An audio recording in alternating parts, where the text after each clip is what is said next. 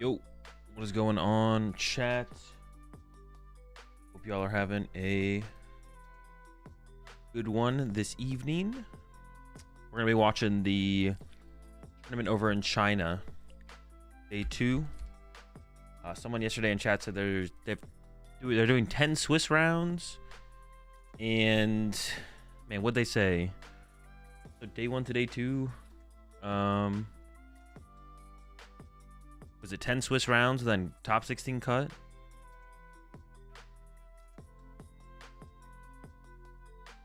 I believe is what it is. And then the highest performing players got buys going into day 2 as well, I believe.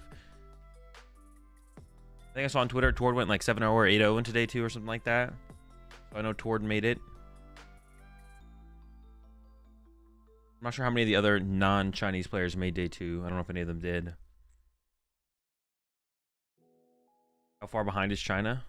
Silver Tempest.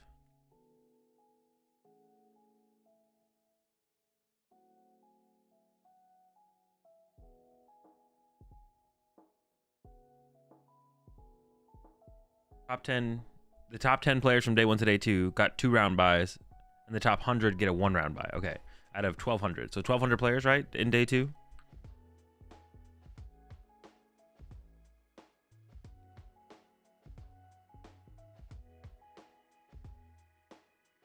Why are you in China? Not this time around. Yeah, so they're basically playing Silver Tempest format. No Radiant Greninja, no Sableye, no Pokestop. There was another big one as well. No something. There was one more. Not as big as those 3, but there's another card that I asked about yesterday, and apparently they don't have it. I forget what it was, though. There's like one more. So full power Lugia? Yeah, full power Lugia.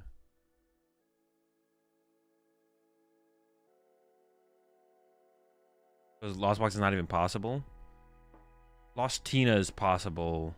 And you could play Lost Box, you just wouldn't have all the tools. Yeah. Appreciate 61 months there. Flea. Why would they why won't they play my boy Reginald? We saw a high ranking Reggie. Actually, the Reggie player won. They were like rank 41 in day 1, and then they won. So they're almost definitely in day 2. There's some Reggies over there. No Sableye? Yes, no Sableye, no Pokestop, no Radiant Greninja. And there's like another big card as well. I can't remember what the other big card was. But it was something.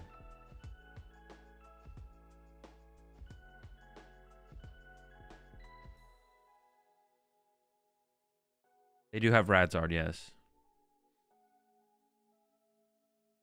Lost on box without Sableye. Yeah, lost on box without Sableye.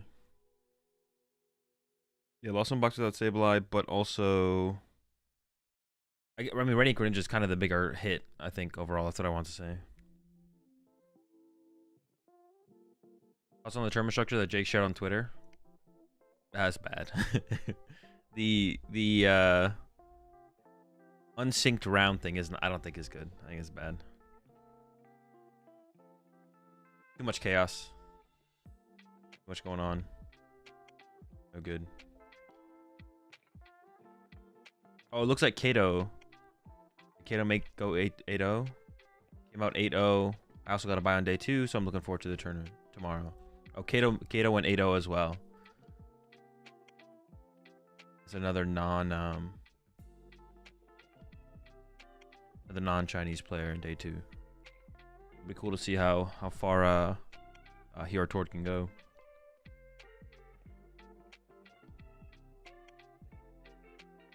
I think even Lost Tina without Ninja or Sableye would be a serious downgrade. Yeah, I would. Yeah. All you have is Tina, I guess.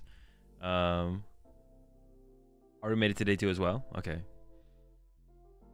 I definitely think that'll make things more interesting to see them continue to progress through the tournament as well. It'd be pretty sick to see a finals of one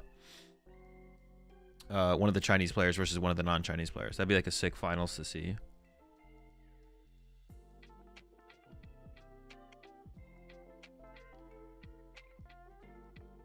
All right.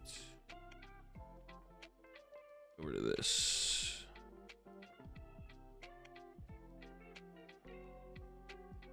That for people to ask for the format. Yeah. I need to just pin a message. I just need to pin a message. I'll do that real fast before things start. Oh. That take me where I want to go.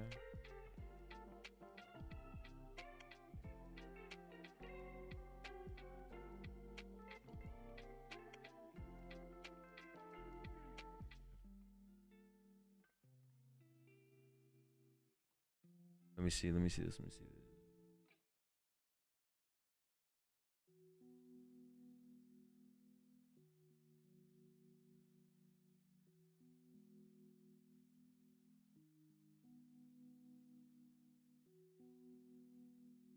There we go.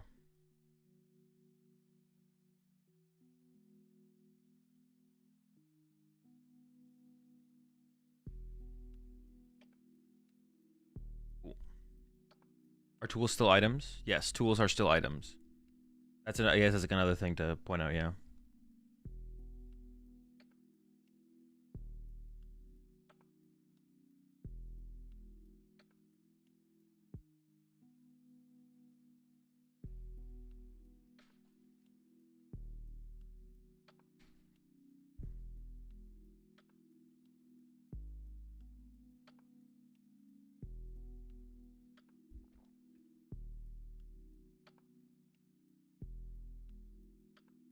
It's being streamed on YouTube or another platform.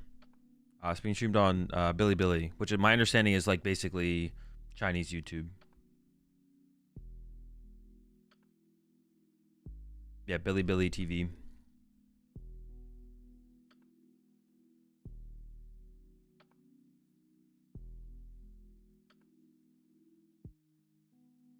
Wait, what I said I gotta pin a message, yeah.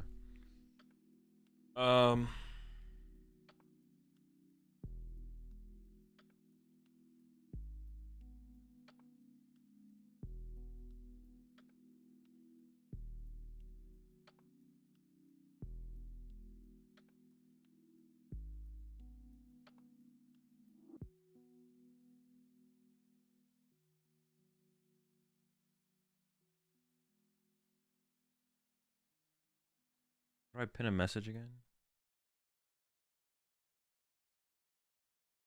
Wait, what the heck? How am I able to pin a message?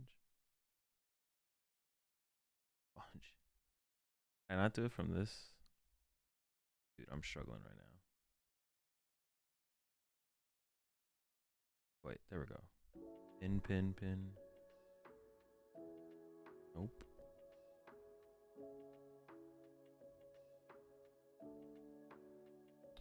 Dude, my bot. I do like slash pin. Oh, I can. What the heck?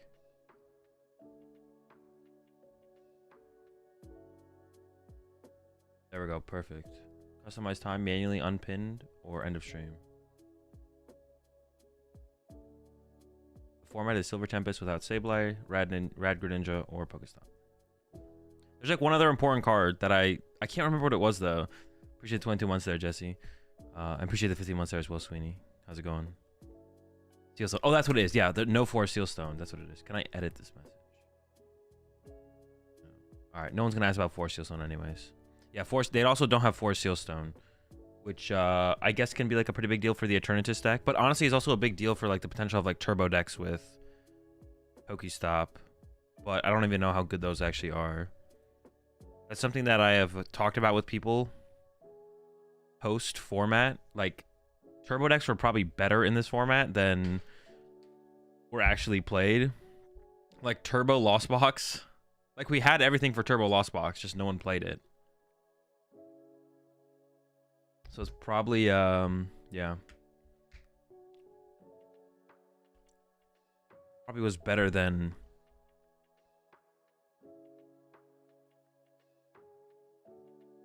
what was played at the time, to be honest. More aggressive forms of Lost Box were definitely possible.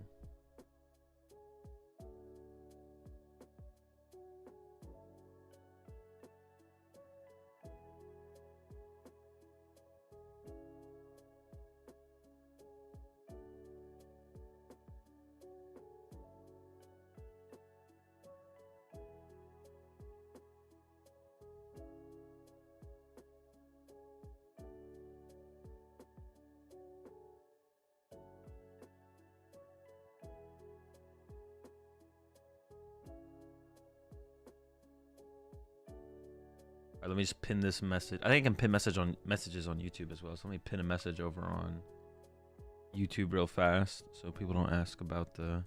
Well, people are still gonna ask, but so there's less people asking.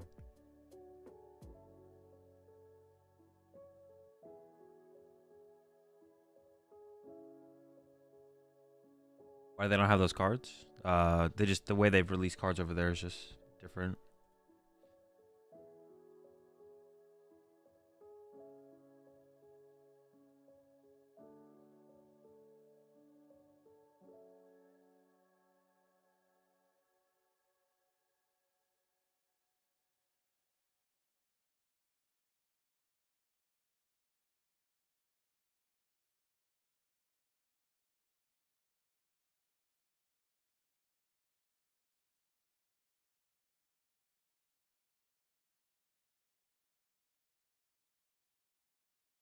Alright, cool.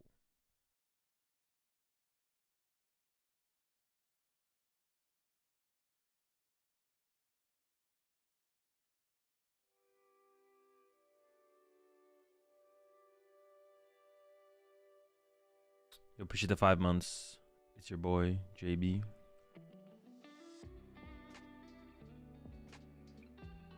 What's up, Sergio? On mobile, you can. It's on Billy TV, but with eyes and not Y's. And I'll get the link for the thing as well. Maybe I can put I should put the link in the message as well. Hold up.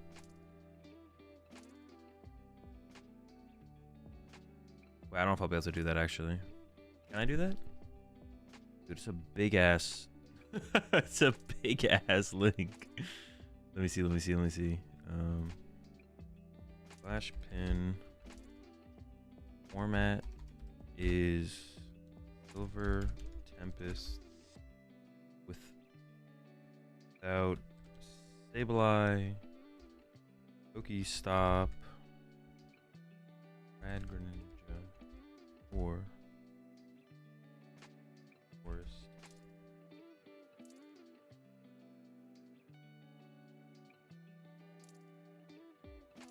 Perfect.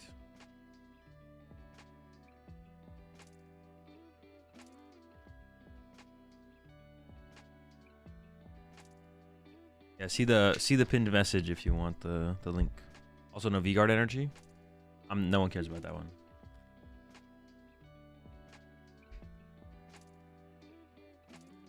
Oh, actually, that does make a difference in the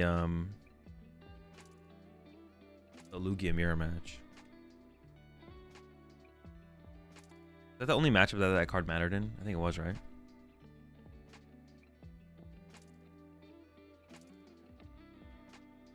Maybe this is a silly question, but how come they play in the Silver Tempest format? Because they're catching up to us in releases. They've only had Pokemon cards for like a year. And they started... Yeah, there's behind printing behind us.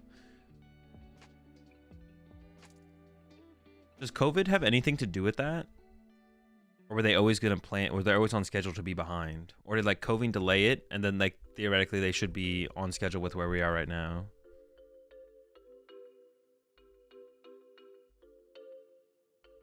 So why do you think cards like POW and Dingus have uncapped discarding attacks, but Blastoise and Scizor do?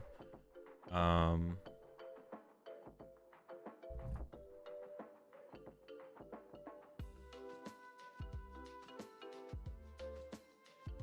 don't know. I don't really think about what ifs. I don't think about what is, and it is. Some have caps and some don't. But like, it's like a waste of time to It's a waste. It's like overall just like a waste of time to think about. It's because the people who made the cards thinks that is what balances the cards. Like, they either don't want the other cards to be good, and they set a restriction that would make them not good, or they think they'd be too good if they don't have the restriction. So they have to have the restriction to be the level or the power level that they are. If that's like what's being enforced. If that's what's being enforced. Yeah, it's like the balancing team just thinks that was the correct choice, basically. It always just comes back to that, which is a pretty unsatisfying answer, but I'm also not trying to balance the Pokemon TCG, so I don't have like a good answer for you at the same time, so.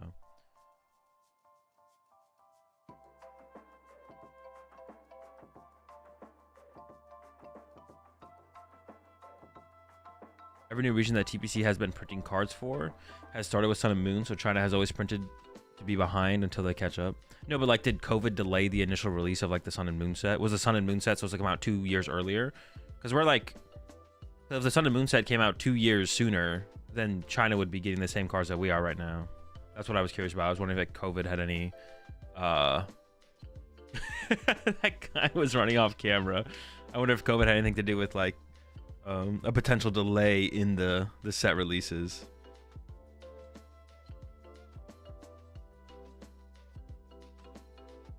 I know Pokestop is due to the Niantic ban in China, but anyone know why they didn't get the other handful of cards? It's just their release schedule. Their release schedule is weird. It's not that they're not getting the cards, Eric. They just don't have them yet. Like, they got Palkia without Radiant Greninja. They never had a broken Palkia format. It just never existed. But they will be getting Radiant Greninja eventually. It's just the way that the cards got released over there is just different. It's just on a different timeline. Like, some cards they got when when we got them roughly in our format, and some cards got delayed to later. Is Drapion V in this format? It is, yes. Dura is also in the format, yes. But yeah, the Pokestop is weird because of like the Niantic involvement.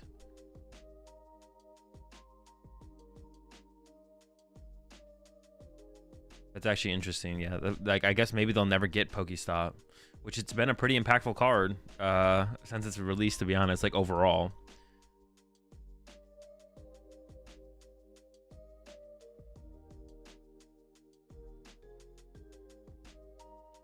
Do we still see development in old formats that are, or are they solved?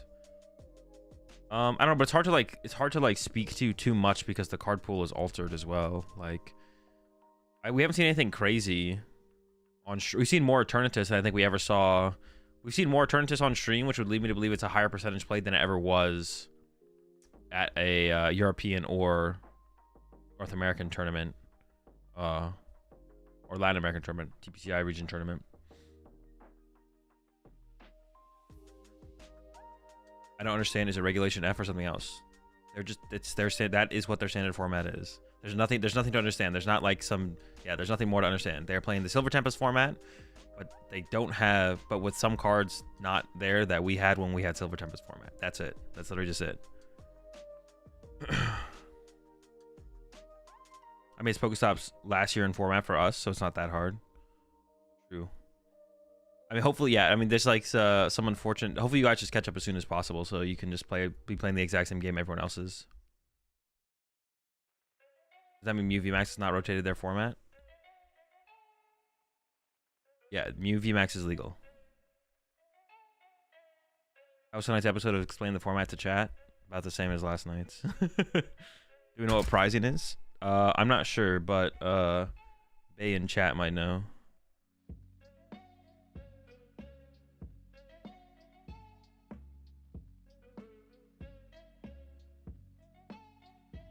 If there's that much E-turn, Mew is dead.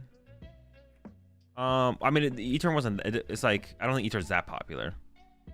It's probably still a sub 10% deck, but with how much we've seen on stream, I would imagine there's more than we ever saw over here. But we saw the meta breakdown. They had a meta breakdown chart. I think it was like Lugia was 34% and everything else was like 6%. No, something was 13%. I don't remember what was 13% though.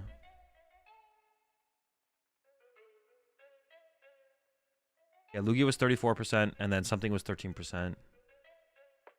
Mew, yeah, Mew was 13% and then everything else was like 6% or less. It was like 34, 13, 6% or less. 34% Lugia seems low. Honestly, I would not have been surprised if it was at like 50%. Yeah, I wouldn't have been surprised if it was like 50%. 50% Lugia.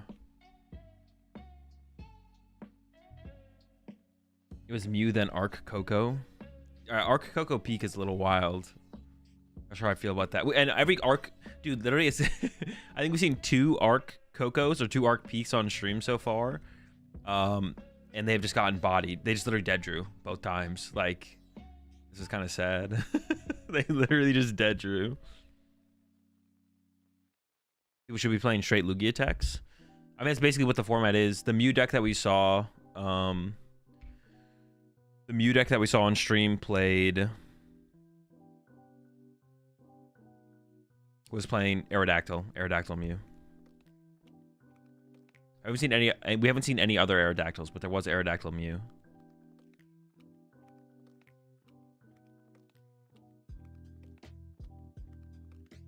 Dreepy Mew? I didn't see any Dreepy. Wait, what was the Dreepy for again? I forget. Did it give you a win condition against Lugia?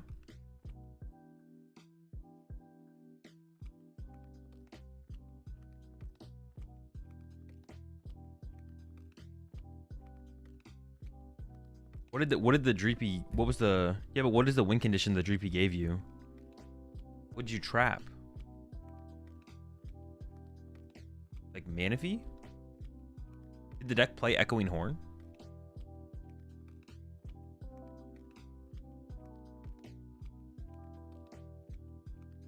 I forget what the card, what you even could trap with the card. Pumpkaboo? Oh, the Pumpkaboo. Wait, but doesn't Pumpkaboo do 20 damage? How do you stop the 20 damage from Pumpkaboo? That's right, I remember that now. Yeah, you trapped the Pumpkaboo. Super meme.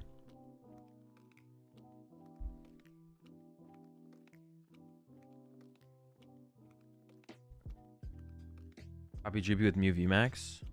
Oh, and then you had the Oricorio. Dude, oh yeah, that's right. Holy, dude, what a combo. Only a slightly convoluted combo. Only slightly. Maybe those Lugia players you think are playing Legacy Energy? 0.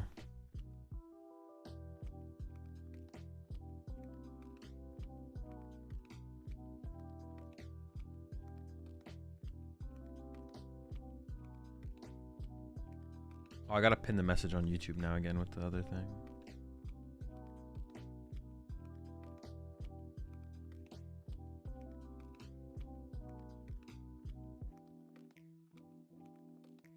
Any good lighting in this format? I mean, Miraidon, I guess. Miraidon's okay.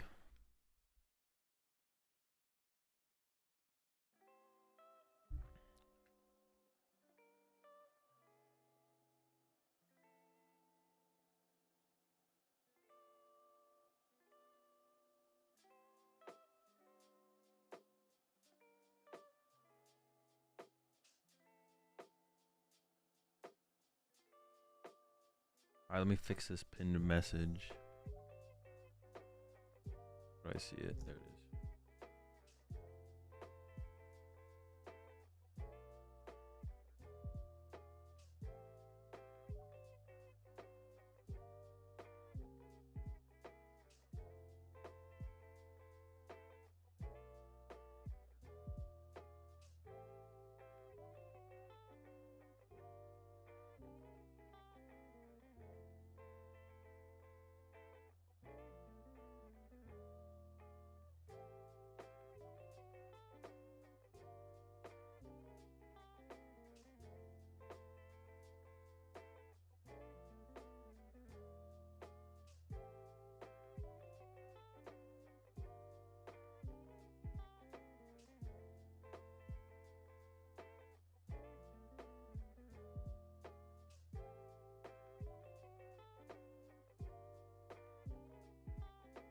Arctur seems broken in this format. I mean, it had a close matchup against Lugia. Close matchup against Lugia. And then you have a bad Mew matchup, right? Next Midura.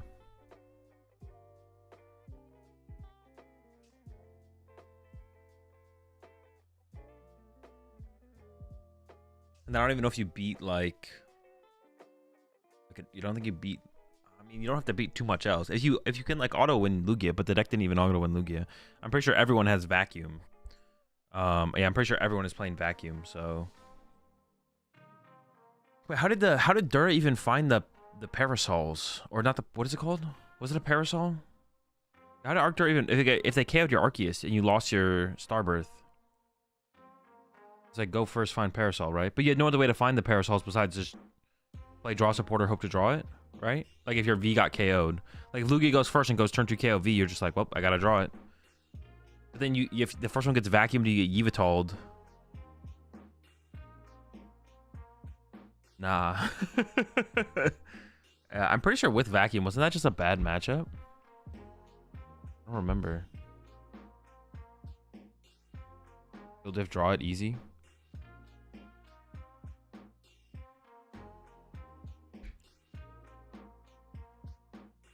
How does Lugia find Vac? Luminian for Irida, right? Just go Luminian, Irida, Vacuum, right? Wasn't there a different card you could play as well besides Irida? There was Irida, and then there was something. Skyla? Oh yeah, some people played Skyla, right? Skyla was probably worse. I'm not sure though. Wish the 9 months there, TJ. Or the comments on your YouTube videos lately have been comedy. Definitely interesting. But if anything, that just means I'm reaching a wider audience, which is like a good thing, I guess.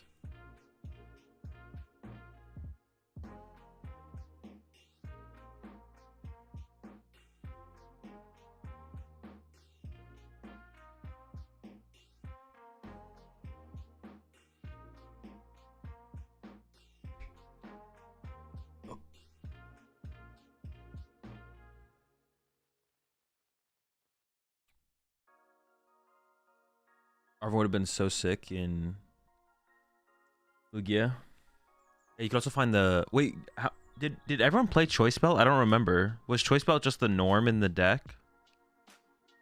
So why did you play Choice Belt? So Charizard could hit 280? Like some people play Choice Belt, but was it the norm? Did everyone have Choice Belt in Lugia?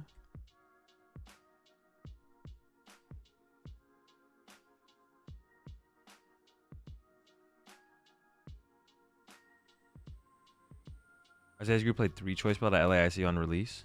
Holy smokes, actually? What the heck? That's a lot of... That's a lot of Choice Belt.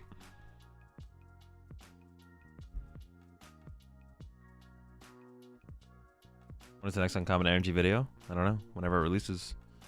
I actually don't know.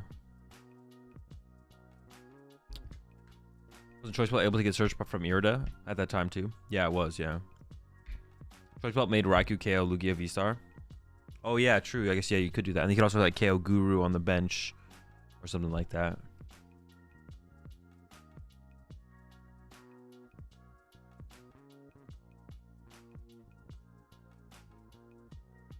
Choice Belt can KO Mew VMAX with Lugia V-Star. Oh yeah, that's right. You can get up there with the powerful. It's true, yeah.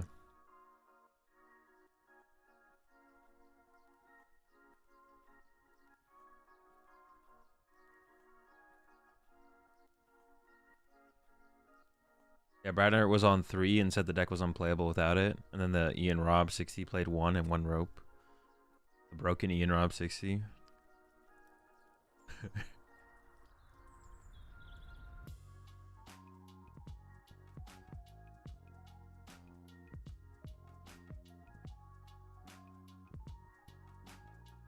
We gotta be going. Yeah, we gotta be going to the round soon. I don't know when the round is actually supposed to start, but I'm sure they're getting ready for it.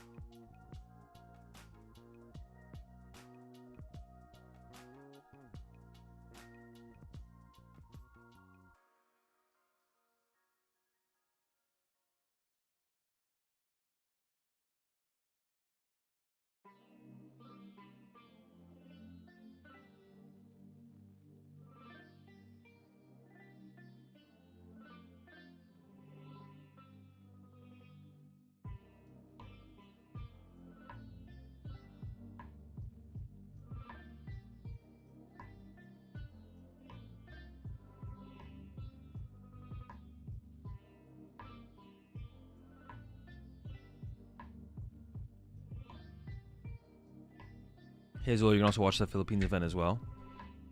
Maybe. Do you have a link for the if you could DM me a link for the stream. I don't actually know where it's being streamed.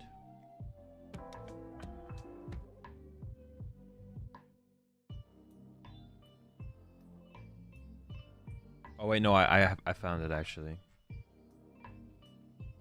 I found the stream. Yeah, we might tune into it.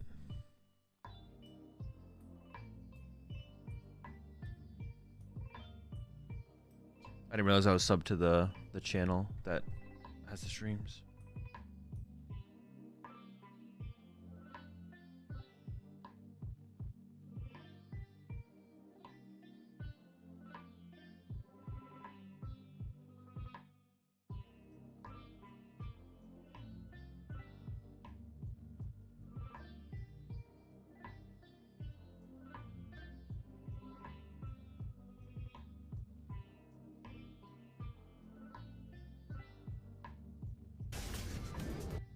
Holy smokes.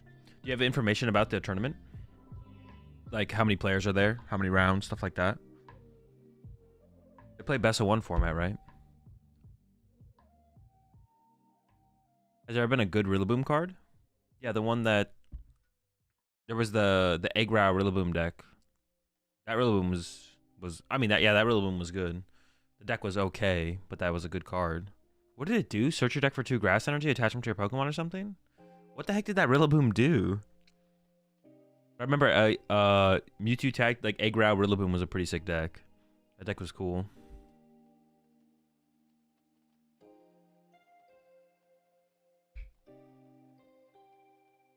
Besides having a lot of mirrors, that format wasn't as bad as people say. Nah. It's a pretty bad format. You're capping.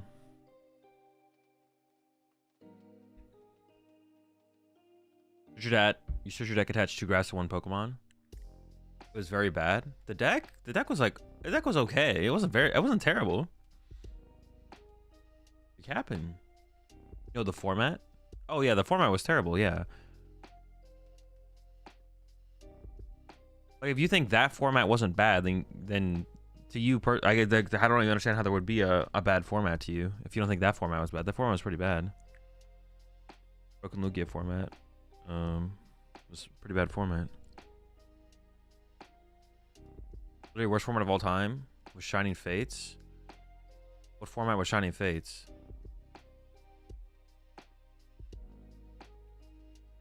Yeah, Broken Lugia format. I'm trying to think of the worst formats that I've ever played in. The worst formats ever are like Broken Lugia format, ADPization format, Broken Lugia format, ADPization format, 2011 mid-season rotation format. People say 2016 was terrible. I just don't remember 2016 at all, to be honest.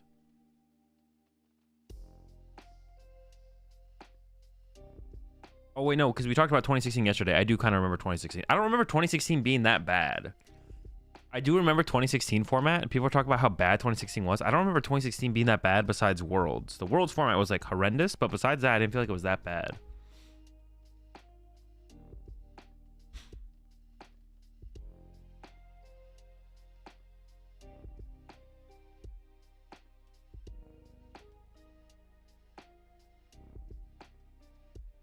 .16 standard was way worse than expanded. I don't know. I just don't remember it being that bad. Maybe it was. I don't remember.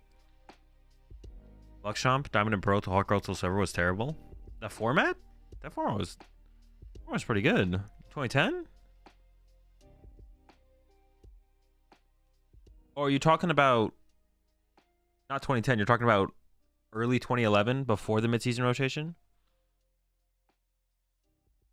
Super L-Tech. Yeah, I think that has to be an L-Tech. Yeah, that's an L-Tech for sure. Appreciate 39 months there, newbie. Pre mid-season rotation standard was pretty good.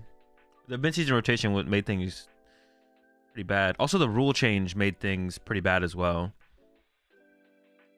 The rule change creating Sable Donk was interesting. I forget how oppressive Sable... I don't actually know how oppressive Sable Donk actually was, because there's only one person in my area who played Sable Donk. He did win a lot with it, but there's literally only one person in my area who played Sabeldonk. No one else actually played the deck. The game was so much different back then. Sabeldon's existence was pretty cringe. But I don't actually know how oppressive it was because no one in my area actually played it.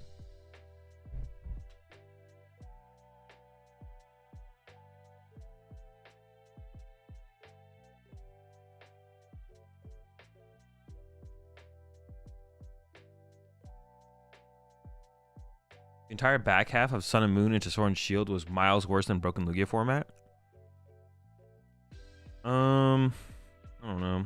I think it was just long. I don't know if it was that bad though. It was really long though.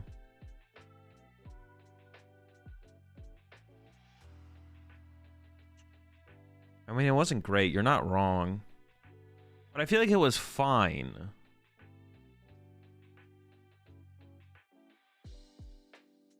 Worse than Broken Lugia? I don't think so. I don't know. That's tough. Hammers in every deck. Well, they're everywhere. Maybe the Broken Lugia format seems worse because we were playing tournaments at the time, whereas everything, the other situation was not. We weren't playing any tournaments at the time for that. I'm not sure.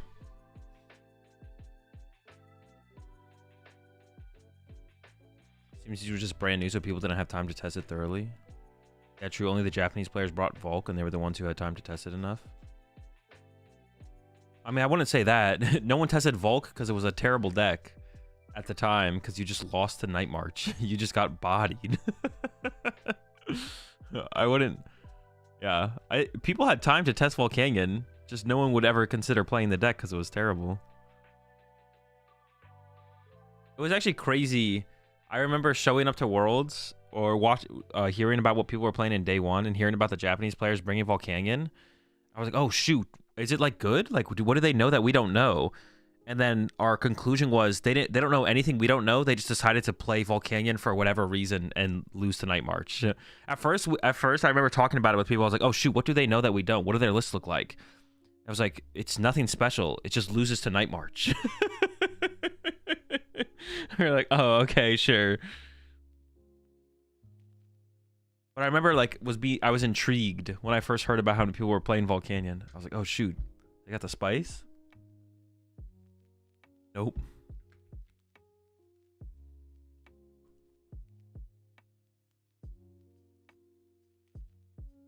I remember writing Volcanion off really quickly in, like, my testing leading up to Worlds because... Or my thinking about I didn't do that much testing leading up to Worlds. And the thinking leading up to Worlds because it's just, you can't beat Night March. The deck doesn't beat Night March. I might have hated the Lux Chomp format because my locals were 95% Lux Chomp and left a bad taste in my mouth. I can't really blame you for that. I feel like overall the format was pretty good though.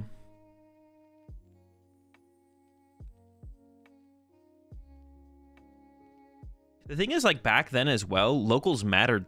Locals were so much more of the game that you played as like now majors are like more of the game that you play. Because like back then you only went to one regional a season. So like your whatever the local players played is what you prepped for and played against so much more. Or two majors because you'd go to like your local regional and nationals. But now now people go to like, 4 or 5 majors throughout a season or something like that. There's so much more of them.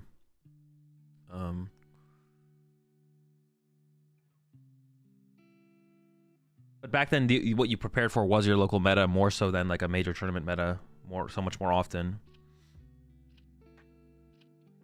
Would you lose to Night March? In general, yeah. I lost to Night March sometimes. I'm sure. I don't think I'm undefeated against Night March. If you want to beat Luxchamp, you could play Machamp or the one card that makes basics cost 1 more energy to attack, or Mewtwo level X. Nah, that didn't just beat Luxchamp though. Luxchamp was like pretty good. Like Luxchamp didn't feel like oppressive, but like Luxchamp could literally answer anything. You could literally play against pretty much anything with Luxchamp.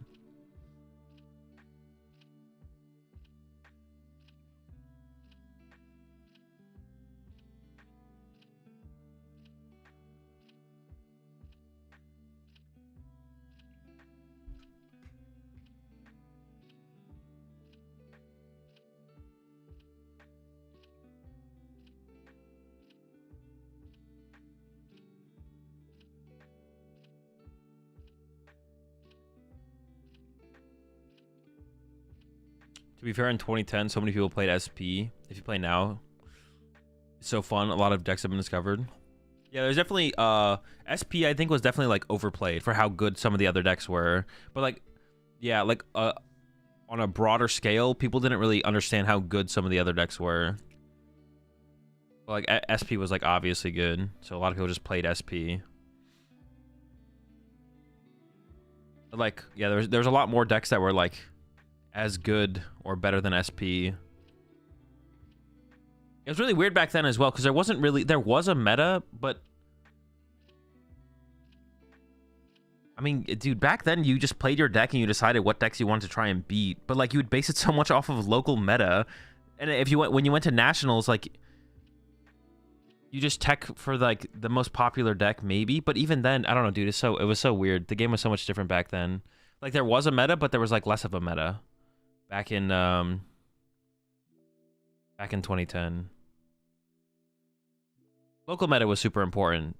But as it is still now. But when you went to nationals, dude, I don't even remember how we prepped for nationals. Like you would know what the popular decks were going to be to some extent. It was so different. I don't know. It was so different. Maybe I just wasn't as competitive back then as well. Because I wasn't like a top player in the game. I forget how I used to think about the game back then. So maybe there was like more information out there to actually utilize than I remember, but I didn't try and utilize it. Did you have as much info back then? Did Limitless exist? No. Way less information. Nats was definitely like 40% Lux Chomp. Yeah, I'm trying to remember. I can remember some of my rounds from 2010 Nationals. I went 7-2. I got donked by an Ampipom, and then I dead drew in the mid game against a Lux Chomp. With Shuppet. Those are my 2 losses. And I forget what else. I forget what I beat though. I remember my losses. I don't remember what I donked a Ghastly.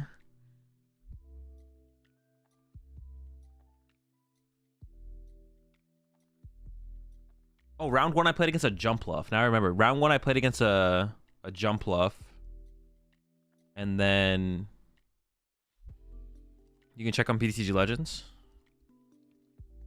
You got 73rd. Yeah, but I can't check. I know what I played. I don't know what I played against the round in the rounds of the tournament though. It's not going to show that. In top 128, I lost to Tyranitar. Yeah, in top 128, I lost to Tyranitar. I remember it being close.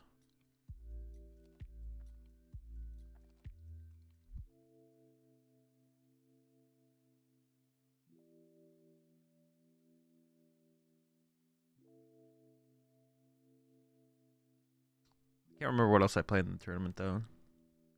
So long ago. I remember I played against. I beat a Jumpluff in round 1. And they didn't know what Mr. Mime did. I think you versed my friend with Machamp because he donked you, but might be wrong. No, I don't think so. I didn't get donked by a Machamp. Unless it wasn't at Nationals. I got... At Nationals... Oh, I beat some Lux Chomps at Nationals. Oh yeah, that's when I I remember now. They were I like this is what I mean like about like the information share was so low. So no Lux Chomp players in my area played ERL. And ERL was Entei Raikou Legend. But at Nationals, I hit multiple people playing ERL. So I like knew about the card. I didn't really know what it did though. And I almost lost to it. The first time I played against it, I almost lost to it. But then I realized that Mankey one-hit KOs it with like 4+ powers and an expert belt. So they like ERL'd me and went down to 1 prize card. And then I went Mankey one-hit KO. And I took my last 2 prize cards. But like no one in my area played ERL in their Lux Chomps. I don't know if it was the correct way to play it or not. But yeah, no one in my area played ERL. I had no idea about the card existing in Lux Chomp. So I almost got twice. Almost.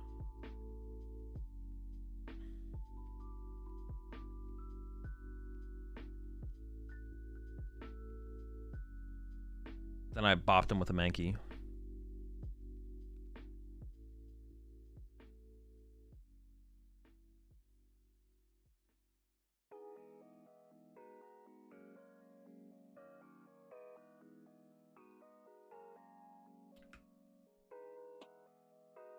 Dunsparce. Kill Garchomp maybe. Yeah, you played Dunsparce in the Shuppet deck.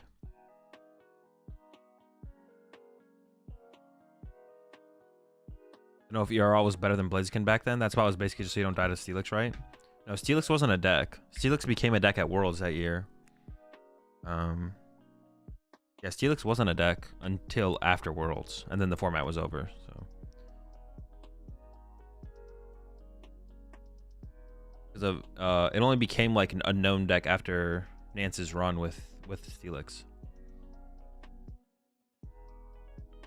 I think it was during Worlds with Broken Time Space. I didn't go to Worlds. I didn't play at Worlds. The two decks that I lost to at Nats were getting donked by an Apom and then drawing slow against a Luxchamp. You have a favorite deck of all time? The next deck that I play with. This game was super underplayed, but makes sense because no one knew Helix and Flygon Torterra existed. Was the Flygon Torterra deck actually good though? It's not the first time that I've had someone bring up the Flygon Torterra deck. Was that deck actually good? I'm not convinced. Helix was interesting though. It's very good. I don't know. I've heard that.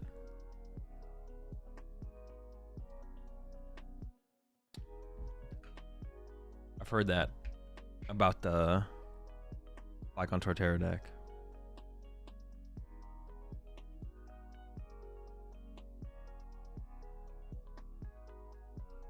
Pikachu will be a tier 0 deck. Sure, why not? Lock it in. I'm going to be playing 2 canceling clones for the Pikachu mirror. Actually, shoot, we might have to play 3. Alright.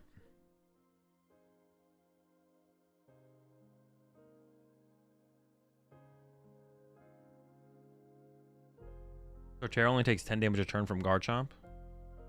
I mean, you're not going to be sniping the Torterra, I don't think. I don't think that would be the way if you're only doing 10 damage.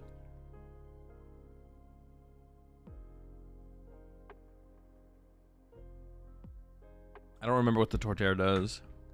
Or what the whole deck does. All I remember is it being hyped up to me post 2010. I don't know about that.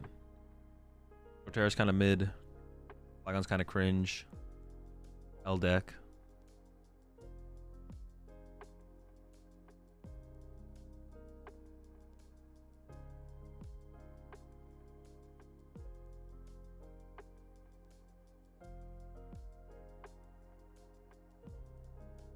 With the new Tatsu and Surging Sparks coming out, will be the first regional where you play the full 8. You play the full 8.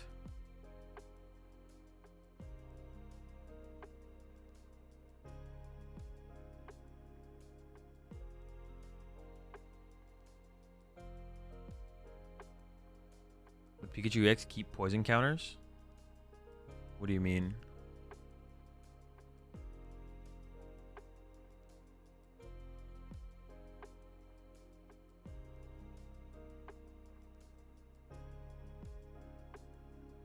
Cher's not mid, you're mid. Alright, me and Torterra can be mid together. Pikachu auto loses to Cloth. Pack it up. No longer the tier 0 deck. Cloth is now the tier 0 deck. Did Altered TCG get your attention somehow? I've been hooked into it lately. I don't know what Altered TCG is.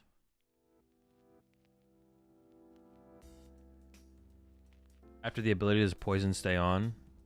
If you trigger the ability and the Pokemon is poisoned, they would die to the poison. Like if you trigger Pikachu's ability, appreciate the tier 3 sub there. EQ, welcome to the pack. We're fresh out of questions, but we got plenty of formats to discuss. Is Pikachu that strong? Apparently it's tier 0. 3 canceling cologne. That's the only way you beat the mirror. Yeah, you would the special conditions would remain. Yes. I see what you're asking. Does the Pokemon reset? No, the Pokemon doesn't reset. I was a little bit confused by your question, but yeah, if you KO'd Pikachu, if you did 200 damage to Pikachu, it just wouldn't be KO'd to have 10 HP, and then it would still be poisoned if it was poisoned, and then it would die to poison. First, I was lost. I'm not gonna lie. Someone who played Raging Bolt into 2 Cloths last night in the Doom tourney, I can confirm it's a tier 0 deck. Please, no one ever play it again. That's it. Cloth Mirror's moving forward. This is the way.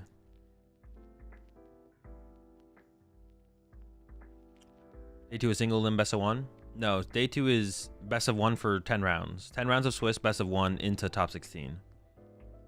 With ELO being, if you had high ELO, that is, you get buys, and then I assume ELO is also tiebreakers for making top 16.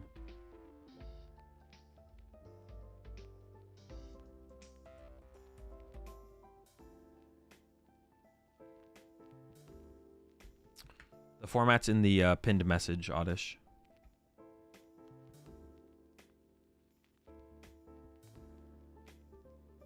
Why you should play Dangerous Laser? It allows you to one-hit Pikachu. That's it. I mean, canceling clone seems like a better use than playing your... That's the thing with the Pikachu as well, is canceling clone literally bodies Pikachu. So I feel like... yeah, and only the finals is best 2 out of 3. I feel like Pikachu could be good, but as soon as Pikachu is too good and too popular, people are just going to run canceling clones, and then they beat you. And then Pikachu becomes unplayable. I don't think tiebreaker is a thing. We never had that before in tournaments. Really interesting. Well, how would it play out if there's 17 people with the same record? Yeah, if 17 people have the same record and it's a top 16 cut, how do you decide who is 17th? Wouldn't it be based on... What is the tiebreaker to decide that? I just assumed it would be based on ELO. That makes the most sense to use that as the tiebreaker.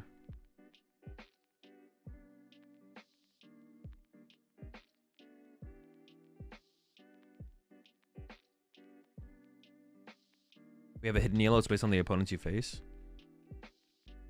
Oh, so you're just using win percentage? Oh no, it's still ELO. Well, no, but that's what I'm saying. Isn't it? Don't you use the ELO that you use to make it from day 1 to day 2? Isn't that be like the person who's rank 1 in ELO would win any tiebreakers, right? If they make it with a far enough record.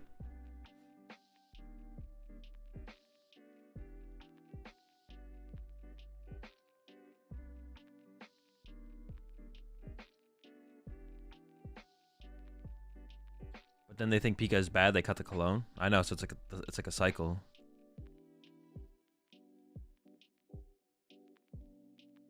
If you were to recommend a deck for this new meta, which one would you recommend? I have no clue. Haven't played in the meta or the format yet. Considering Louisville was almost a top 16 cut.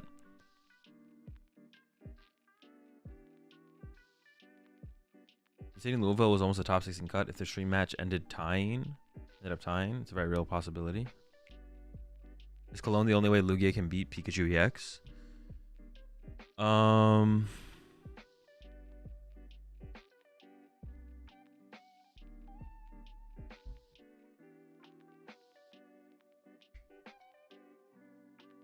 Kind of. I'm not sure things like the buy get you a higher hidden points. Oh, I'm not saying like the buy. I don't know how the buy would factor in. We rank it off of wins, then hidden ELO. Yeah, that's what I meant. Yeah, so wins, then hidden ELO. That's exactly what I was saying. So it'd be wins, then hidden ELO. So if 16th and 17th seed have the same amount of wins, the one with the better ELO would be 16th seed, and the one with the worst ELO would be 17th seed if they have the same wins, is what I'm saying. What's your opinion on Surfer? It's a good niche supporter. Wait, when do they get to our format? No clue, eventually. Yo, lost Goodra? Wait, are they cooking?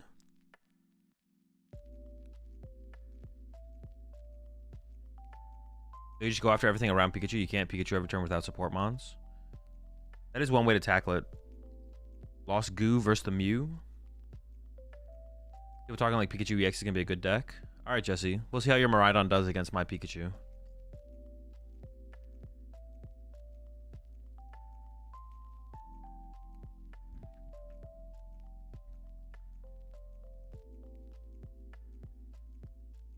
Show match. You can't play Canceling Cologne. 10K. All right, I'll see you in the finals of Sacramento. There's catchers in there, so it's probably Fusion Mew, I would imagine. I wonder if they have a different... This is like a different stream setup. I wonder if they have a different overlay. I might need to move my stuff around. Lucha is better than Cologne. KO2 at once. I don't know if it is, though, because that gives them time to use Penny or scoop up Cyclone, though, right?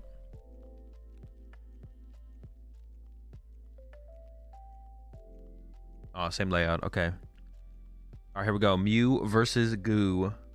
Does the Goo play a tech for Mew? Ooh, Battle VIP Pass. Dude, a classic, bro. Let's go. One of my favorite plays in the Pokemon TCG of all time. Top tech Battle VIP Pass, bro. Insane. You love to see it. Is it Fusion Mew? Probably. They play catcher, so. If you're playing catcher, I think you're usually playing Fusion. Is that Fighting Energy? I swear I saw Fighting Energy in there. Maybe I'm tripping.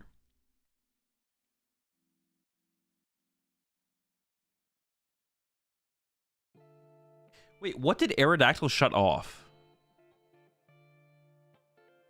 Did Aerodactyl shut off abilities of V Pokemon or V-Star powers? Was Path on an ability? Oh, okay. Because it was good against Mew as well, right? That's what I was like. That's what in my head I was thinking. I was like, wait, this was good against Mew, wasn't it? It was good against Mew. I think they have a Goodra in the hand here. Ooh, they got the dude, Capture Energy. Dude, Capture Energy and Scoop Up Net were crazy. What crazy cards? Insane cards. Third Comfy. There better be a Goo in the hand. Only V Pokemon abilities? Oh, okay, yeah. Yeah, we can do some predictions. Hang on. This should be good enough. All right, the prediction's up.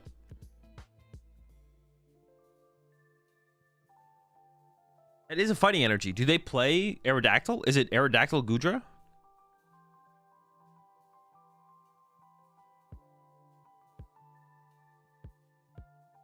That do be a Goodra. The Cram bench is interesting.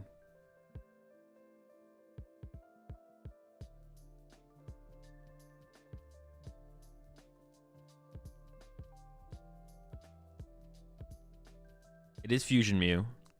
They got a Quick Ball in hand. There's the Meloetta. Ooh, I don't know why. I don't know about getting rid of a tablet. Get rid of that double turbo energy. What the heck? Are you crazy? Put it back. I don't know about that.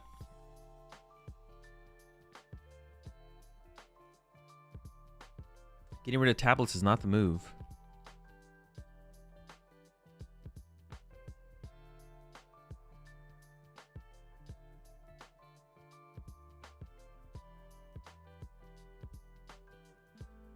Just got into the TCG right before VIP Pass rotates, and I noticed that you pretty much won if you got it first turn and was good for Lost Zone because it was easy fodder.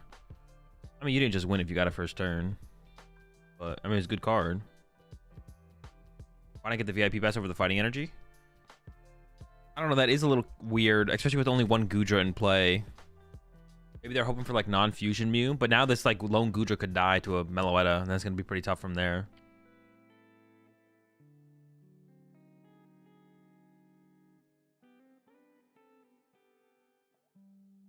I do not like the discarding of the tablet there, though. That felt pretty weak. Especially if we're going for a turn 1 Meloetta attack on the Goodra, which I assume we are. We play catchers, just go all out for the... I also don't like the Mew grab over another Genesect either.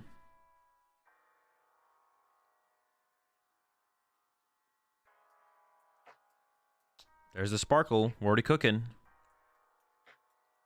2 Sparkles. That's too many. Got Ultra Ball as well here. Thin out the hand. Yeah, the question is the Palpad versus the Double Turbo Energy. Now I would probably keep the Double Turbo Energy. Now that we're here. But I don't know. I kind of miss that tablet.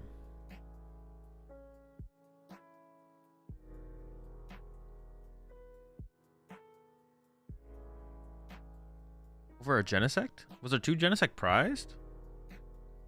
I don't know about that. I don't like that. I think we should just get another Genesect here. It seems mid. Definitely should just grab another Genesect. We want draw power. We want to KO the thing off the bench. The KO the Goodra. I don't like this.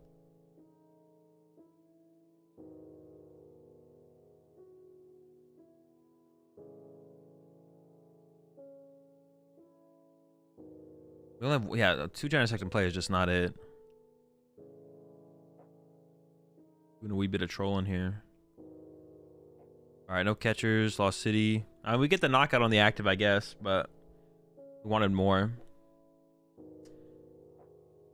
All right, here's a retreat and attack, getting that first prize card, but it's gonna give time for this Goodra to get set up here. We could see a Goodra swing on this next turn.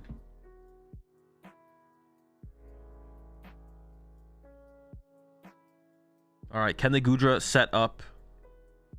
What is that? Oh, Zapdos? Gotta have the Zapdos. Colress top deck. Dude, the top decks. Turn 1. Top deck Battle VIP. Turn 2. Top deck Colress. Classic. Alright, Goodra found. I can't tell what that card is at the back of the hand. What is that? Not sure what that one is. Oh, for Eternatus, that makes sense. Oh, that does make sense. Air Balloon? Yeah, Zapdos for Etern, I guess, does make sense, yeah. Cologne? That's what I first thought. But I was like, it can't be Cologne. Yeah, it can't be Cologne. There's no way it's Cologne. Cologne doesn't make any sense in this format, I don't think. Escape Rope and Water? But you definitely want to KO the active here, so you don't really want to take Escape Rope. Escape Rope's kind of mid.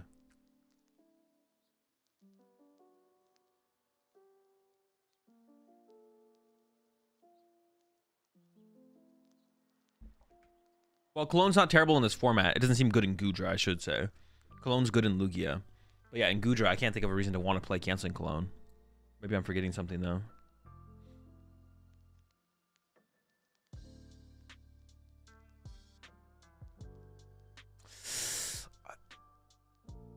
Why would we play Escape Rope? We're just letting the thing live?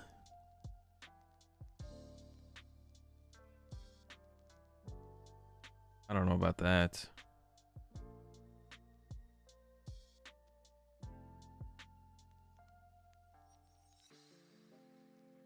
Letting the Meloetta live with 2 fusion energy on it is kind of crazy. That seems just bad. Like, yeah, it seems so bad. Did they have to do it, though? Did they not have anything else? Well, they could have just retreated and gone cram knockout, right? They could just cram KO'd the Meloetta. Just evolve Goodra, retreat to cram knockout.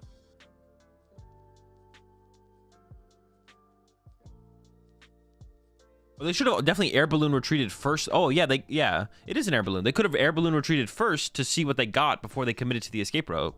That makes 0 sense to play it that way. This sequencing is definitely bad. Now Meloetta's just gonna come up and bop them. Yeah, Meloetta's just gonna come up and one-hit KO the Goodra.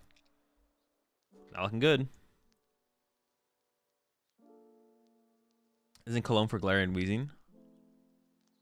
I mean, it can be.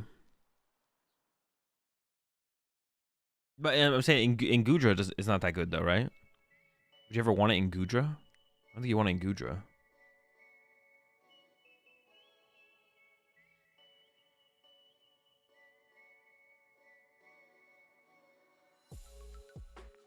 But I guess, do you just get body? But how do you? I guess maybe you get body by Wheezing without it. I don't know. Need 3 tablets. What? What? Don't we have the fusion energy left? Put it on the Meloetta. All right, Genesect number 3 finally is going to come out here. It definitely should have been put on Meloetta. We should be going for the 1-hit on this active here. No, stop taking Mew. Take a Genesect. Gosh. This could come back to us burning that. This could come back to us burning that tablet on that first turn of the game. Or we have like a super good lineup here, especially if we had the other Meloetta. Or excuse me, especially if we had the other tablet in hand. We had a super good lineup here. Now I feel like they have to commit to double turbo active boss KO the Comfy on the bench. That's what I would commit to here, I think.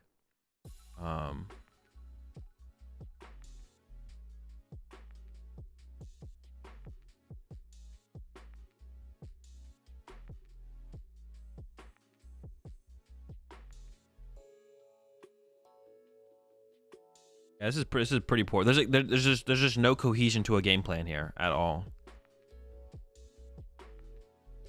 We're just all over the place.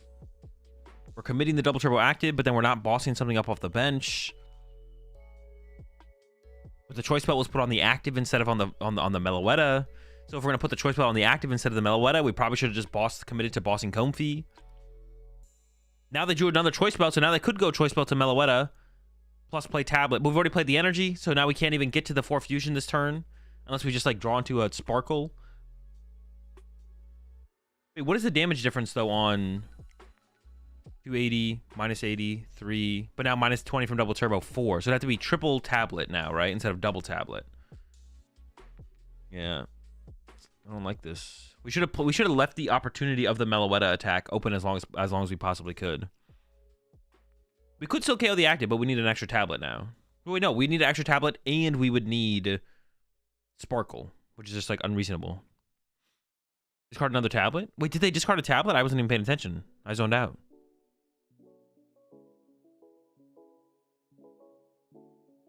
All right, honestly, the Goodra player's not in a terrible spot, then. Oh, there's the Sparkle! Wait, is that a Sparkle? We don't have enough damage still, though. We still don't have enough damage. Doesn't even matter. And we should KO the Air Balloon Comfy here, probably. KOing the Cram isn't terrible, though, because Cram is like a way to KO Meloettas later on. And they can just copy Meloetta's attack.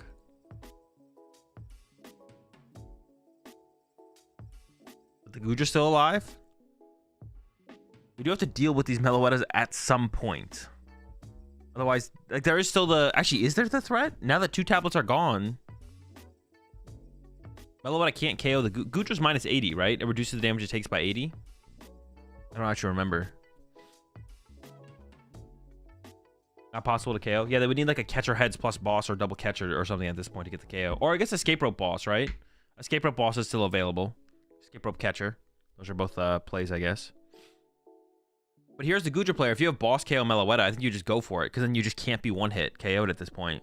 I think there is the boss in hand. So from the Goodra player here, if you just KO that bench Meloetta with 2 fusions, I think you're in a pretty good spot.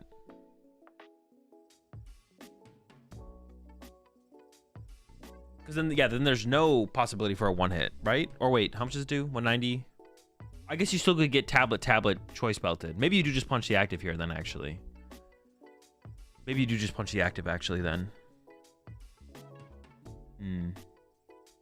Because they do... You could get escape rope boss double choice belted anyways.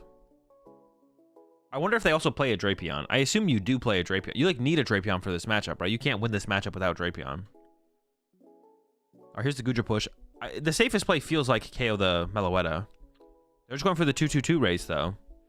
There's the knockout. The only way to get a KO on the active here is with double gust, or is it with a reset plus gust? Can we finally see a third Genesect hit the bench? At this point, I don't even know if it's correct, though. Mew might be the correct play at this point. That way you have the threat of Psychic Leap. Maybe. I don't know. The matchup feels like it's pretty far gone at this point, though. Feels like there's not a great play available. Except for, I mean, boss, catcher heads, boss, catcher, or escape rope boss, I guess. Yeah, that's all I can think of.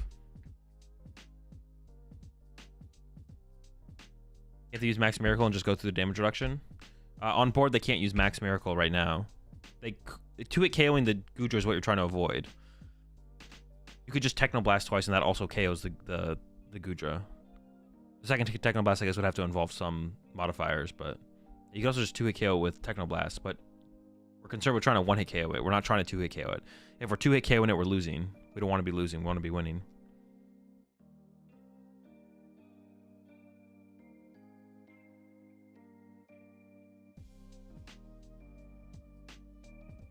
Heads on the cram. I see catcher. Is there an escape rope? Is there an escape? Oh, they're lining up the escape rope. Okay, hold on. They're still a little ways off the knockout, though. They're not there yet, but they're close. They need that fusion. They need. I think they have boss in hand, so they just need to find the fusion energy now. I still have a question. What do you think about adding Greninja EX to Terrapagos in the future when you have to play the basic energies? I don't know. I'm not concerning myself with the future right now.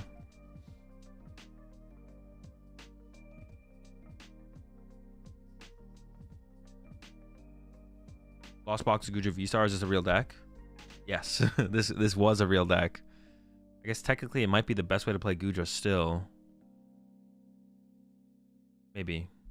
Could be.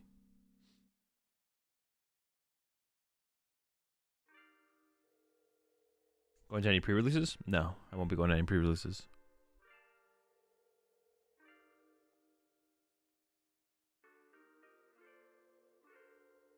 This is more played over the Arc Goodra. Also, Goodra was definitely the best way to play Goodra back then, I think, for sure. Because you just had less liabilities in play. Less two-prize liabilities.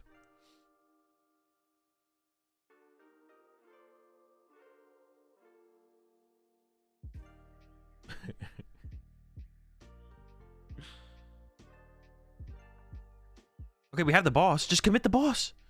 All right. Here we go. Genesect 2 for 6. We just need to find that fusion energy. We're cooking.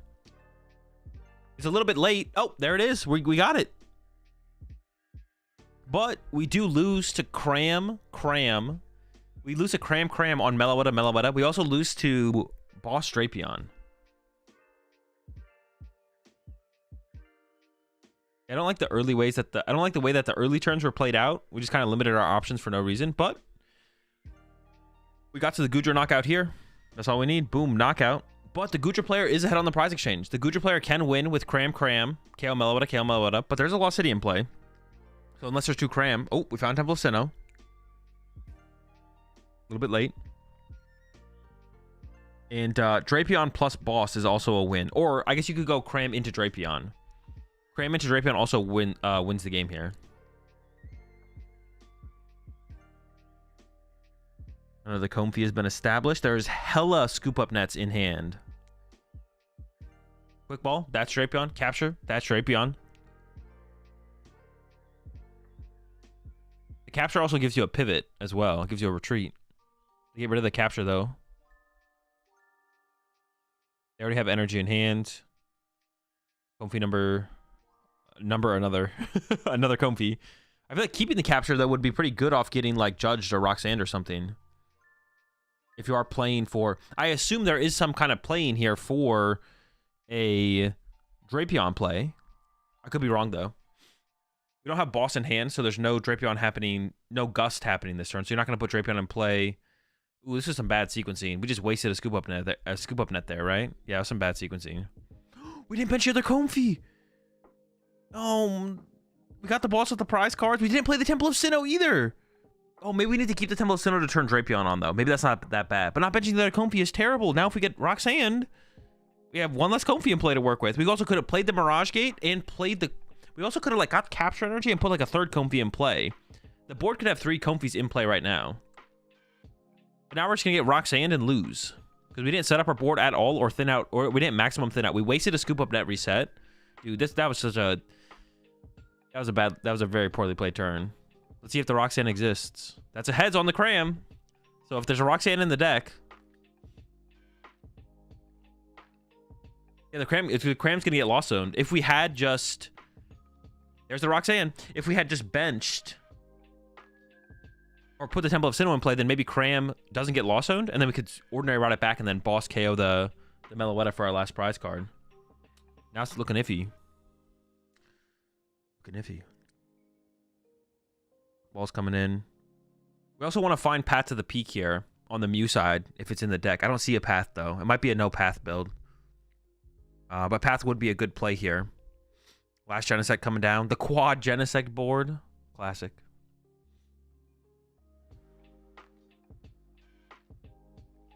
Dude, our board could have... Dude, oh my... We could have like thinned out our deck so much more aggressively with the... Like, there were switch cards in hand. There was that we wasted a scoop up net. We could have had 3 Comfy in play. Could have had 3 Comfy in play, I think. Played the Ordinary Rod, recovered. Comfy maybe. Yeah, just bad setup on that last turn on the Goodra side. Really, really bad setup. Could have set up so much. Could have had so many more options going into this turn. So much more to work with. We got nothing. Nothing. Is the rope play for the Mew the play? I don't know. Then you leave the Cram alive, and if they have boss, they win on the Meloetta. I don't think so. Okay. Looks like they're living off of Comfy here. I assume they play Drapion, but they could maybe not. They maybe don't play Drapion. They have Temple of Sinnoh, so they can put Temple of Sinnoh in play, and then the Mew player theoretically can't attack next turn, but we see Double Turbo in hand and Vacuum to bump the Temple of Sinnoh, so this should be game here.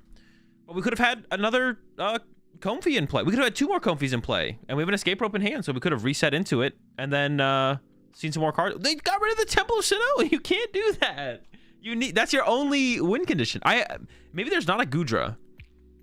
Excuse me. No, maybe there's not a Drapion, but not playing Drapion. And there's a concede. Okay. But not playing Drapion is insane. Not playing Drapion is insane.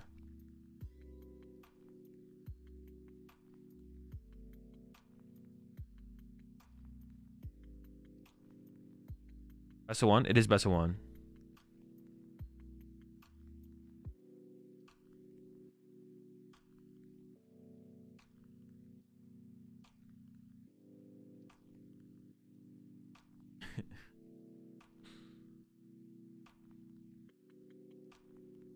What round is that?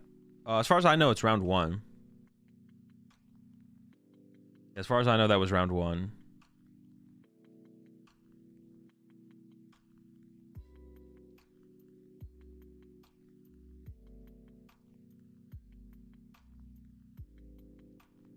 Would you consider playing in China, Azul? Yeah, definitely. I was invited to come out to this tournament, but I just for my current schedule, what I got going on, it didn't work out this time around. But if I'm ever invited out in the future, I probably would go.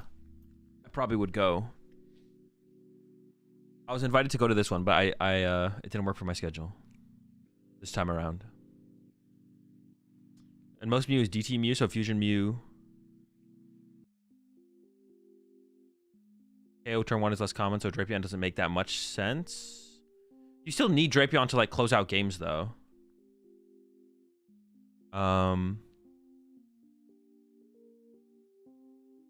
You still need Drapion to close it. Even up against Double Turbo, you get to experience the future of day ones and but if anything, it would just make me an advocate against that system, Jake. There's no way I'd become a believer.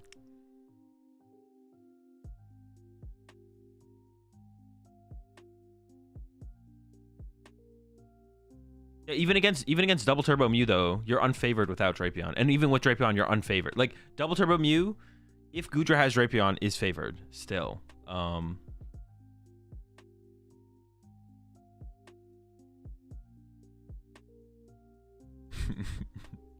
So I think you should definitely be playing Drapion and Goodra. It's kind of crazy to not play Drapion and Goodra if you want a chance against Mew. But I don't hate the idea of sacrificing the Mew matchup to just make your deck more consistent to beat Lugia. Like, if you're not playing Drapion to play another Temple of Sinnoh, can I really fault the Goodra player if they're doing that adjustment? Can't really fault them too much. However, teching for E-turn instead of teching for Mew is pretty criminal. So I would just kind of hope that they have... I kind of hope that they play Drapion and just going to get to it there. Yeah, because not playing Drapion is not good. Not good.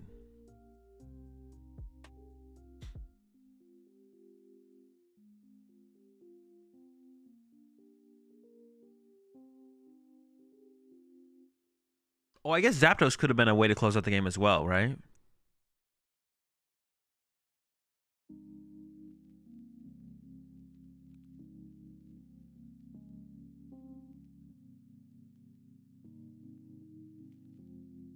You could have, because Zapdos, what does it do? Zapdos could have KO'd the Meloetta on the bench on that turn. Appreciate the 6 months there. Count. They are, yeah, they're behind. They're playing Silver Tempest. Azul, are you going as Mudang for Halloween? Yeah, I'm gonna be walking around on all fours, biting knees.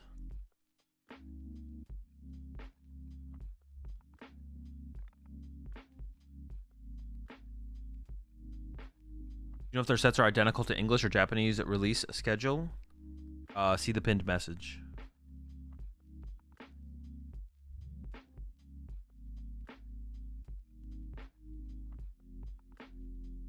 Azul provides knee bites for the highest tier of his Metafy group? Yes.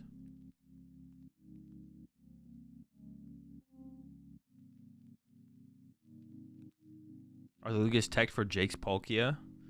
Good question. Easy dub for Articuno.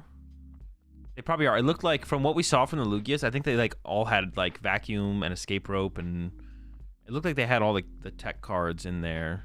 I mean, Vacuum wasn't really a tech for Articuno, but they had like all the tech cards in there from what I could tell. Be able to beat all the situations.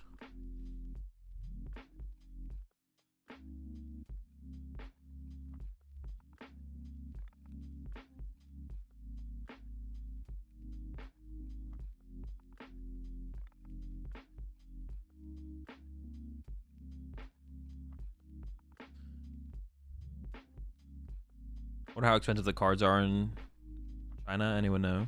The only thing someone mentioned yesterday was that like trekking shoes were like expensive. Trekking shoes are like $20 cards or something. Was it trekking shoes? Yeah, it was trekking shoes, right? Yeah.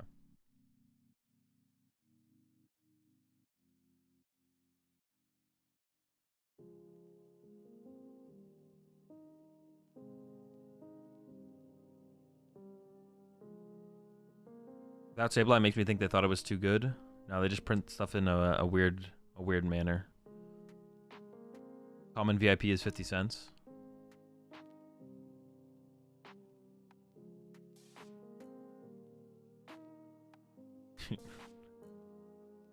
Dude, everyone ignore Kohler. He's baiting super hard. No one's taken the bait yet, but just like, I'm preemptively warning you to ignore Kohler. This is not even good baits, Kohler. I've been saying how many entrants their events will get already. It is kind of wild, yeah. And that they are running them at this like size as well. 6,000 player tournament is kind of crazy.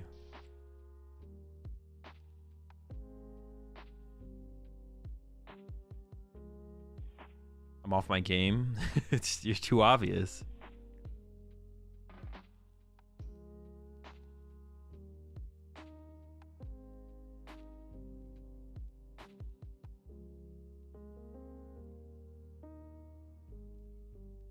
$500 for the gold VIPs? Jeez. But you said the non-gold ones are just 50 cents.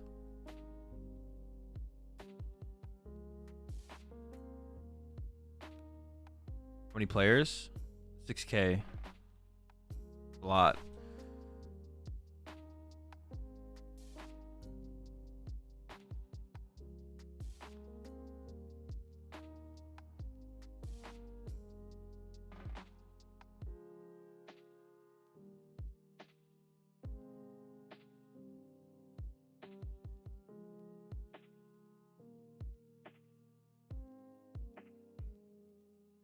Is this the newest Pokemon rap? It looks like it. Is expanded all cards printed can be used? No, expanded is black and white on.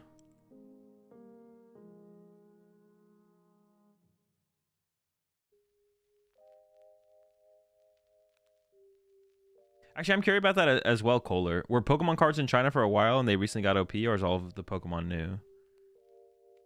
Well,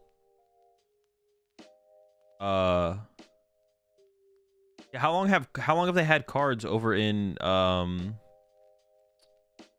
like how long have they had cards in they've had cards longer over in like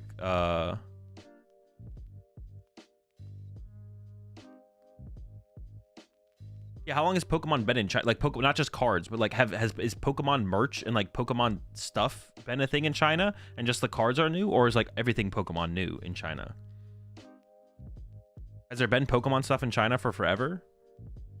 And just the TCG is new, or?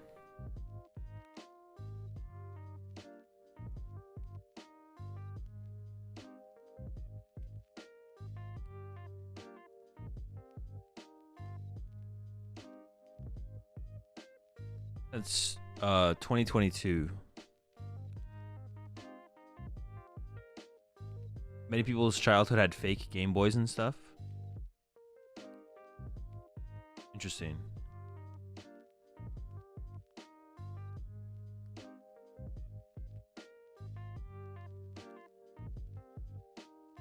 It's not official, but people did have Pokemon back then. Interesting. They never had Pokemon TCG in China before 2022. No, I know that, but did they have? Like, what I'm asking is if they had other Pokemon stuff, but apparently they didn't. Like outside of the TCG, just like general Pokemon merch, like plushies and video games and stuff like that.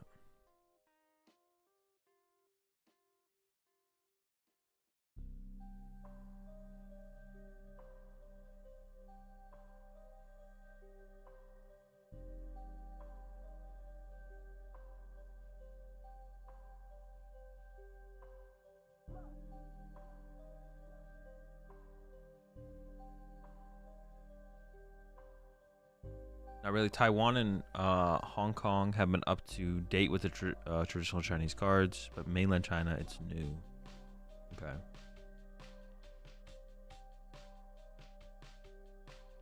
I mean, you can buy the game, but it was never official in China. Okay, makes sense, makes sense. Sun and Moon is the first video game that supports the Chinese language.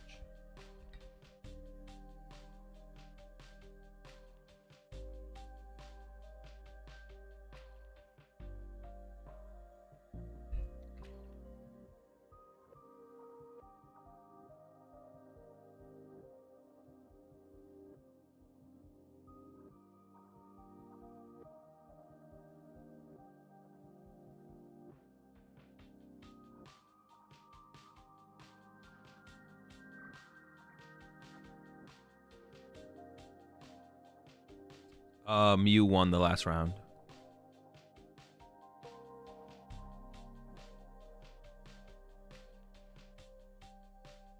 Is there any reason there's no Sableye Rad Ninja? No, they just haven't printed them yet over there, or they really put like a thought into the next one I want to do and like nailing down some dates and stuff like that. I got to do that. I got to do that.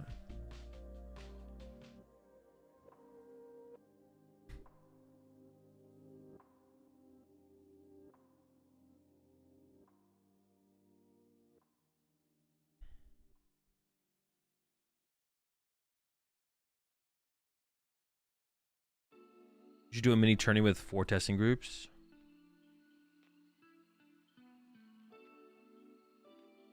That could be interesting.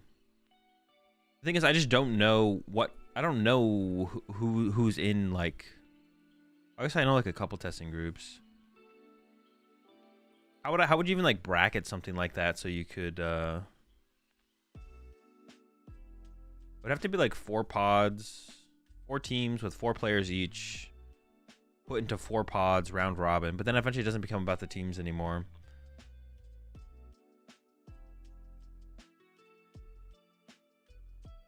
There'd have to be a way to do it.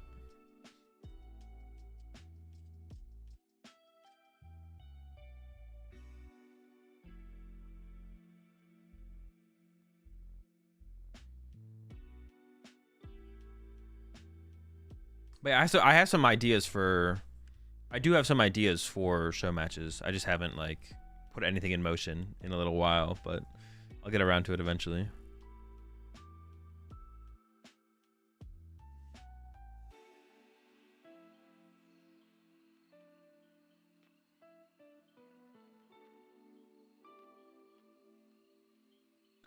Reggie collab when?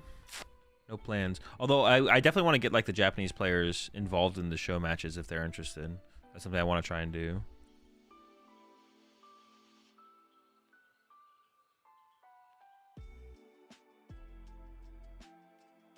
Horde versus Jason in a show match? I don't think that would happen. I would be down to run it, but there's no good way to run that, to be honest. Yeah, there's no good way to run that. because it's like, what format do you play in? And then not playing it on PTCG Live is also just kind of an L. It's like the most visually like easy to watch as far as stuff like that goes. Yeah.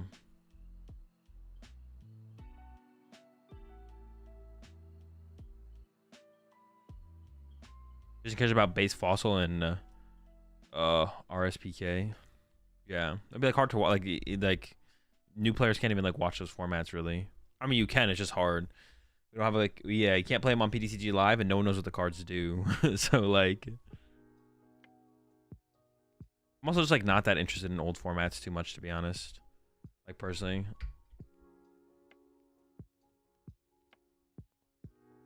If I did like if I could get Jason and Tord, I don't even know like what I would want them to play in like a show match.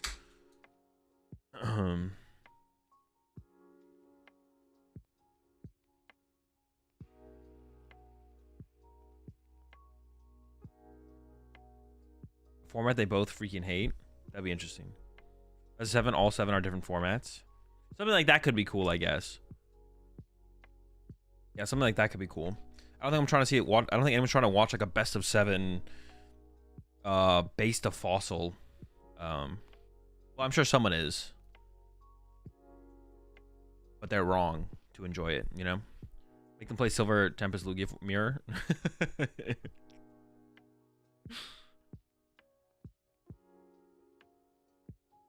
Maybe a bracket of all the players that won a major this season.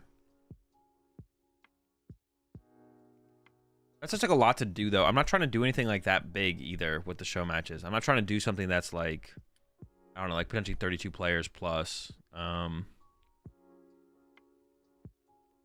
Yeah. I'm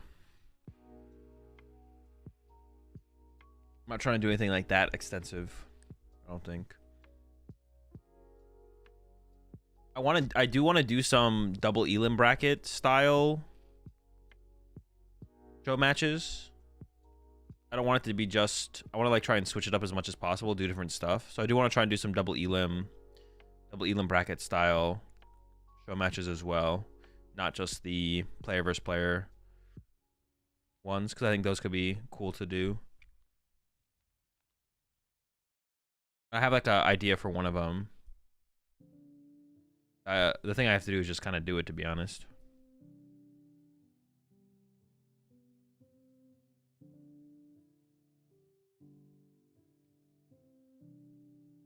So how about doing a show match tournament at the end of the season with top 75 per region invited? No, I'm not trying to do that. That's what I'm saying. I'm not trying to do, that's literally a 300-person tournament. I'm not trying to run a 300-person tournament. Maybe on Twin Leaf, because I don't want it, like, the problem is like turning it into content is the hard part. There's no spectator mode, so it's hard to turn that into content without like a spectator mode. So when Twin Leaf comes out, if it works for something like that, then I could do something like that. But yeah, I'm also not trying to run the tournament, so I have to find someone to run the tournament as well, which maybe wouldn't be terribly hard to find someone I could pay to run the tournament. But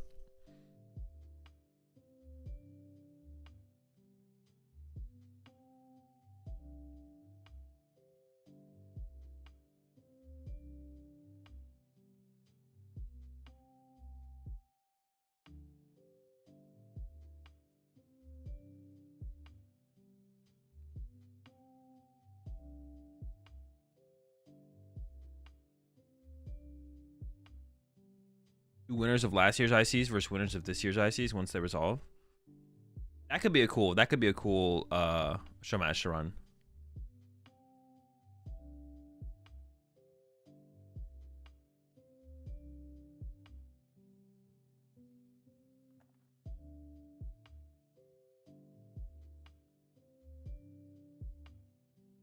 And how much you're okay with spending, you could reach out to Off-Brand to help running it. Oh, I don't need something like that to get involved. No. I just need to like pay someone who wants to like run the tournament on Limitless. I don't need to do anything like that. I don't need to hire anything like that to make this thing work.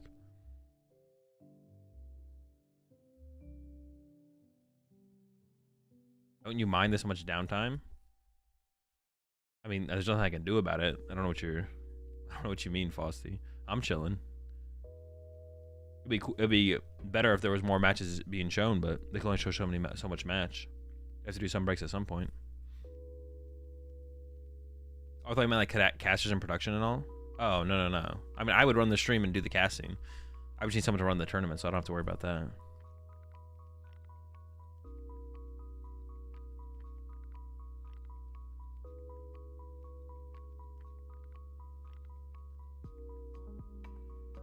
Classic Azul not being able to speed up downtime. Hey, I'm yelling at them just as much as you guys are. Just unlucky. I'm lucky that they're not listening.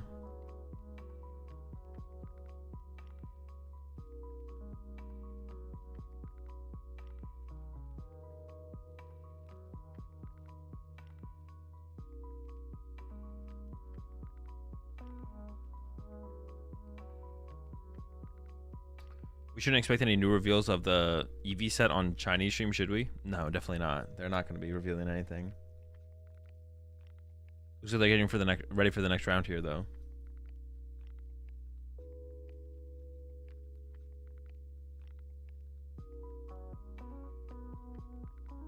They're going to reveal Pokestop.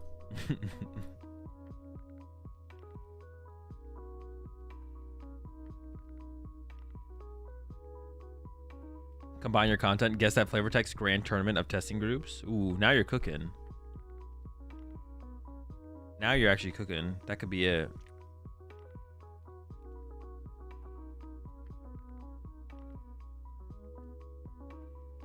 Could be onto something.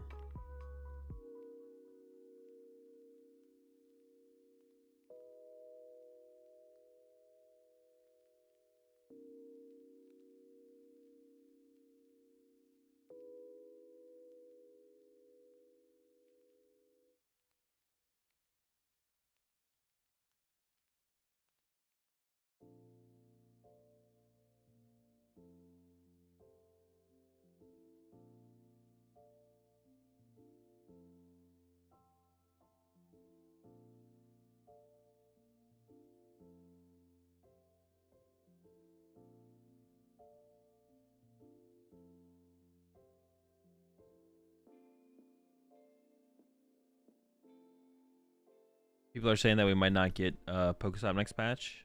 We need the Pokestop.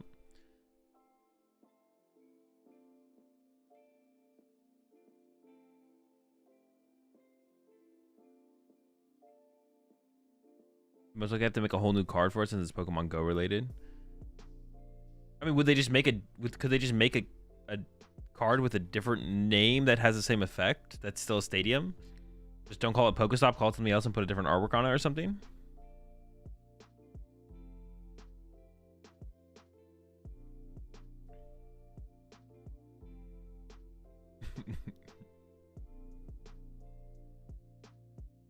Figured it out, Tyler.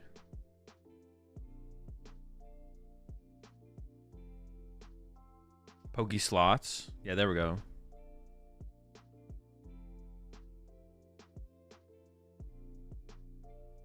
Wonder how soon we're gonna get owner's Pokemon. We get it in March/April. End of March, beginning of April. The March set is when we get the owner Pokemon.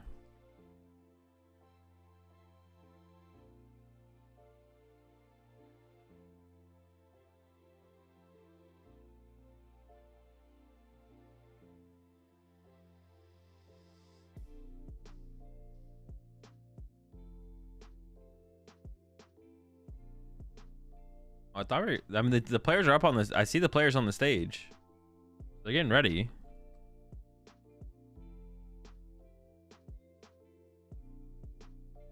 With this specific format, I would imagine Lugia is the undisputed BIF, right? Yep. Yeah, Lugia is the best deck for sure.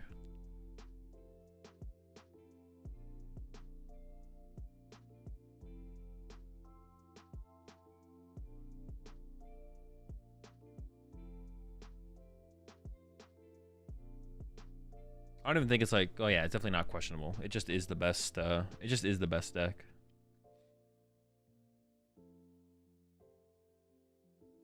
Lugia's like the most tier 0 deck in recent Pokemon history. I think ADPization rivals it and isn't like too far gone, right? isn't like too much in the past.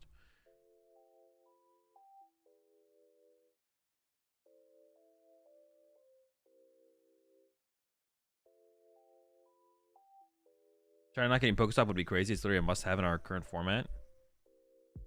I mean, what do you mean by that, though? What if we just didn't have it? What if we just... I mean, we could just not have it, though. Like, that's just, like... I mean, it's just not how it works. Like you say that, but, like, I don't know what that means. Like, they just don't... They, like, the format... They should have Radiant Greninja in the format they're playing, but they just don't have it. Like, if we didn't have Pokestop, we'd have our format without Pokestop. Like, they can survive without it. It's just... I mean, definitely just weird that... I agree that it's weird that they don't have it, but... They're surviving without Radiant Greninja as well.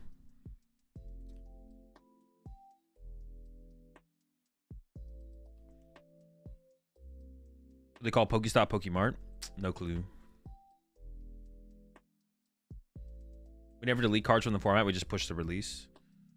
All right, we got the Lugia Mirror. Yeah, the release just gets delayed, right?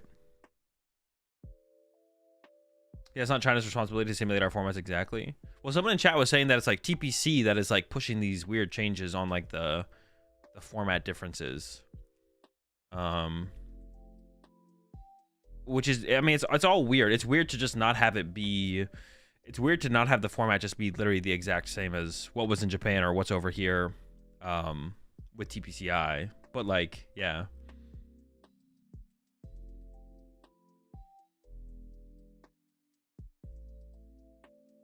It's weird, but they've been doing it for a while.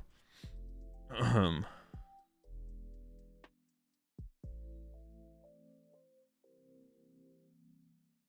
right, here we go. It's the Morpeko build. It's Morpeko Wheezing Lugia. Let's go. Broken deck. This is what I'm talking about. And the Luminion start here is not great for Kato.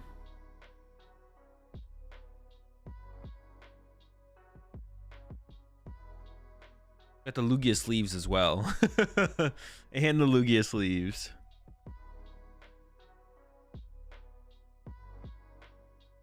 I mean, would it be unfair if they couldn't get access to a card that we can play if they were to catch up to us, format-wise?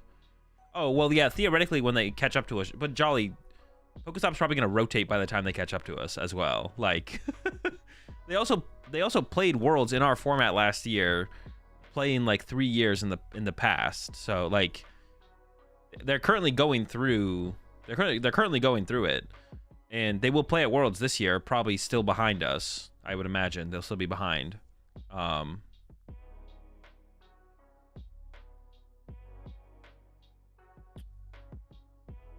yeah, theoretically, once they catch up to us, hopefully they would be playing. Yeah, hopefully the card releases make sense when they catch up to us. But I guess we'll have to wait and see. But yeah, Pokestop's gonna rotate for us by the time they would have gotten, or yeah, by the time they catch up to us, Pokestop specifically is gonna be rotated.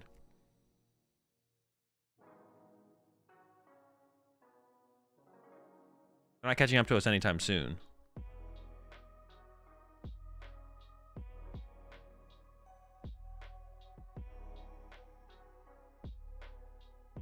But I agree. Yeah, I would hope. I'm with you, Jolly. I'm with you. I would hope that by the time they catch up to us, that they would have... Ooh, we didn't get down the coughing turn 1, so no turn 2 wheezing. I'm with you there. I would hope that by the time they catch up to us, that they would have... we'd be getting the exact same card. They'd be getting the exact same cards as us, though.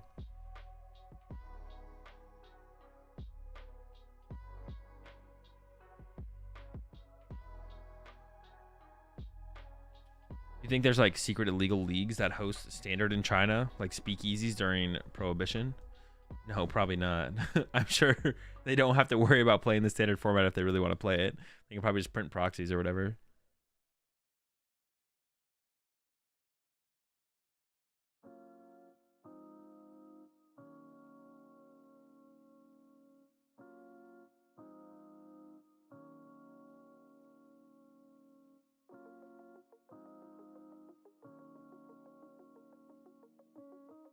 I mean, they're kind of speedrunning the set, so they might. True. I mean, yeah, they're definitely not going. They're not on the same. They're not getting like one major set every time we get one major set. They're definitely going faster than that.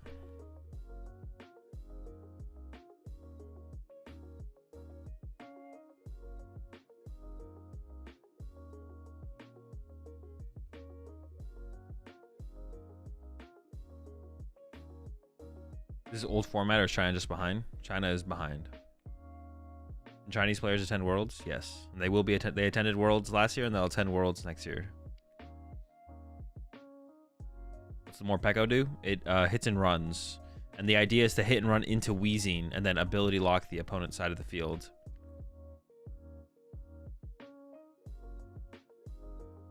Alright. So we got the quick ball for the chops. There's 2 chops in the discard pile now, right? Maybe it's just 1. The top 80 players get invites to Worlds from this tournament, or top 80 in overall rank at the end of the season?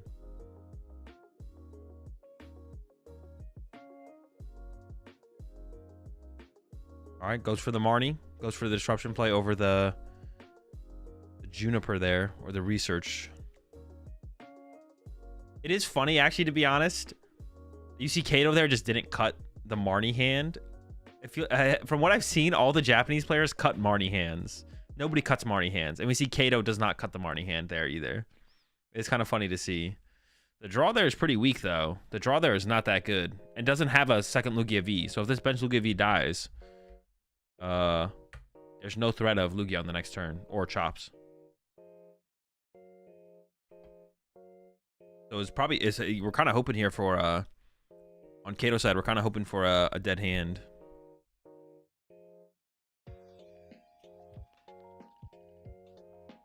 All right, let's see what the hand is.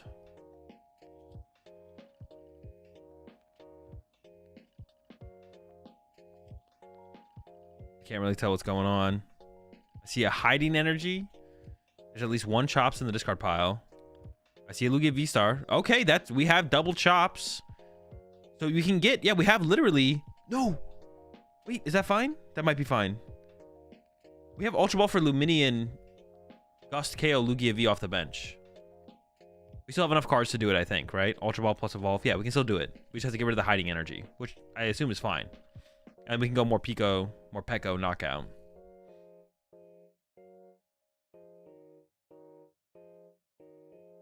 Yeah, they literally have Boss KO Lugia off the bench. And they can do it with the Rat as well. They can literally do it with the Rat.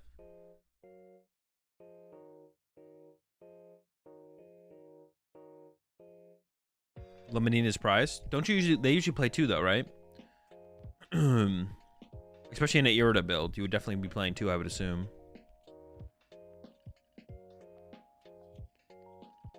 What are they capturing for? Coughing? Okay. And here comes the Ultra Ball, which should be for Luminian for boss, or Serena. Serena is probably the better one to go for, save your bosses. But this is a pretty good turn, too. Luminian? Okay. Got the Luminian lined up. Like I said, probably want to go Serena to conserve boss, because boss is like the more powerful gust effect.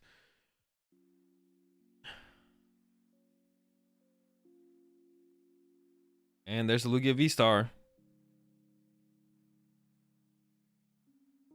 That was a pretty good draw off the Marnie there. It's about as good as it gets. The only thing that would have been better was just to have the Gust card in hand. Here come the chops. Can load up the Rat and go for the Rat KO on the Lugia V off the bench. This is a continue of the event from Friday? Yes, this is day 2.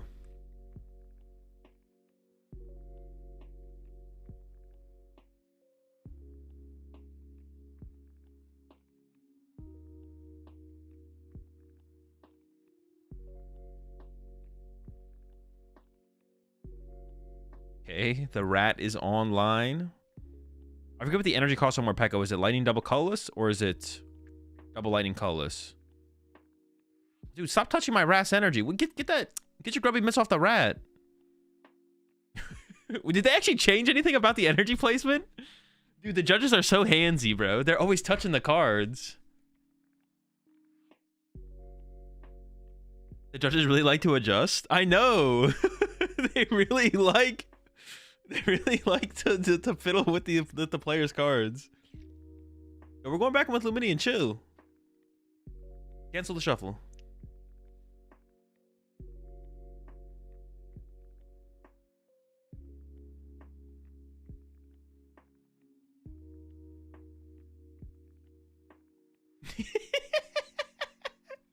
No!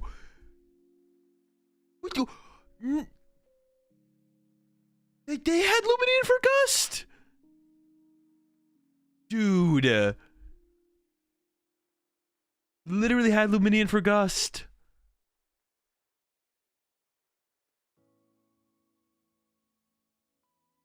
That's a crazy choice right there to not go Luminating for boss.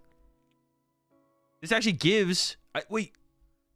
Does Kato have double chops in the discard pile? Because we have Lugia V-Star. Is it Solo Chop Gaming coming down right now? There's 2 Evolution Incense, a Chop. We might be seeing some Solo Chops Gaming here.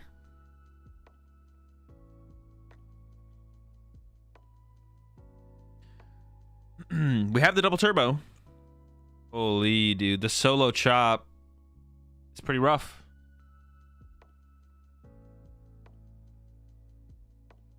Bro trying to give his opponent a chance. Literally. You can't not Solo Chop here. You have to Solo Chop. And it has to be... Oh, wait, we have double chop? Never mind. We're chilling. All right, we're still not in a great spot. The hand still kind of sucks.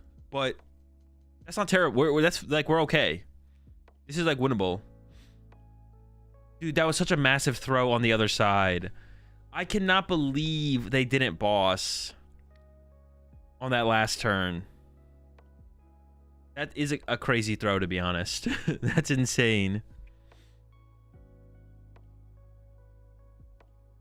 All right, going through double Evo Incense here. And then you probably have to go Gus K and Morpeko, right? We have to KO the Morpeko, so. I mean, he could run Thornton, no? That doesn't change it. It doesn't matter. Why would you not force your opponent to play Thornton on their next turn to be able to set up their Lugia?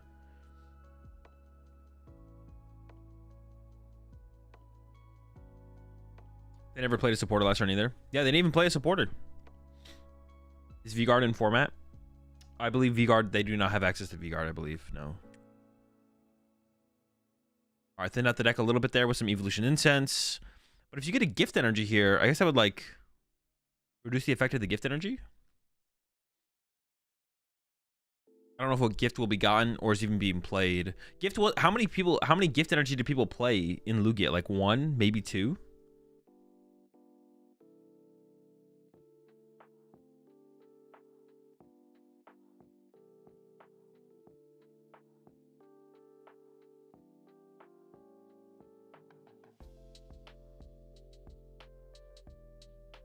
Card on top of the discard do? It just searches for an evolution Pokemon. Looks like Kato is lining up a lot of capture energy here. There is a double turbo in hand, but you might want to try and save that if you can. Oh, I was just doing like a more thorough price check here. It's not the. Is this the first search of the game? It's not the first search of the game. Maybe hasn't fully checked the energy lineup. We're actually going with some powerfuls here. Wait, are we gonna Gust KO the Lugia V-Star? I assume we're gonna go with Gust KO. The captures are so good to try and keep though to find follow-up attackers. Like captures are so good as like it becomes your like attach, get your next attacker plus pivot. I'm not sure I like the captures being used. I feel like but I guess if you put the double turbo on the Lugia, then you can't KO the other Lugia with your Lugia. But using captures feels kind of bad. I don't know. Because you could go like capture to your Archeops, get Yveltal, load up Yveltal, yeah.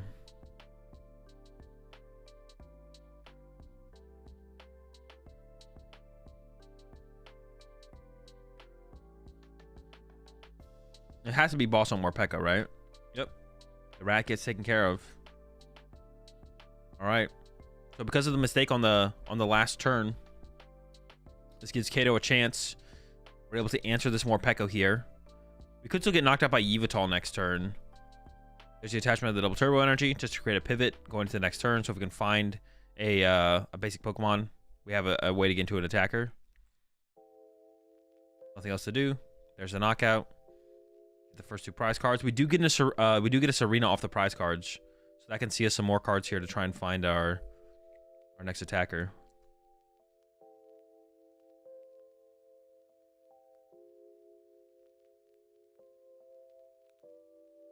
I I don't think this deck plays... This deck doesn't play 2 more Pekka, right? Oh, there's a Thornton. Yo! They could have gone Luminion for Thornton, Thornton to Luminion into the Morpeko, retreat to Morpeko, Morpeko, knockout, run to Coffee. Maybe it becomes a Weezing, maybe not. They had the Thornton. Now we're just settling for Lugia one hit, it looks like, which still isn't terrible. You just put 2 more powerful energy on it, then your Lugia KOs Lugia. That's fine. I don't know if they had an out to the Weezing anyways. If they had the out to the Weezing, then the Morpeko knockout run to Weezing would have been pretty sick. But I don't know if they had the out to the Weezing. They did have the Thornton, though. Powerful energy does plus 20 damage for the colorless Pokemon that it's attached to. If they have Weezing in hand, I'm hella disappointed by this choice. Holy, bro.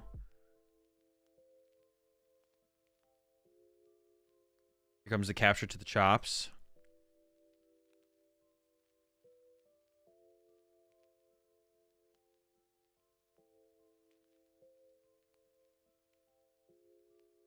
Dude, the judges are pissing me off.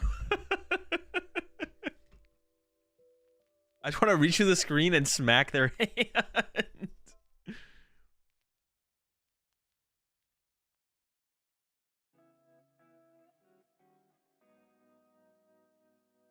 We got the capture going through here. There's only 10 minutes left. I don't think time is going to be a factor, but it could be.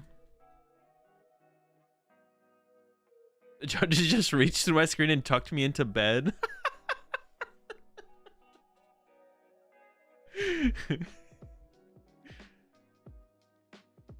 Man, if he gets grabbed, play around the Raikou. Okay, I don't hate that. I don't hate that.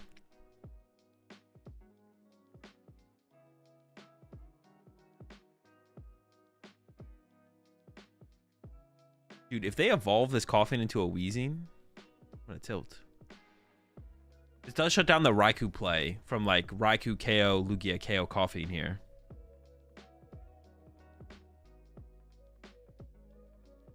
Okay, it looks like it's gonna be the knockout with the Lugia. Did not have access to the Weezing, although that would have been a super sick play.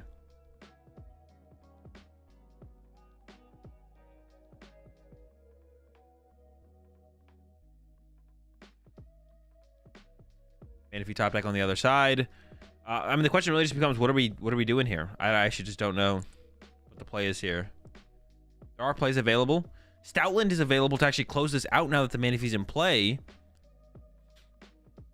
So from Kato here, we could see Yveltal KO active into Stoutland with the last 2 powerful energy, KO Manaphy to win the game. Here comes the Serena, discarding double chops and Lugia. So I think we're looking for Yveltal here. Yveltal KO active, or Raikou could also get the KO on the active with the choice belt. Got a couple different options. That is a lot of the Yveltal based energy in the hand now, though. And I didn't see an attacker either, or an out to an attacker. No options, I don't think, here off that Serena draw. See a Guru. Hold up. Wait. The Guru into the nuts? Thinking about putting back an Aurora? Dude, the amount of times you would Primate Wisdom. A classic here. Primate Wisdom into Yveltal one time. Ooh. Aurora into Aurora. You can't even shuffle the deck so you know your top deck. Oh, no. We can shuffle the deck.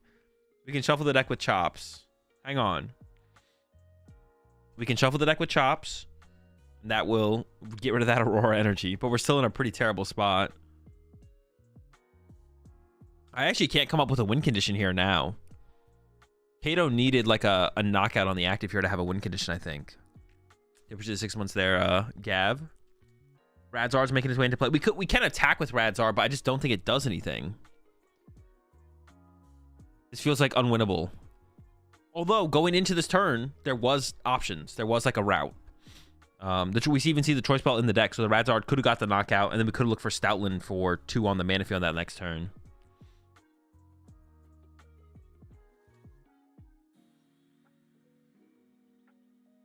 Tools are items in this format. Radzard kill, and then right player trolls, benches the Fisher Lugia. I mean, the Razor doesn't have the KO this turn. Also, we wouldn't need the bench of a 2-prizer because there's the Manaphy in play, so you can KO that with Stoutland for 2.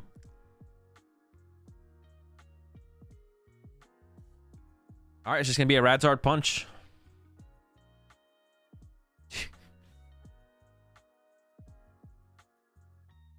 It is interesting to see the judges over there enforcing the tapping, though. Like, tapping to them is like the... Like, you have to... Like, tapping is like the certified... What's it called? Is this Kato Arai? It is, yeah. Oh, I forgot to do a prediction for this one. We'll do it for the next round.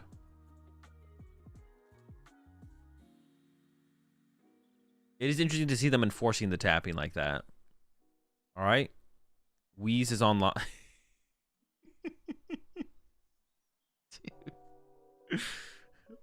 I see a quick ball in hand. So this should basically... Oh!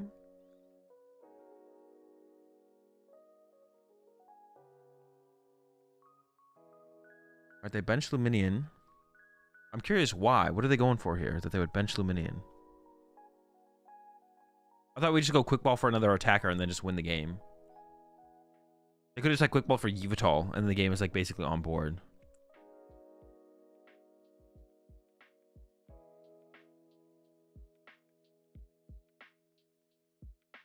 To be fair, tapping is greater than coins. I agree. It's just interesting that they like enforce it on the stream. Like if you don't, like you have to tap. Oh, some indicator for like the viewers is like a good thing though. Like I'm not saying that. They grabbed boss? Dude, now they want to get boss off Luminion? Are we just shuffling Luminion? Are we just gonna retreat? Or are we just sending Luminion back to the deck? Are we just gonna like sacrifice him? Oh, we're gonna go Luminion, knock out the active, push Wheezing. Okay. I don't hate it. I don't hate it. At first I was like, what are we doing? But it's not bad. That's not bad actually. Luminion attack, run to the Wheezing. It's chill.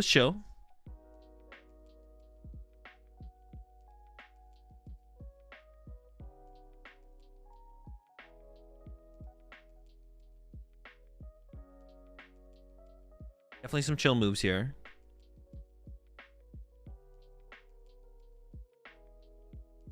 Yeah, we're not even playing the boss here.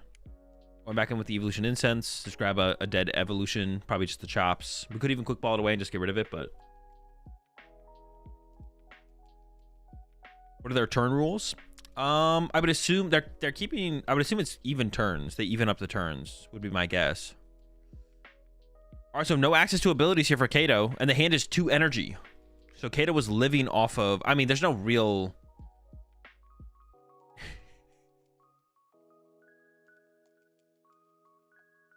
Oh, there's a top deck research. But what could Kato even draw here that would make a difference? What could Kato even do here that makes a difference? I don't even know if there is a out, right? Like you have there's a Wheezing in the active.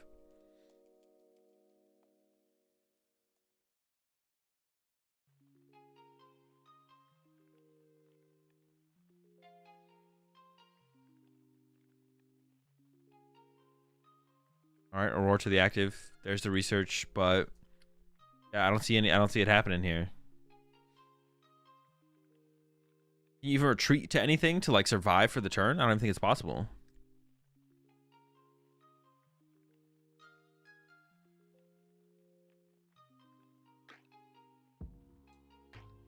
And there's the concession. All right. That could have been a much bigger blowout if the player on the right had just gone for turn 2 boss KO lone Lugia V.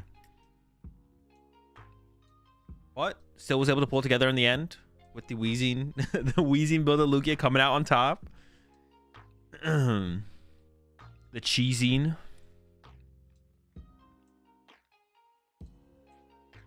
What was the weird energy they attached to Luminion? Aurora energy. It's a rainbow energy that when you attach it from your hand, you discard a card from your hand.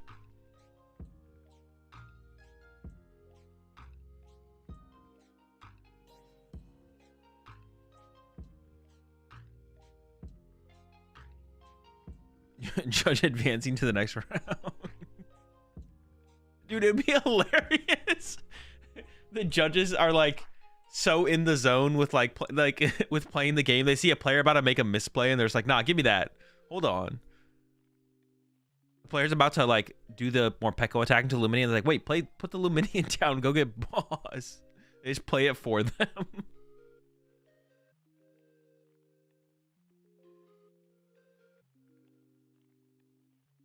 Twitch lagging a bit for anyone? Was there problems on Twitch, on the Twitch side? Interesting.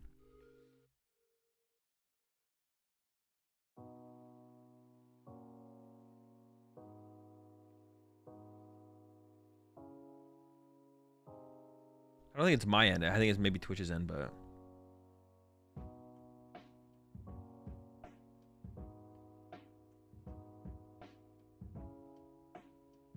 Tort is still in the tournament. I don't know what his record is on the day, but... On your end, YouTube stream is fine? Alright, cool. Good to know.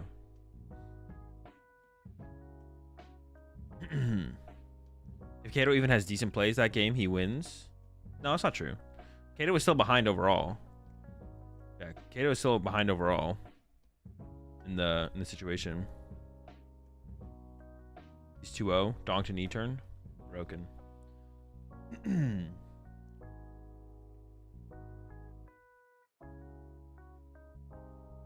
Toward end day 1.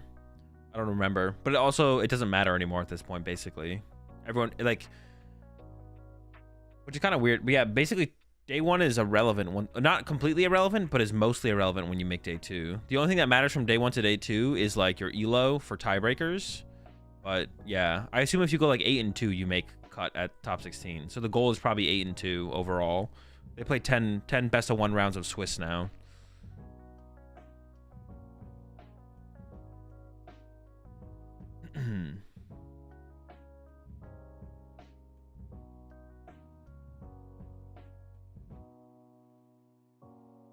We're showing the highlights. The more Pekko knockout to start things off.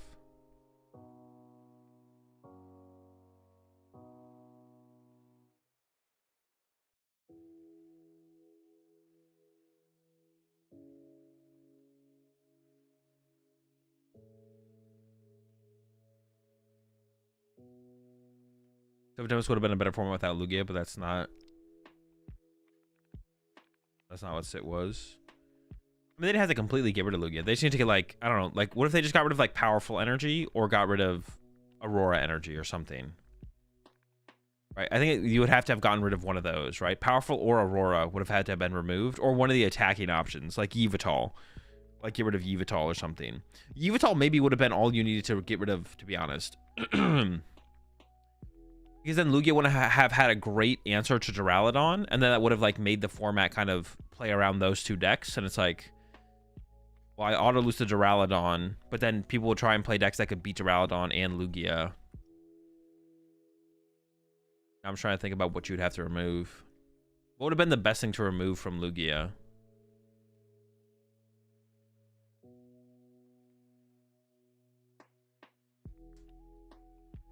Did Silver Tempest, Lugia, and Nazi play in Japan because of their rotation? I don't remember. Would I enjoy playing this tournament with these decks available? Yeah, sure. It'd be just cool to play in China. It'd be more so about the experience of playing in China than playing like the format. The format doesn't really matter. Powerful enabled Stoutland. Yeah, but what is like the best answer though? Like, yeah, powerful enabled Stoutland. Also enabled Lugia, to be honest. Lugia V-Star having that many more options for a damage range was pretty big. Aurora being Luminous Energy would have fixed a lot. Maybe something like that, sure. But you don't want to punish Regis, though, right? We don't want to, like, remove Regis. I definitely enjoyed the competition more than I enjoyed that format or that meta. But that's kind of generally how I view, like, going to major tournaments anyways. Is like, I'm there to play in the competition, not so much to play with a certain deck or to play in a certain format or to play in a certain meta. It's about playing in the competition more so than anything. Is how I think about it or look at it. All right, I'll be right back. Round 3 coming up.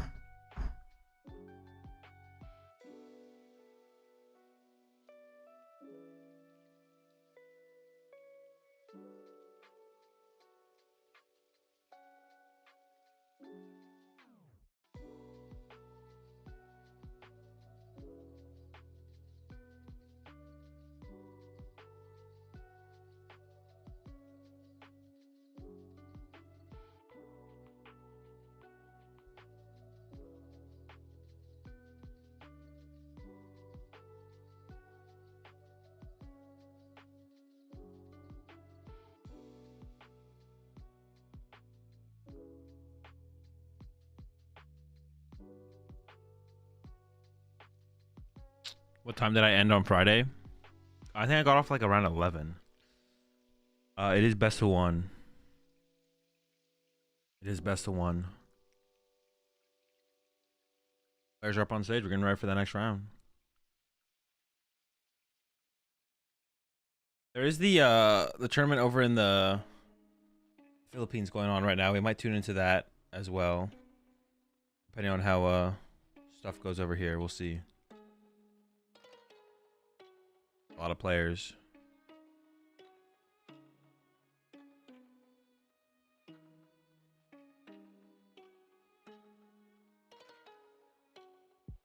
What do we got? Reggie versus something. Maybe it's probably Reggie's versus Lugia.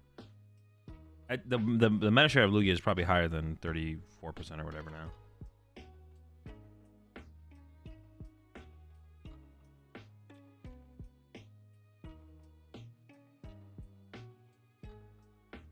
All right. E-turn Wheezing.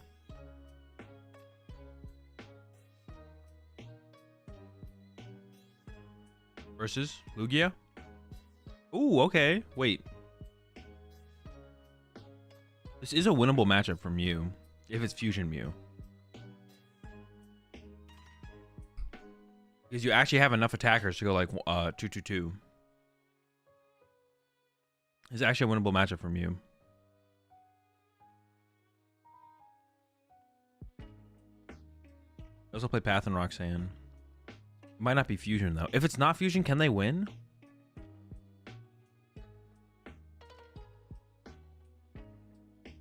Is this winnable with non-Fusion Mew?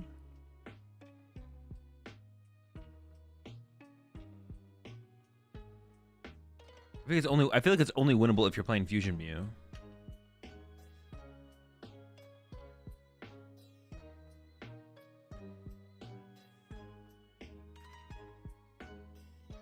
I guess we'll find out. I'm not gonna lie, my Mew versus E-turn matchup experience isn't super high. It's pretty low. Basically 0.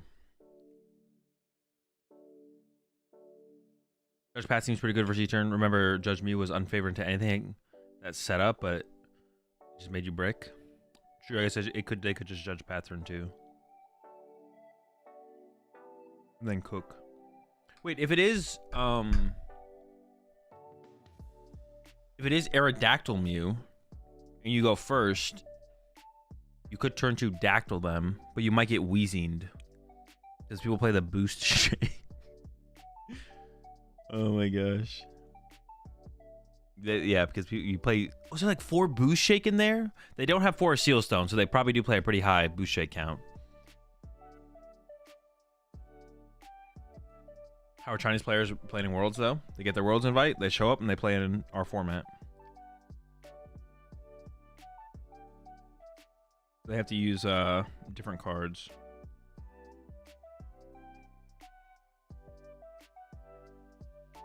They have to get current standard cards. Alright, there's the coughing. Wait, can you play Boost Shake on your first turn? Wait, you can, right? Am I tripping? I actually forget. I remember it has Ascension. So, like, going second. You can? I guess that, why else would you play it? Because you have Ascension. You wouldn't play it if you couldn't, right? It looks like they definitely whiffed. Yeah, they definitely whiffed here. But we're not going to see the turn 1 Weezing. Okay. But I don't think this is Fusion Mew. So it is going to have to be like a Judge Path angle or something. And the hand is okay. No VIPs though. So we're looking probably for our Cram Heads here. We might be living off of Cram Heads here actually. The hand looks kind of weak.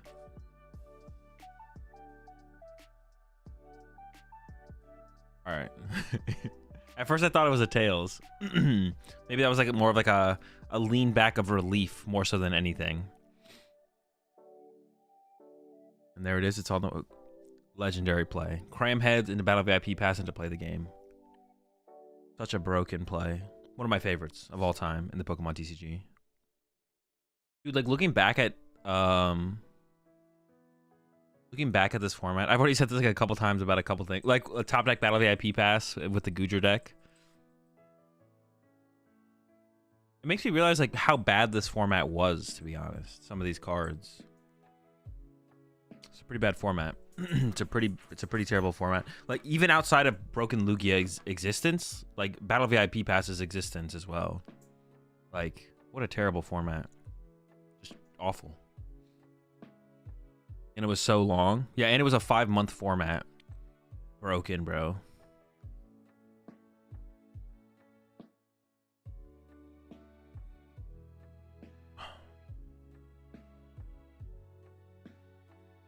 They have escape rope. They have a double turbo energy. That is an Aerodactyl. I was like, they have whatever that is. I don't know what that is though. It is the dactyl.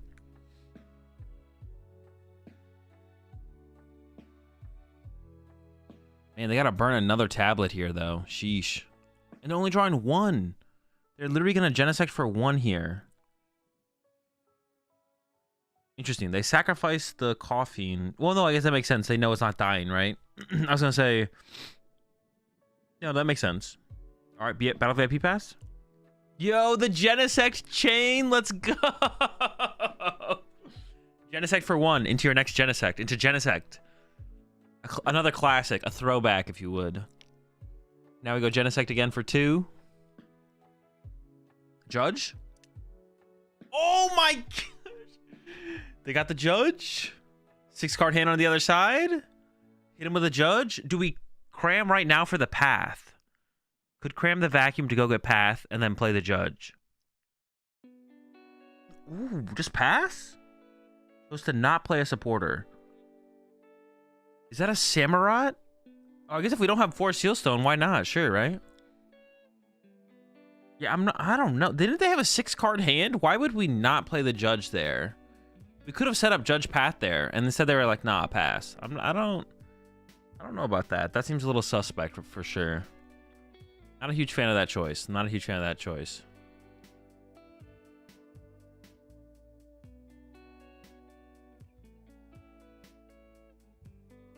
You know, the opponent doesn't have an energy, I guess.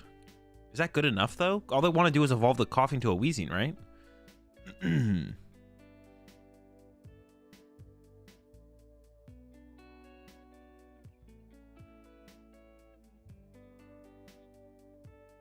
Alright, so here comes a Crobat for 5. There was a Judge in the hand here for the Eternatus player, but they maybe Ultra Balled it away. I wasn't paying attention. Alright, here we go. Crobat for 5. Temple of Sinnoh. I see a Serena. Another Temple of Sinnoh.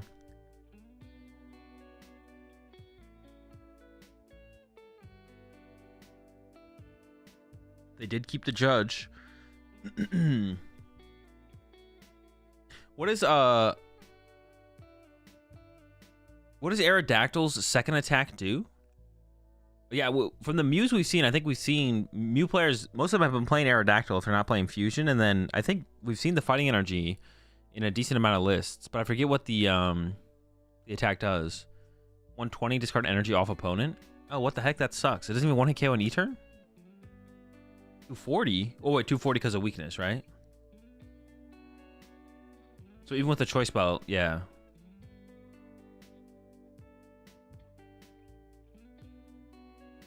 Alright, they did find a dark energy. But you don't set up the Wheezing here, right? You just set up E-turns. Wheezing is just to slow them down. Alright, at this point it seems tough. There was a Judge top deck, so if their hand was dead, they at least have that. There's a Mew VMAX, there's a double turbo energy. KOing the Wheezing seems kind of mid here, though. There's a Lost City. Oh, and we have the bump for the Temple of Sinnoh as well. Use getting set up. Quick Ball and Judge. We can't use Genesect right now. We could go into Aerodactyl and just activate Aerodactyl, maybe. Is that the best play here? Is just activate Aerodactyl and go from there? That's probably the best play, right? Just find Aerodactyl and then activate it. You shut off Crobats and Eternatus, right? And Samurott, I guess.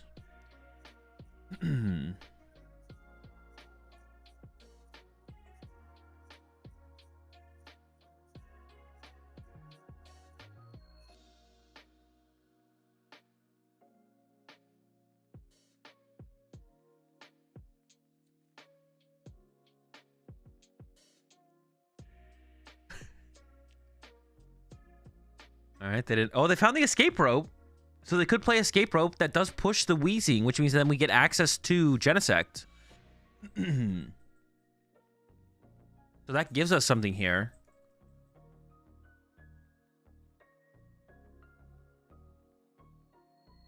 We're not completely dead in the water.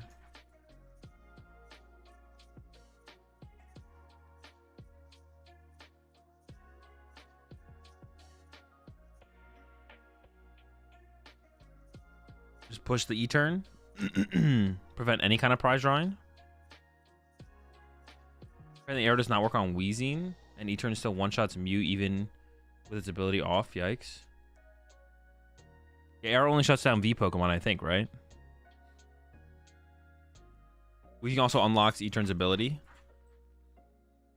Wait, what does Weezing say? As long as it's in the active, what? It's just on just your opponent's side. Yeah, it's just on your opponent's side of abilities, right? Yeah. You could put it in the active and then get access to Crobat again as well. Dude, Weezing is pretty annoying.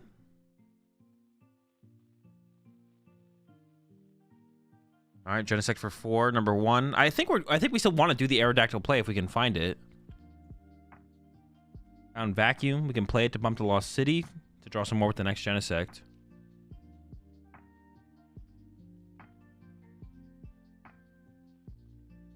Wait, what the... Wait. Did the judge come from their hand or from the discard pile? Am I trolling? Why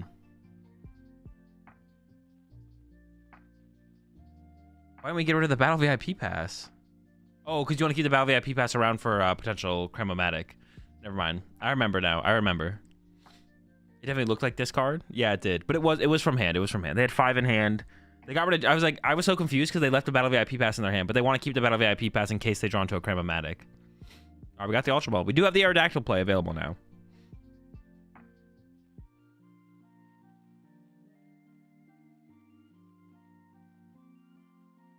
They have 6 benched. E-turn's ability. It turns his VMAX's ability.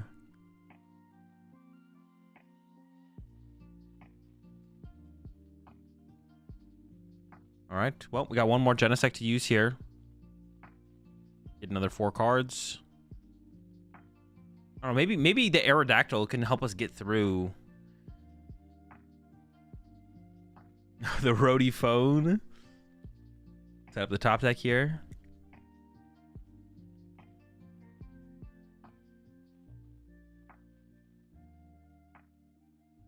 My 2 decks for this tournament are normal Lugia and Lugia with 2 to 3 Cologne. Probably gotta go with the Cologne build. What is the top deck in China? Lugia.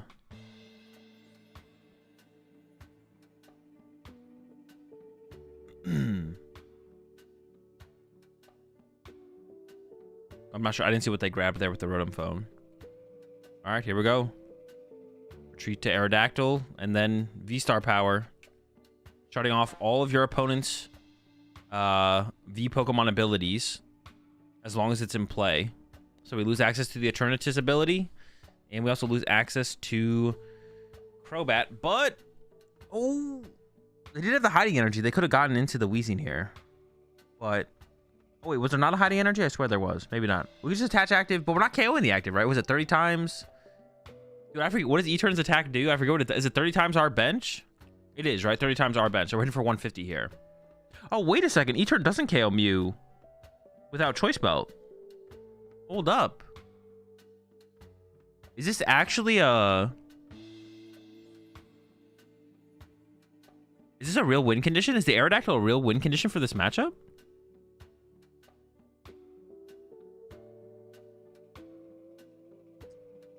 Cram top deck? You can cram away a cram or cram away the Choice Belt.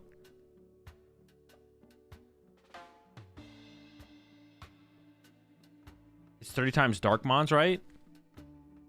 Oh, is it 30 times Dark Mons? So it does count the active. Okay, okay. For some reason, I thought it capped at 240. I don't know why I thought it capped at 240. Wait, doesn't it cap at 240? Am I trolling? Choice Bell is a tool, though? Oh, true. It's not an item. You can't cram it.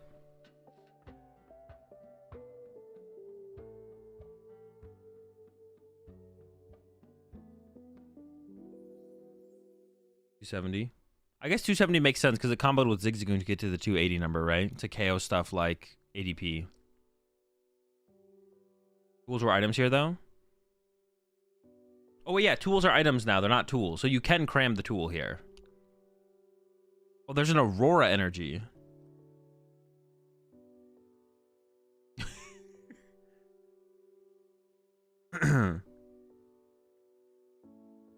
Okay, we're good? Okay. Silene here. We need to recover a stadium here, right? That's heads number 1. They got at least 1 heads. So now we got to get back a stadium or a vacuum or something. A vacuum might be better because then it allows us to continuously thin through our deck. They might even just get, they maybe got 2 heads. Maybe we're going to get both. All right, looks like just 1 heads goes for the Lost City. I feel like the vacuum was probably better then. So we continue to cycle through our deck with our Genesects. All right, we're cooking now. There's a stadium bump. The Aerodactyl's doing work. It's attacking. It's removing the energy as well. So the Eternatus might not be able to attack on the next turn. This is actually, like, winnable. Ultra Ball with the fail. Then we have another Genesect to work with. What are these players? Elo? Elo doesn't matter anymore. Now they're just playing, like, a normal 10-round best-of-1 Swiss tournament. Genesect number 2. We found a path to the peak. We already played our stadium for turn, though. And then, there we go. Wait, what? Wait, it does do 240. Wait, oh wait, this is the other attack. We just killed the thing.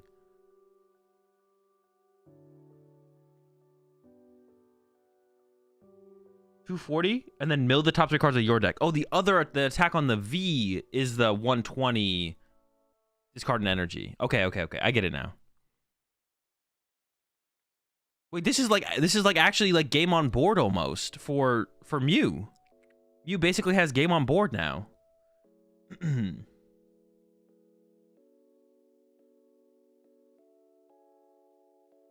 How did he Genesect into the Lost City with Path in play? It was Temple of Sinnoh, not Path.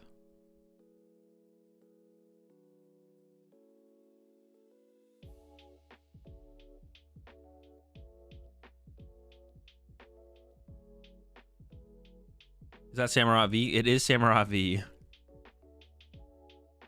Okay, Weezing's in the active, so we do have access to our abilities again. Crobat's coming down to get some draw power.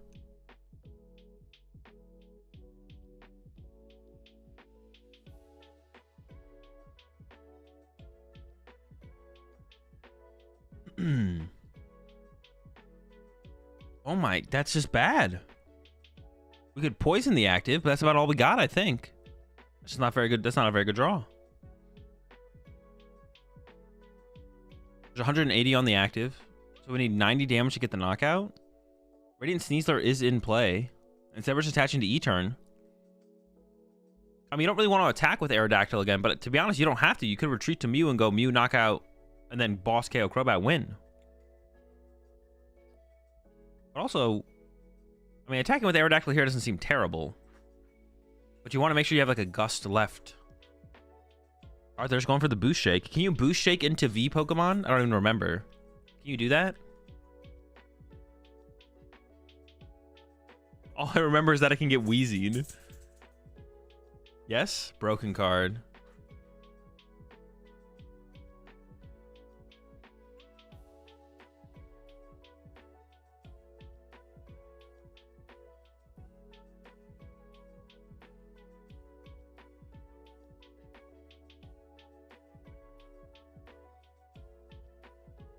Wait, what? Oh, they conceded. They had game with boss. But just boss KO the U-turn. Dude, the Aerodactyl went hard there. What the heck?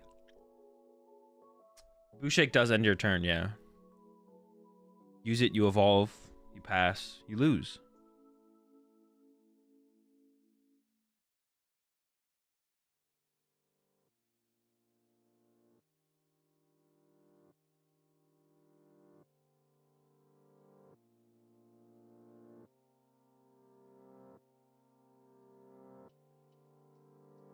All right, I'll be right back, chat. I gotta take the dog out.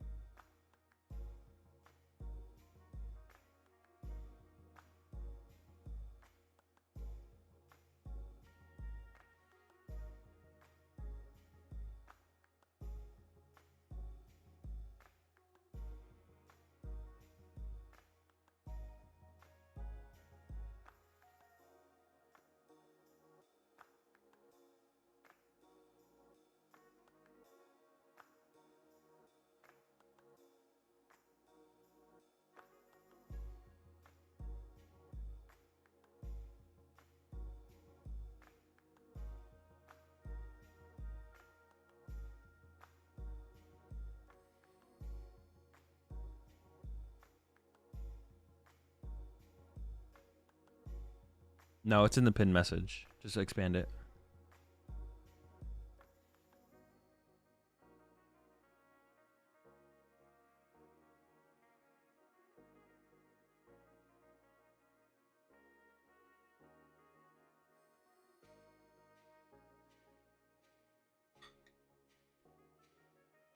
Everyone who sat on the right side of the screen has won so far. Potential rigged. Tournament could be rigged. Nothing else really explains how that could happen. It doesn't make any sense, right? Theoretically, it should be like 50-50 on the left side and the right side. Why would they do that, though? That seems like a weird thing to rig. But it doesn't make... nothing else makes sense. Besides it being rigged. Need to have Big Pikachu investigate that.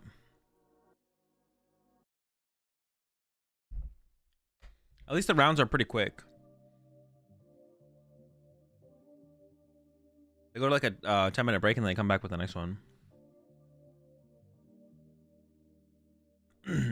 Me knowing full well this format was hot garbage. Damn, this is so nostalgic. I miss this format. Rigged? How? I don't know, but if the right side of the stage is always winning, there's definitely something wrong.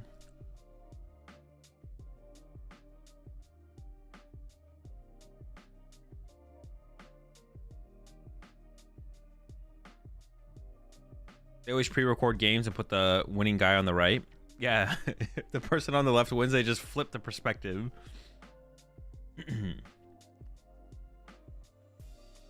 Or they sit the highest elo player on the right. I mean, that doesn't make as much sense though. It makes more sense that they rigged it, like overall, than like putting the higher elo player on the right.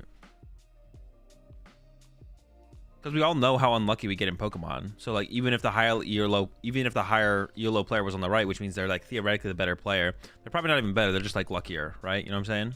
They're probably just like the luckier player. That's why their elo is higher. They're not better.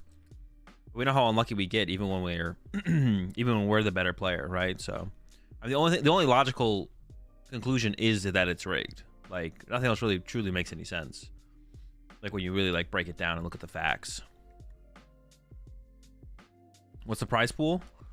The only thing I know is that if you win, you get like you get Worlds invite and a paid trip to Worlds. I think someone said in chat earlier. Do I just keep touching the cards to stack the deck for the player on the right? That would make sense. That would make sense. Watch Party for Gdansk next weekend? Yep. Or decide to not pull the trigger and register. I did not register, no. I did not register. Not going to be going to Gdansk.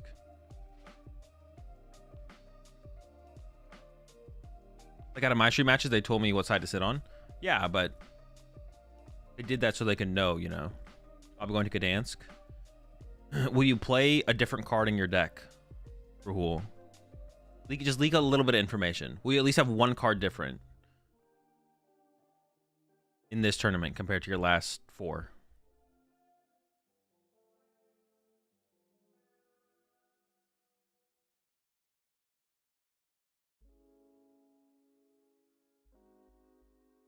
I was going for the last one, but the bit was too good.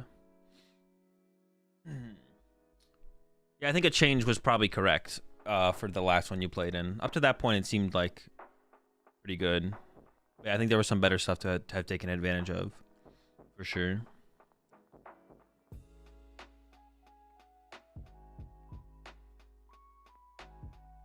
Or did not know the Gouging Fire matchup wasn't good.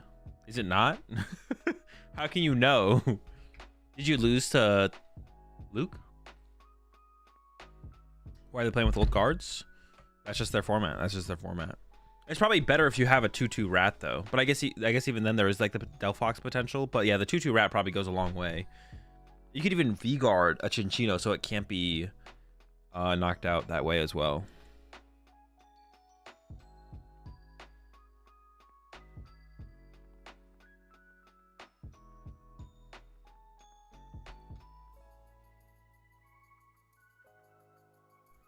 Limiting not Fini on Gouging Fires.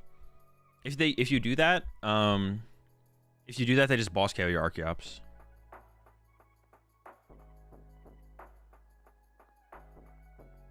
Yeah, they just boss carry Archeops.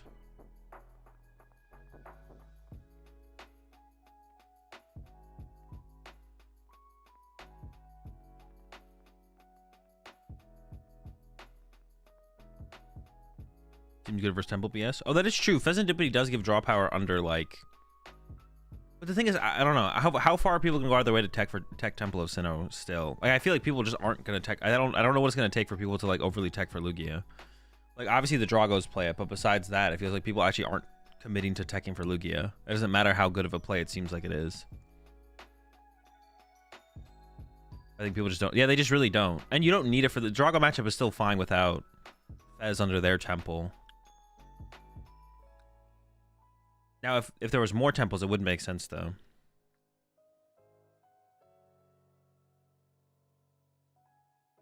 On Drago and maybe Zard thanks to your Twitter stunt. I mean, people should be. I think every deck right now should have a Temple of Sinnoh. Not every deck, but like most of the decks should have Temple of Sinnoh. Like Zard, Pult, Drago, Guardy. There's probably more out there should be playing Temple of Sinnoh, but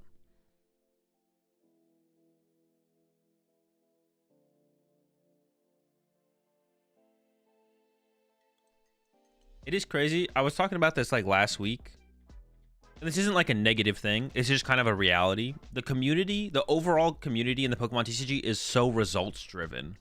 Like the fact, I think Lugia, I think the landscape for Lugia would be completely different if Lugia had won a major that wasn't the one that Yurko won. Because like I say, it's really results driven, but the results from Latin America are definitely weighted less than European and America. There's like a much bigger spotlight on Europe and America than Latin America. So even though Yurko won in Latin America, Lugia has the most top 8s this format. Yeah, but winning holds so much weight in the eyes of like the broader community. Like the actual winning, it does have the most top 8s, but no one knows that, right? People just look at each top 8 as it goes, and they see, oh, there was a couple Lugias in top 8 here, and then next tournament there's also 2 Lugias in top 8, but no one's adding them together. No one's like, oh, that's 4 Lugias in top 8 over 16 slots, right? Yeah, people overtech for the winning deck in that region a lot. Yeah, that's also something as well. Well, yeah, I think America and Europe kind of more closely share what they tech for. Like, I guess I'm saying like the Latin American region is like almost like it's like a little bit it's like just, yeah, people just don't put there's not as much eyes or attention on what does well in Latin America. Like Europe and North America have so many more eyes on it, like what does well in them.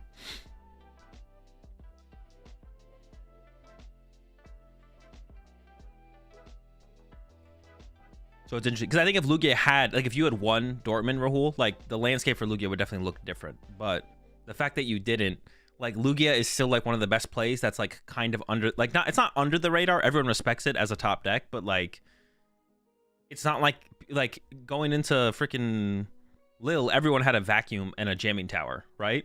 Stefan played 2 vacuum. Stefan went out of the way and played 2 vacuum for what's it? But 0 enhanced hammer, 0 enhanced hammer, and you could still run an enhanced hammer in the Palkia deck to help your Lugia matchup. So like, it is interesting. I want to say that's like a fault on, yeah, because like, yeah, Lugia would be more popular if like you had won or something as well. That like also caused to it. Yeah, super results oriented. And then like, yeah, the Latin American events just don't get as much. There's not as much conversion from results from the Latin American tournaments to changes in the format in the meta as consistently as Europe and America. Part of that is probably the actual, I mean, even after that though, people like know who win. A part of it has to be part of the stream though. Like if Latin America had like the official TPTI stream, that would definitely change things up a little bit for sure.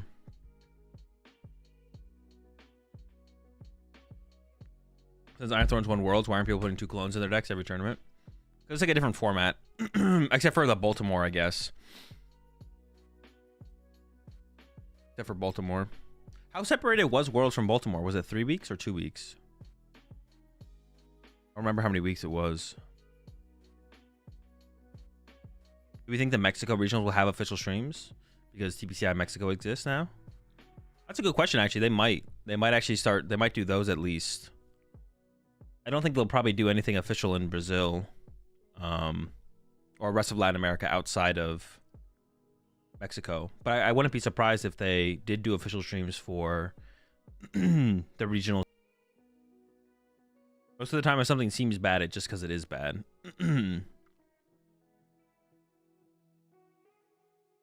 not trying to beat everything with the deck. I'm just trying to set up and play the game.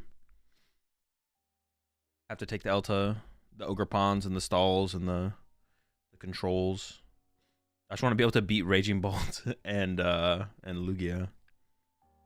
But there's an argument that the Dusknoir build is better against Lugia. I'm not sure though.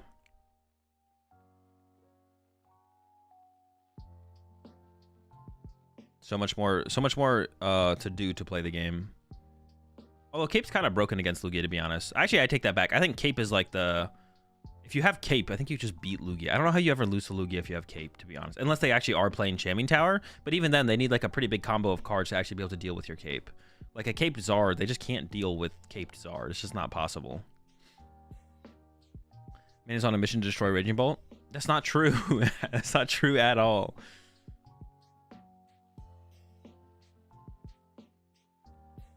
There's sometimes where you should... I mean, most decks should play a Vacuum or a Jamming Tower, depending on what you're playing. I don't think I'd play it in Lugia, but... Although, yeah, I don't think I would. Unless there's like... unless there's like enough... I don't know. If all the Zards switch to Cape and all the Raging Bolts have Bravery Charms, I could see Jamming Tower and Lugia being correct. But that would be like a tough call... that'd be a tough call to make. Bro, my 11 energy Weird farms Cape Zard. Bro, you're not keeping 11 energy in play. There's no shot. That's a Temple seems more important than Cape. Well, the Cape makes it like impossible for them to ever get that first rat one hit. That's what you take away from them, is the rat one hit. Temple doesn't really do that. I think Cape is the stronger card against the deck, but there's like arguments that Cape's not worth it right now, just based on the count of tool removal in the format, which has gone up considerably because of Raging Bolt. So then you'd maybe just play Unfair Stamp, and at that point, you're kind of forced into Unfair Stamp over Cape, just because of the amount of tool removal in the format. And then, I mean, Sinnoh becomes your only tool at that point. But I think Cape is the stronger card against Lugia overall, if you had to pick between the two. It's just so much more so. It's not about... I mean, preventing the gift draw on the late game is still good, but don't you just have time to Gust Chop so they can't get the 5 without preloading? But they get the preload, though. They get the preload. I don't think Temple does much in Zard. Most games they can use Countercatcher and Iono to force you to draw boss. Temple just makes the place of Countercatcher in most scenarios. Well, sometimes you have to take away Legacy, though, otherwise you lose the prize trade. Like, sometimes Lugia can get far enough ahead where you have to KO the thing with Legacy energy. Like, if you get Big Deer or Big Chinchino with Legacy, you have to knock it out, and depending on how far Lugia is ahead, the prize offset just loses you the game. You just lose, like, Lugia punching you twice or something at that point. So, like, sometimes you need the Temple to play around the Legacy. But yeah, you can play around Gift pretty aggressively with the counter catches, of course. But that's like the thing I'm scared of, is the Legacy energy at some point. And it is kind of a third counter catcher in the matchup as well, so it kind of does both. It kind of does both like a little bit. Pocket content this week? Maybe. When does it come out? I guess there's not too... There's honestly I'm getting kind of bored of playing the current format. So I kind of feel like I'm waiting for the next format. Which we get on, what, the 7th? So like 2 weeks. 2 weeks of Pocket into Surging Sparks. Would Temple of Sinnoh ever replace Collapsed? Collapsed honestly in Charizard feels a lot weaker than it has before.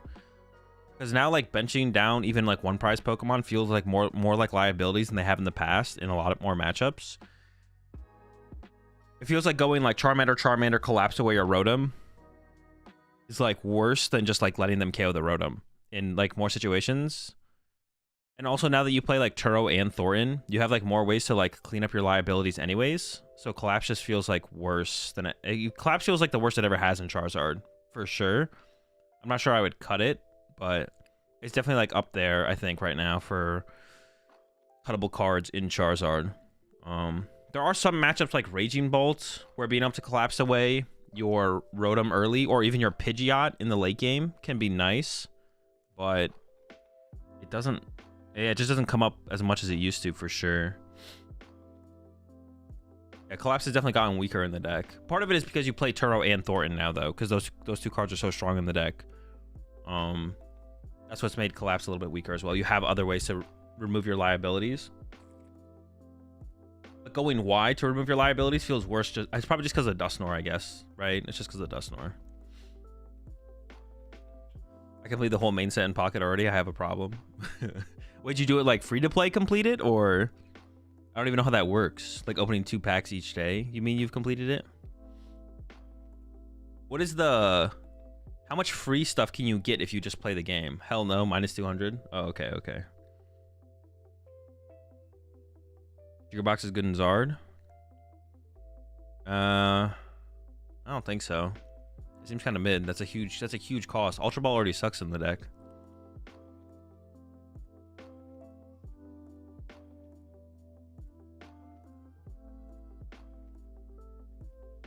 Is Pikachu going to be the new meta? Probably not, no. I assume when you're asking that question, do you mean is like Pikachu going to take over the meta? It might be a meta deck, but it's not going to take over.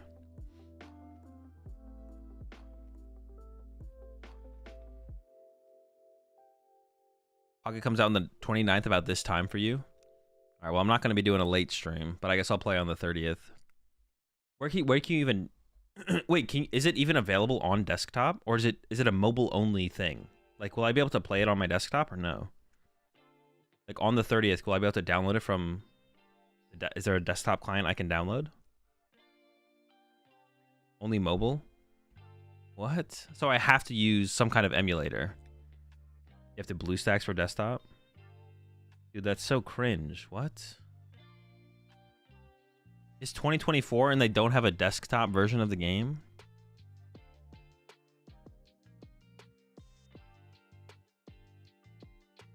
I might not download it in protest, to be honest.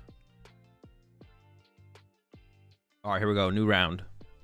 It feels so much better to play than live. It's crazy. Dude, maybe that's why I shouldn't play it, because I'm going to get mad at how much better it feels than live. Hello? Is that him? Wait, is this Duraludon? Dude, all right, speaking of this deck, if it is Duraludon, I don't know if Grant's still in chat, but we were grinding Lost Zone, Radiant E-Turn, Duraludon the night before... I don't remember which tournament it was, but we were up to like midnight, 11 p.m., midnight-ish, trying to make the deck work. The deck was not good. It wasn't very good. It was almost there. It was close. It was close. It would just come up short against Lugia every single time. Come up a little bit short. Like, you're always like one knockout behind just beating Lugia. It is Duraludon. It is Duraludon.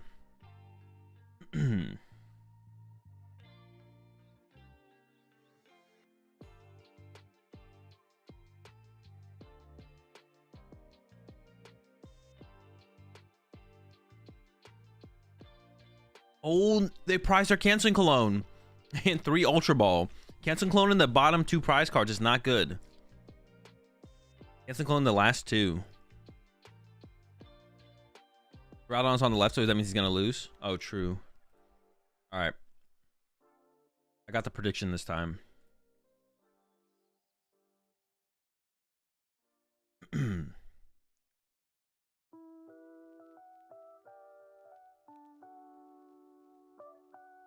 All right, so Lost Zone deck is going first. They have the quick ball in hand. The Dons are on the way. Here we go. What did it do? What did it do again? You played it from your hand to the bench, and then you just search your deck for 2 VMAXs, right?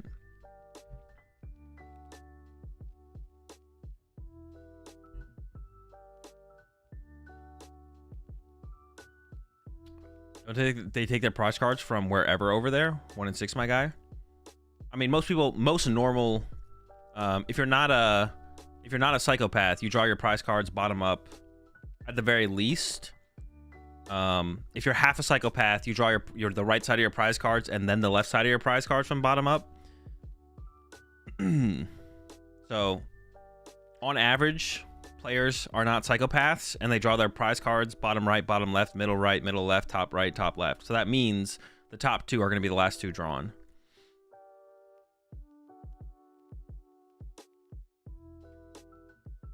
All right, some comfy action. I've been sad if they found all their Duraludons. Do they keep the Manaphy? Is Manaphy that important in this matchup? Interesting. I mean, it stops the Raikou play, but seems kind of weak.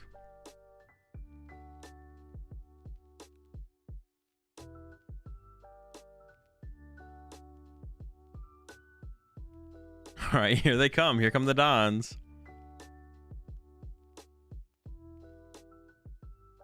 We're cooking.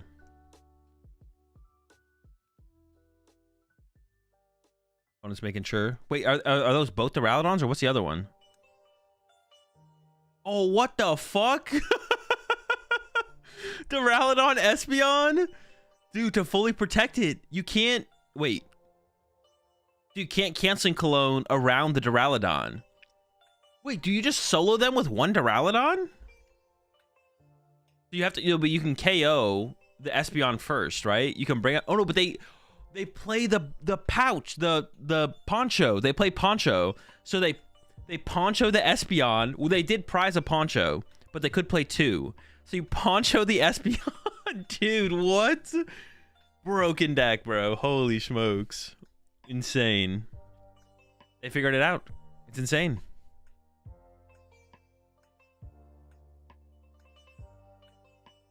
Yeah, you probably play two Poncho.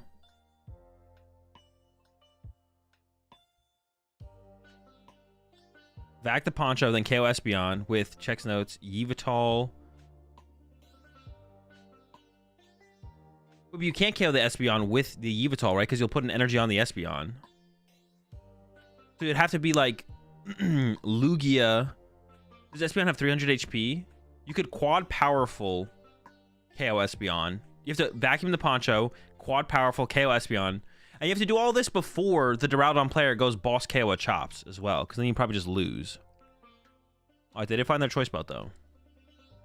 Also, the Duraludon player has to find the Poncho, which is probably the hardest part of this whole combo, is finding Poncho.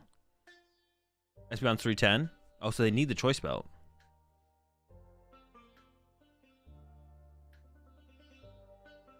Wait, so in NA, you guys didn't have Radiant Eternatus with all the good VMAXs, or was the meta not right because we got the Eternatus early? No, we did have Radiant Eternatus with all the good VMAXs.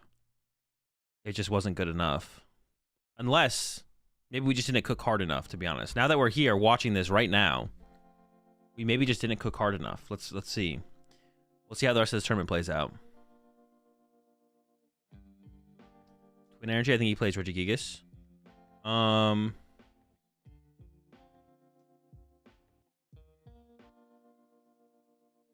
Maybe. Some people just play Twin Energy for the Radzard, and you could attack with a Chops in some situations.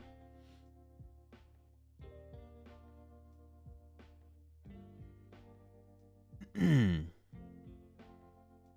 that's why they benched Manaphy so they can't snipe Espeon.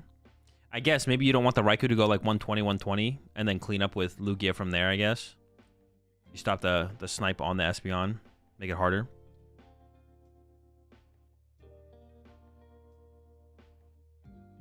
There's an escape rope. I think there might be a scoop up net in hand. Unfortunate prizing for Lugia. I mean, it's not that bad. You still got like a lot of... And we might even see a read the wind this turn as well, right? So you should be able to get there.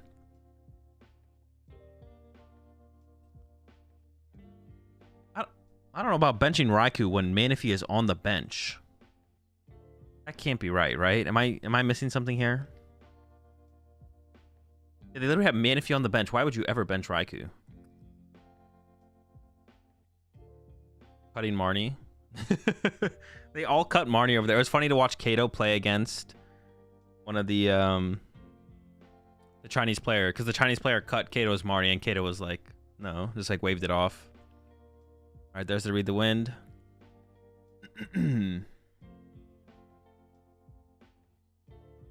Plays Cologne, maybe Boss Cologne. True. You guys don't cut Marnie? No. We don't cut Marnies or Ionos. Unless it gets like... Unless the deck gets really, really low. But... Yeah, the hand's bad. It's just literally... They have Boss, but I think you just pass here, right? Well, doesn't Raikou have 2 retreat cost? You could bring up the Raikou to try and slow him down. But people cut Iono? No, no. People only cut Ionos when the deck was like super small. Or like when the hand was super big. If you had like a 20 card hand and you Iono, some people cut. But even then, it's still kind of like... Yeah, it's just irrelevant. I don't want to say it's cringe. It is kind of cringe to cut like an Iono. Like if you have like, even if you have like a 20 card hand, if you have a 20 card deck still, like even cutting an Iono is like, it's just like a waste. Because it just doesn't affect the game. The chance that it affects the game is like 0.000000001. Like that your opponent could cheat by stacking their Iono with you not cutting it, and the deck not shuffling before it would actually impact the game.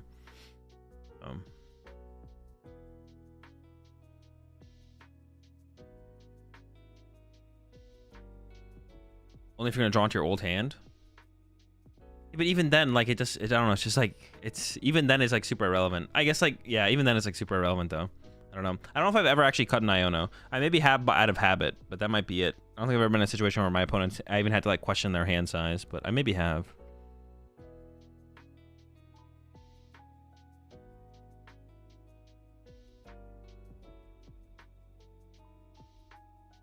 They ban Sableye? No, they just don't have it. Is prize card cut cringe for heavy ball? I don't know, maybe a little less so. I don't know. Yeah, if you use a heavy ball, is it cringe to cut the prize cards of a heavy ball? I'm trying to think if I even do it. I don't even remember, to be honest. Dude, this is like so unfortunate. They just have the turn 2 boss KO the Espeon. We don't even get to see the cool play. Yeah, I've definitely cut prize cards sometimes. It's still kind of cringe, but I definitely cut the prize cards when they use heavy ball, I'm pretty sure. Man,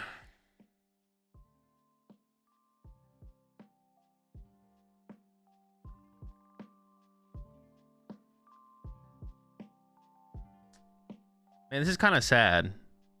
We have this super cool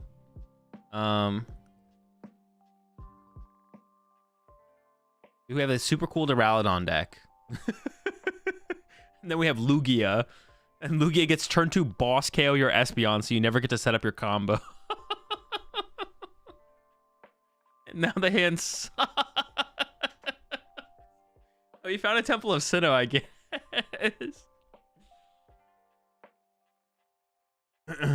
Pile shuffle their heavy ball? Yo, I'm in. What do they play the lightning energy for? That's interesting. Not sure what they're rocking. It's a left side curse? Dude, I'm telling you, it's rigged. It literally, they're rigging this for the right. The judges are definitely rigging this for the right side. Like, listen, you guys can believe what you want, all right? I don't really care what you guys believe. Y'all are being sheep. You're acting exactly how Big Pikachu wants you to act. Thinking that this isn't rigged right here. This is so obviously rigged, though. For the right side.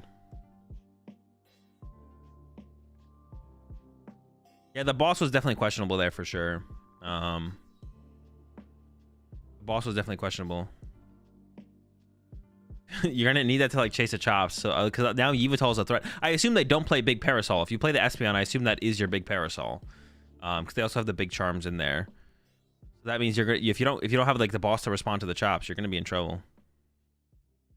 Now, I don't know how conservative the Lugia player is going to play around the potential of the charm, but they could still play around that, I guess.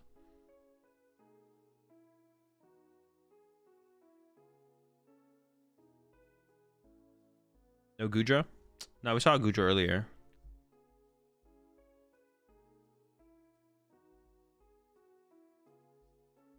Not sure what they're checking on this. Go through...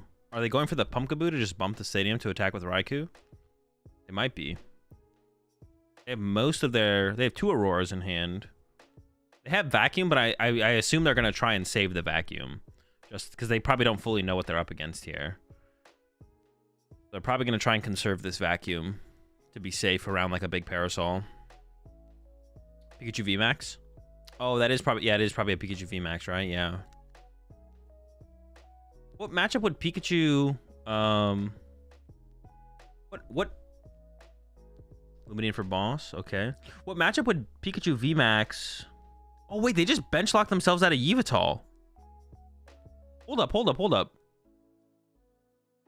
What happens if? Oh no, we have Lumineons. Okay, we're safe. I was like, wait, hold on. But yeah, we can put the Lumineons back in the deck to gain access to Yveltal again. I got scared there for a second though. Retreat Tempest Dive seems fine. Oh yeah, just do that and bump the stadium. Sure, yeah. Well, now we have to get Lumineon out of play though. So now well, no, but we can't get Lumineon out of play unless we play the vacuum. I guess we can bump it and then we can get Lumineon out of play to make room for. Oh, they're just committing to the Raikou play here. Okay, so they are gonna play this vacuum. But if they play this vacuum and then the Duraludon player actually plays Big Parasol, we just lose if we can scoop up net one of these other Pokemon. They discarded off Aurora. You're supposed to, even with Sinnoh in play.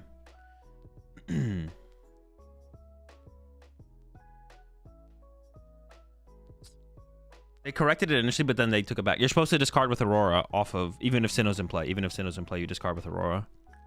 Okay, so we're burning the vacuum here. So Big Parasol is like a play now. If they play it. They play the VMAX, so I don't know if they do. Also, there's 2 Auroras gone now. So the potential of the Yveltal attack, I don't even know where we're at with that. All right, another dead top deck. But the Duraludon can't be punched, and there's no bench space to work with, which is the big thing. So that's more time for Duraludon here. What is the energy cost on Duraludon? Is it Metal Fighting? There's a pass. He plays Special Dark, right? Maybe. They played. I think they played Heat Energy, right? So they play Heat. They might also still have Special Dark. We can take a look through here.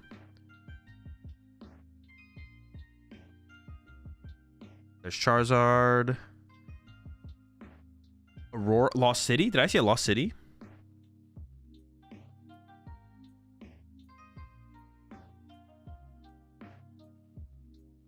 That is a Lost City. I see Yveltal. I don't see it hiding though. Wait, how does the canceling cologne? Oh, you could go canceling cologne, choice belt, quad powerful, right? And that was your way to KO a Duraludon? Or am I misremembering?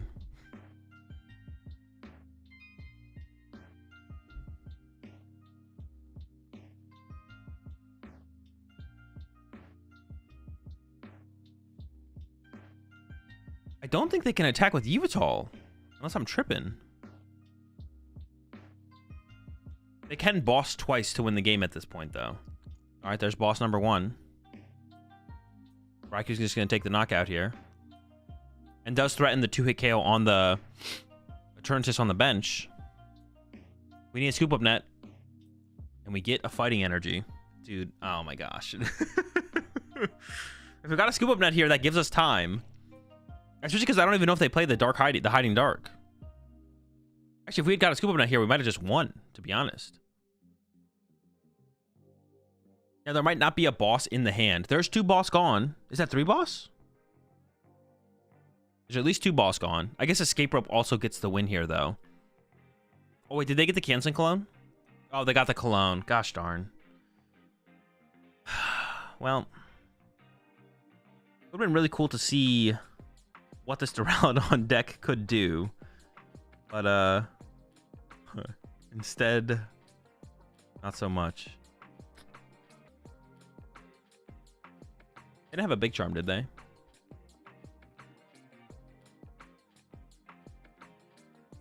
Lugia 3 by attacking with Raikou. Yeah, the Raikou attack was definitely questionable for sure.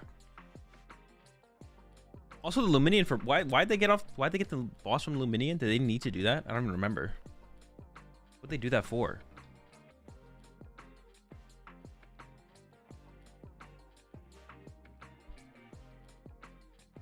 All right, we can.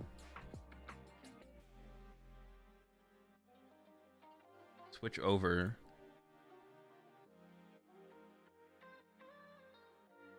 Real fast. We got another tournament going on over in the Philippines. Top 8. Terapagos versus Charizard. It's not looking good for the Terapagos player. They also popped a Nor on their last turn.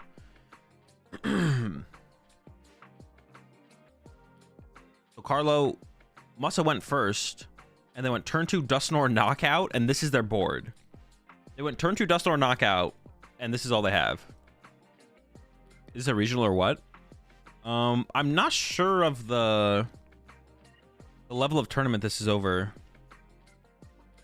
What is it? Where's this in the Philippines? I'm not sure what the level of tournament this is. I'm not sure if it's... I think it might be like region, like effectively a regional for them, I think.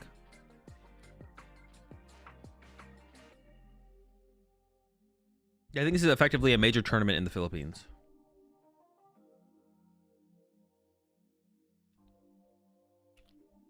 Wancho said it's like their nationals. Their nationals at the beginning of the season? They're gonna have more tournaments of this size, right? It's got to be like a regional caliber.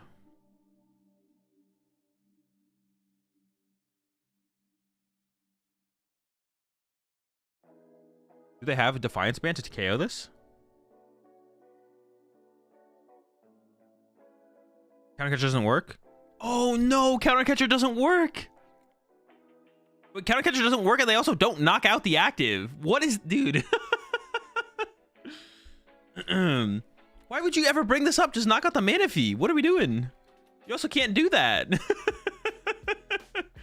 I don't know if they're going to catch it.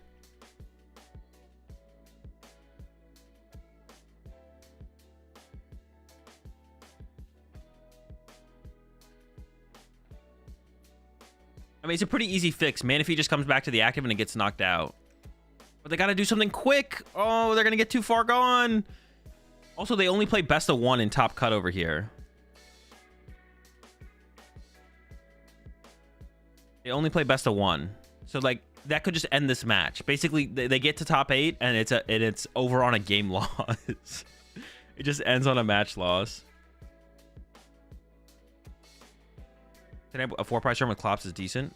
No, it's a terrible attack. You never punch the Terapagos here. Punching Terapagos here is literally trolling. You only want to be taking 1-hit KOs. There's no reason to ever take a 2-hit KO. You should just punch this Terapagos and then 1-hit KO Terapagos is after that. Yeah, every attack should lead to a prize card. Every attack should be a knockout.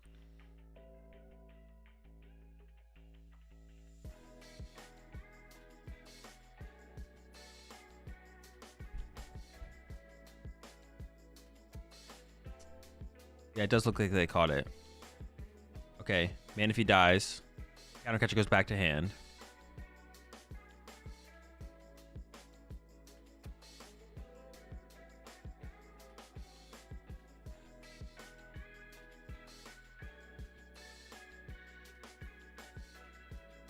I mean, it shouldn't be too hard of a reversal.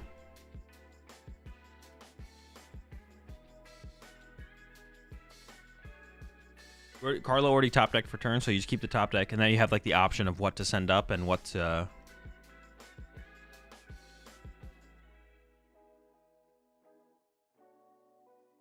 I don't know what they got off the owl.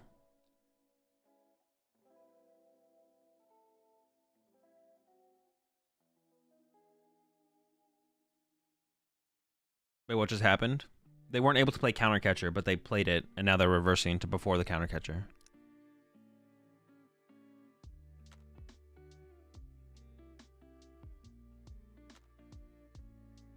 So it should just become knockout on Manaphy and then proceed. There might be some further penalty. I guess you should technically change the top deck because you don't want them to have the top deck information before they promote. Yeah. Would this be a DPL in America? I think the answer is sometimes. The answer is sometimes it would be a DPL. What happened in China? It's still going on. We're just in between rounds. So we're tuning into this tournament. But by the time this round is over, the next round will be up on the tournament in China. Makes sense, but why would you hit Terrapagos? What would you hit for Terrapagos anyways? They thought they had a one-hit KO. I don't know, maybe they were playing for like a 4-prize tournament. I don't think that ever makes any sense. You should always just take the 1-prize knockout. Because Dusknoir, it's better to use Dusknoir to threaten Duskulls and Hoothoots and Pidgey than it is to use Dusknoir to clean up a knockout on a Terrapagos. So it's better to always just knock out the Manaphy instead of punching a Terrapagos, knowing you'll have to use your Dusknoir on the Terrapagos on the following turn. Having your Dusknoir around to threaten their Duskulls and their Hoothoots is just it's just better. Or even just saving your Dusknoir to put you in Briar range to win the game that way as well. I don't think ever punching a Terrapagos and then Dusknoir at next turn ever makes like any sense to be the play.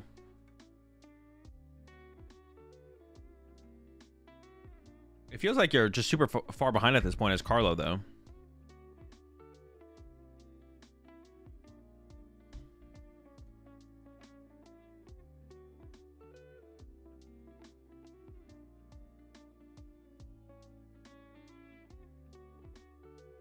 Now they're putting... I mean, this feels like pretty bad for Terrapagos, I feel like. How could they win this? How do you win as Terrapagos?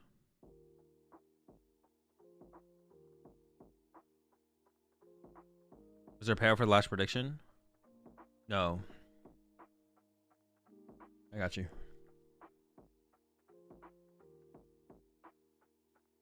Unless I mess it up. This game seems winnable.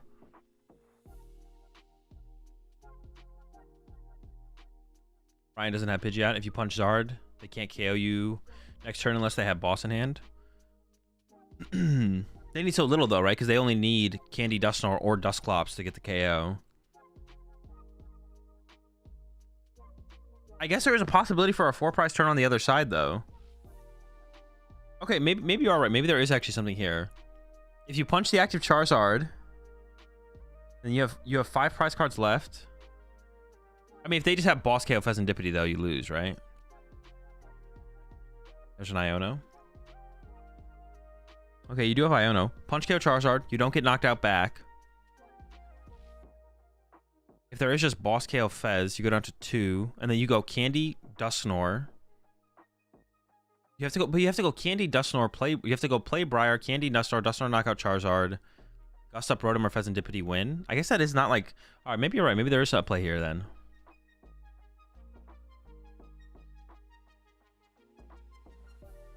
Or maybe I was underestimating Terrapagos' power. They whiffed double turbo though. Okay. Now it should be game, right? As long as there's a play here on the other side. If there's a knockout. If we have a KO on the other side, we should just win. Oh no, because you could draw 3 prize cards though. You could go... Well, no, you would need Candy Dusknoir. If you had Candy Dusknoir, KO Dusclops, attack with Charizard, go down to 1, then you're out of range at that point.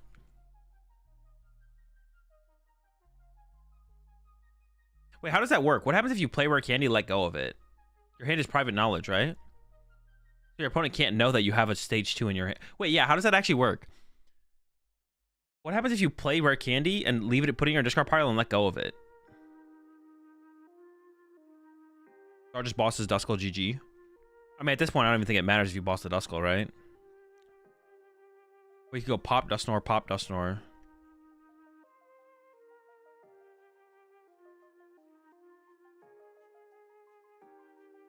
I feel like you have to have a judge come check if their hand has a legal stage 2. That seems reasonable to me, but it does feel a little bit weird. You'd have to get a judge involved on like a play like that. Okay, so they have Candy something here. So it could be Candy Dusknoir, it could be Candy Pidgeot. I feel like Candy Dusknoir probably seals this game, right? You KO their Duskull probably, and then knock out the active, go down to 1. But also Pidgey...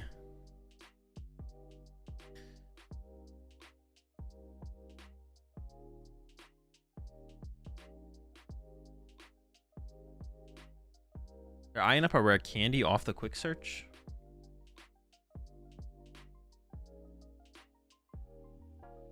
Is the last card in their hand Dusknoir? I mean, if you draw 3 prize cards this turn, this seems unlosable.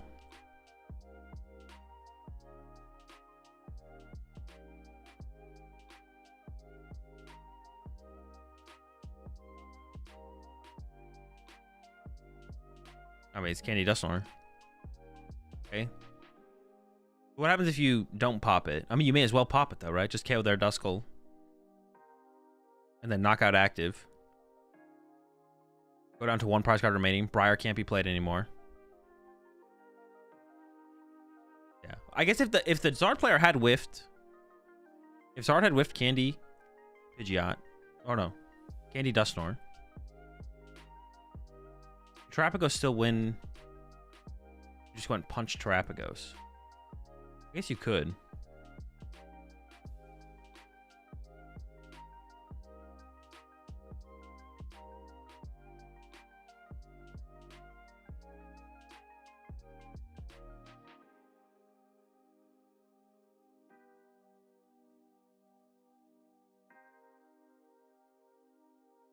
Alright, down to 1.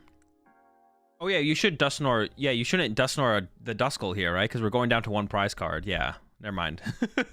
We definitely should have... Honestly, removing Hoot Hoot is probably the better play. But there's the Candy Pidgeot there. Yeah, if we're going down to 1 prize card, they can't use Duskull anyways. Well, I guess they theoretically could to, like, tie up the game in some weird situation, right? To go for, like, some kind of weird sudden death play, I guess they could. But yeah, it's probably better to get rid of a Pidgey or a Hoot Hoot. I would say it's probably better to KO Hoot Hoot than a Pidgey here. It shouldn't matter one way or the other.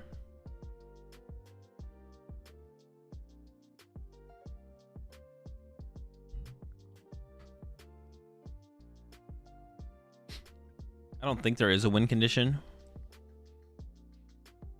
Not that I can, not that I can see, anyways.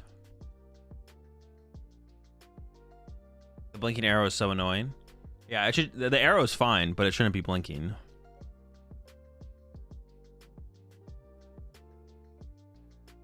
The arrow itself, though, is fine.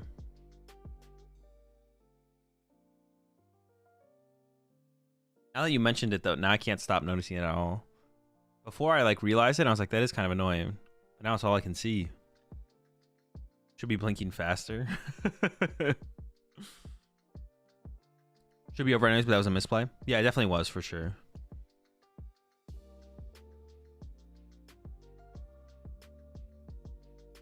I'm trying to think if this is even worth watching anymore. Well, we should at least go check the other tournament. I doubt they're into the next round.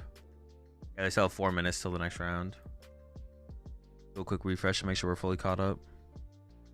We're a minute behind. Okay. We can watch the end of this game then.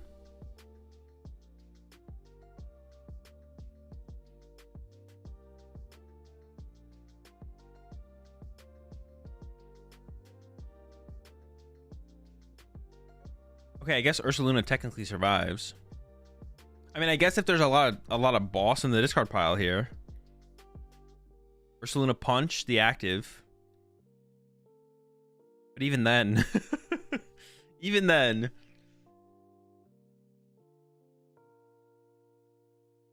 I guess if they have 1 boss in the discard pile, the second boss could be prized. Okay. This tournament is a major in the Philippines.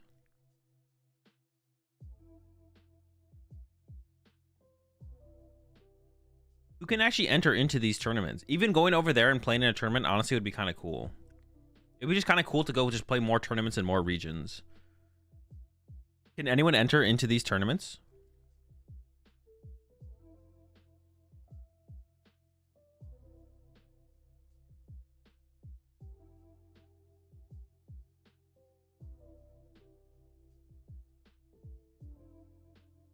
No, this is not China. There's 2 tournaments going on right now.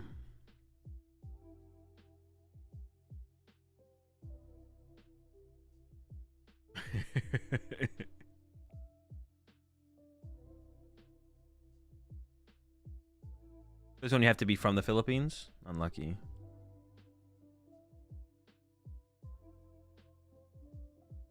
Lottery system? Bro, that stuff's so cringe. You need proof of residence to join SEA tournaments? Bro, that stuff's so cringe. Why can't just anyone play? Why can't we just make it so anyone can play?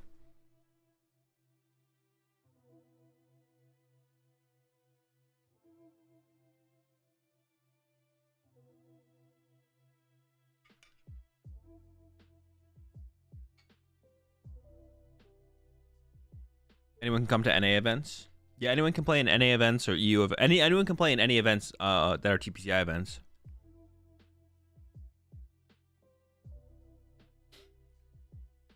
Why is Carlos still doing all these actions? Because you might as well. What else are you gonna do? You either do this or you concede. So you might as well just play to the last possible action.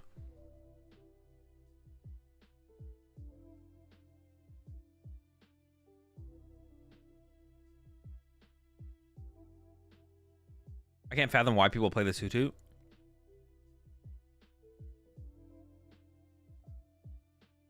I mean, the other one makes like a little bit more sense, I guess. What was Tord's argument for the other one? To make them think that you play Jet Energy? I don't know, I'm trying to peep that hand.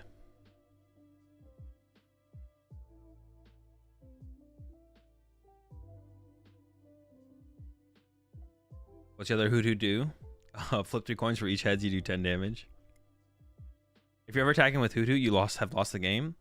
I could see a situation where knowing your opponent's hand matters, though, right? That could matter. All right, just a pass. I mean, Charizard might not be able to win this turn because of the bring up Charmeleon pass, but yeah. Carlos' only route is stall Charmeleon. Yeah, there has to be like no Turo or Super Rod. I mean, no of a lot of things. The other one would make Jet make more sense. Yeah. Make your opponent think you play Jet, I guess, as well. But I don't know. I could honestly see you being more likely to attack with the one that can see your opponent's hand than the other one. Triple Peck is relevant damage with Vitality. It sets up 2-shot on Drago, and versus Drago Temple, it kills Cleffa. True. Honestly, yeah. Yeah, the Triple Peck. Get him in there. Broken. Let me see the hand, though. Let me see what you got in there. Sometimes you just want to know, too.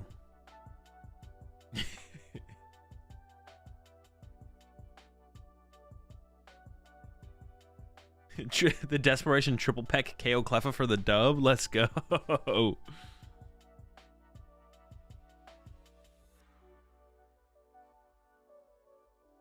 Kills is a strong word. No, the Cleffa's dead. Like, they have to physically remove the Cleffa from their deck and go get a new one. Like, you can't play with that Cleffa anymore. I think that would be a fine rule to implement.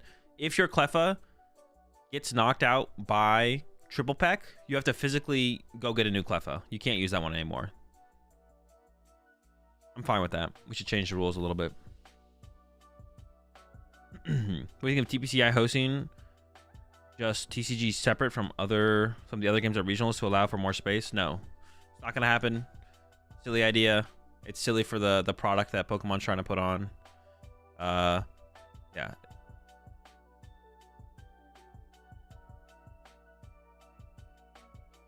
Well, hey, now we're going in. Wait, why didn't we do this last turn? What changed this turn? Wait, we could have done this last turn, right? Am I trolling?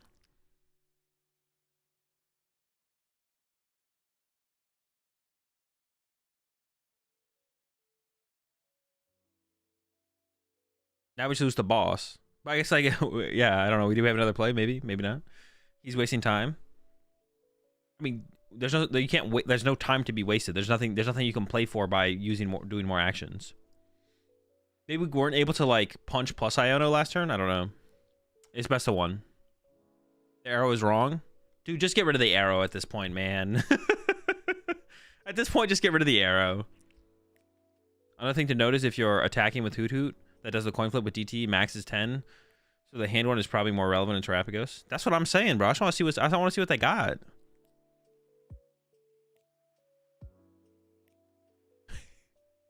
Flex the second Zard on him too. Jeez, chill. Maybe just showing him that he had it anyways, no matter what you did. Yeah, you were cooked no matter what, buddy. Good luck in your next round. Oh, actually, no more rounds for you. You're done. All right, next tournament. The best one is so cringe, bro. Every time I watch it, I honestly just feel bad for the other players. I guess I wouldn't feel bad if I heard from the other players that they like best of one, but I'm pretty sure every time I've heard from a Any of the players who play in Asia, they all say best of one sucks. Well, hold on. It definitely sucks in Top Cut. Best of one in Swiss, I could see an argument for. Best of one in Top Cut has to be miserable. You can't make an argument for best of one in Top Cut ever. But no one would. No one would. No one would ever be like, no, I think best of one in Top Cut. I think that's optimal. I think Japan has figured it out. Or you know, I think all of Asia has figured it out.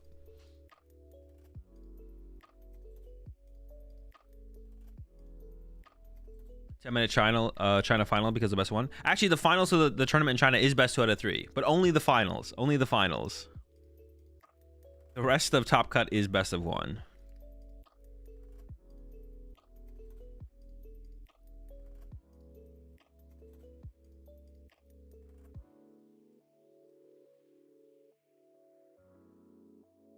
Best of 1 sudden death. Top Cut 5 minutes.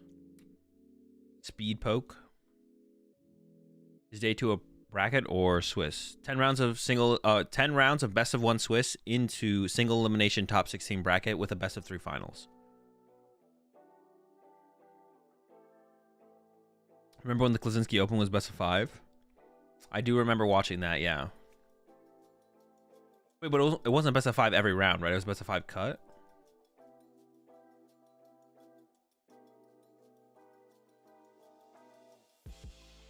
Get ready for an influx of new players. MTG just made a huge announcement that has killed tons of players' constructed event interest. What they announce? Dude, I'm down, bro. Everyone just should come to the better game. Well, I don't want to say Pokemon is the better game. Pokemon has the better infrastructure, growth potential, and even though we complain a lot about TPCI is definitely moving the Pokemon competitions in a direction that is overall like positive from a growth aspect compared to like every other game that is out there. So the Pokemon TCG itself isn't like, it's just a different game. Magic is cool. I like playing Magic, but everything else going on in Pokemon is just better than any other game out there right now.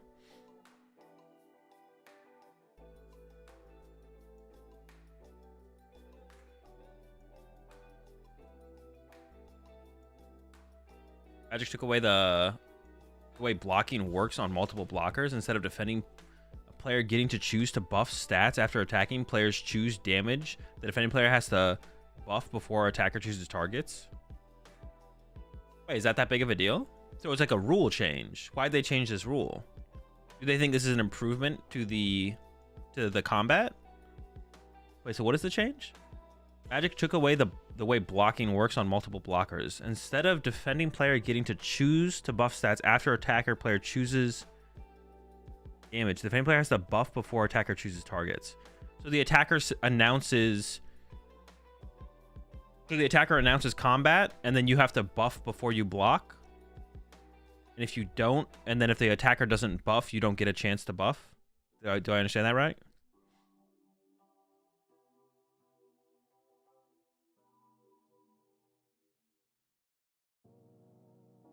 This change was announced a long time ago. No idea what he's talking about. Their universe is beyond set. Marvel, Final Fantasy, etc. We're just going to be in limited formats, but now they are saying it will be legal going forward for all the formats. So we were told like 3 years ago that wouldn't happen. So wait, now it's like just like a massive. Now it's just like a massive format or something. Every. Did all the formats just get a lot bigger?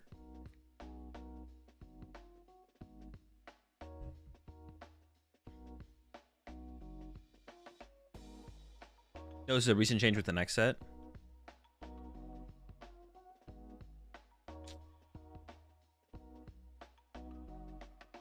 Six sets every year. 3 are going to be original Magic IP, and the other half is crossover stuff. But all will be played in the same format.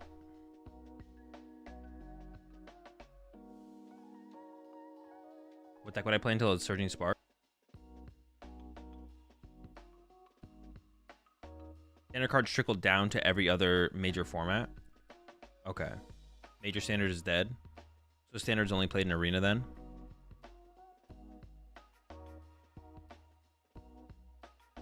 It's like making half the standard Pokemon cards from Neopets. Interesting.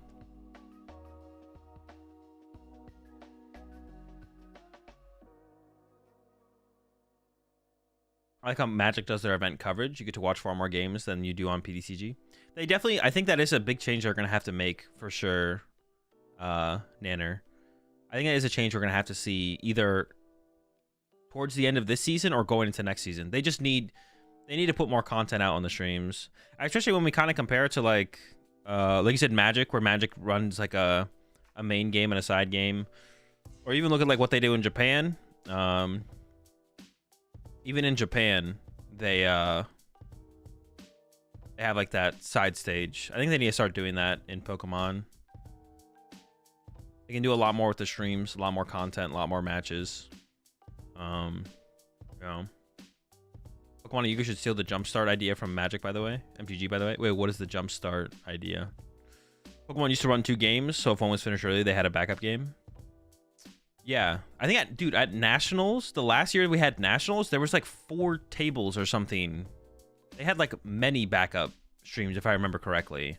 Well, also with that though, Kieran, it was like back then though, there was if I'm remembering correctly, there was the main stage, and that switched between games throughout the day, and then every game also had a side stage. So when you were on the main stage, there was also the side stage playing at the same time. So sometimes there'd be 2 games playing at the same time. If I remember correctly, there used to be like a main stage stream and then a side stage area as well. I don't remember exactly. They used to do it different back in the day. But there was also a point where there was only the mainstream, and they split up the mainstream time with all 3 games or something like that.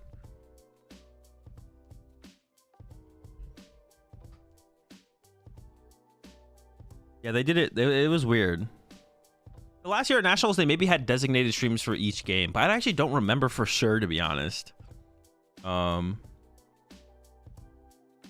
They need to have like a side stage now. At this point, they need to start thinking about doing the side stage stuff, though. I don't even know if they need it. I don't even know if they need it for VGC, because the VGC stuff seems to like be a lot more timely, like round after round, keeping the matches going.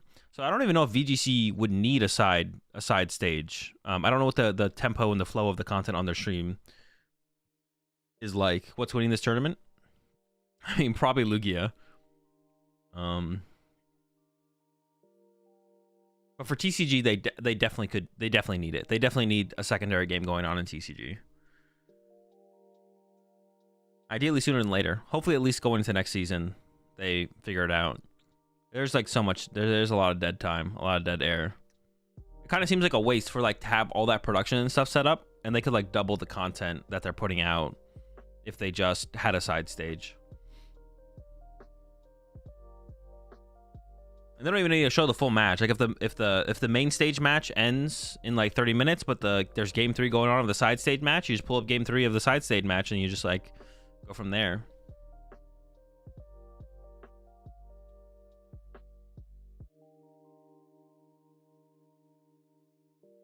You also need to start streaming from round 1. I don't hate that they start at round 4 in day 1.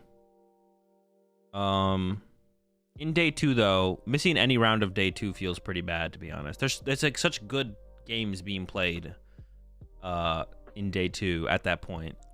Because you can just like take the 2 undefeated players on round 1. Day 1, I'm a little bit less yeah.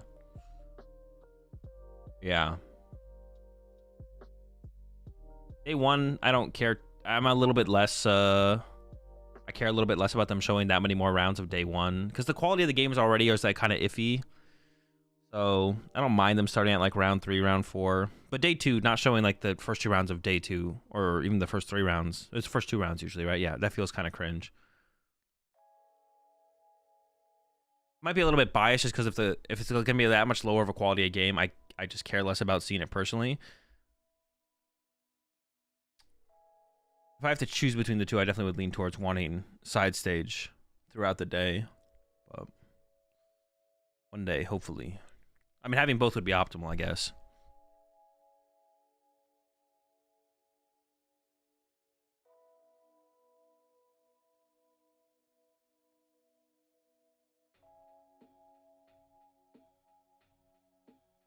The celeb matches here in here for rounds 1 and 2. Only rounds 1 and 2. I think we maybe saw. Did we see the player in the yellow hoodie earlier? Or yesterday? Probably not.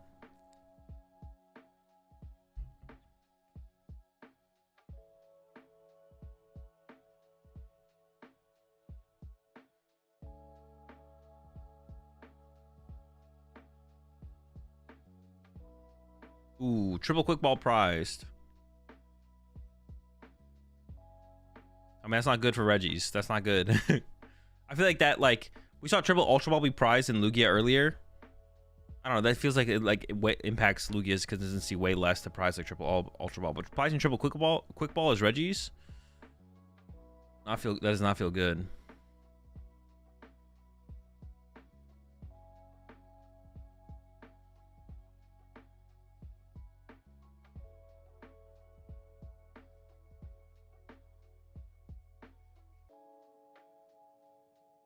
Oh, it's the more Pekko. More Pekka. Oh, wait, this is just like an auto win, right? Wait, hang on, let me get the prediction up.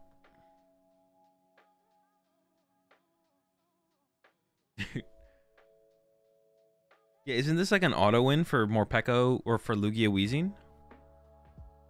Alright, already off the rip, they found a couple Reggies. Quick balls are almost like a bigger deal just for getting the energy in the discard pile, though.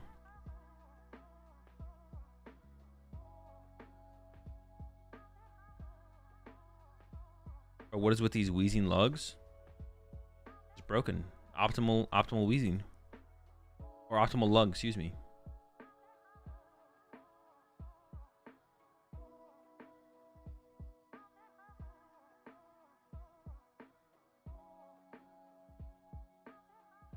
I wonder if it is actually the best way to play.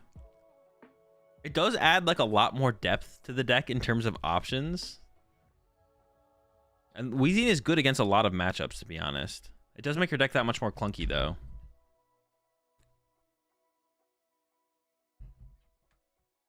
Didn't we see this yesterday? No, yesterday we saw Reggies versus Eternatus. Do they have an Aurora? They have an Ultra Ball. They can go with the Lugia V, probably.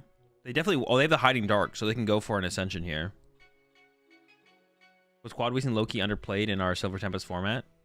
No, I don't think so. Dude, I think Rowan played it to, like, every event. And, like, didn't he... I don't even know how often Rowan even made day 2 with the deck.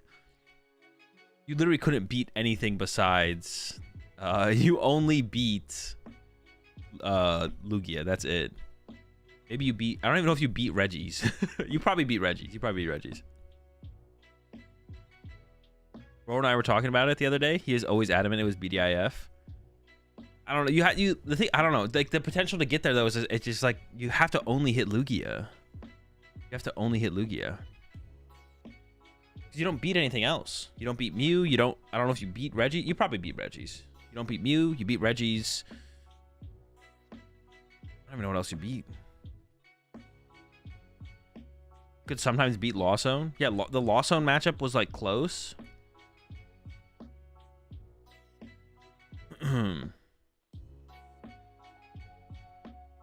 Interesting they went with this Arena instead of the Marnie there. They do get the Weezing out, which is like a big deal.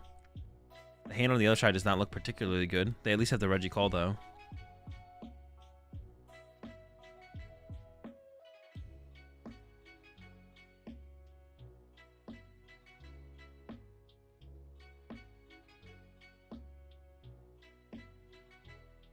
I'd have to go back through the okay,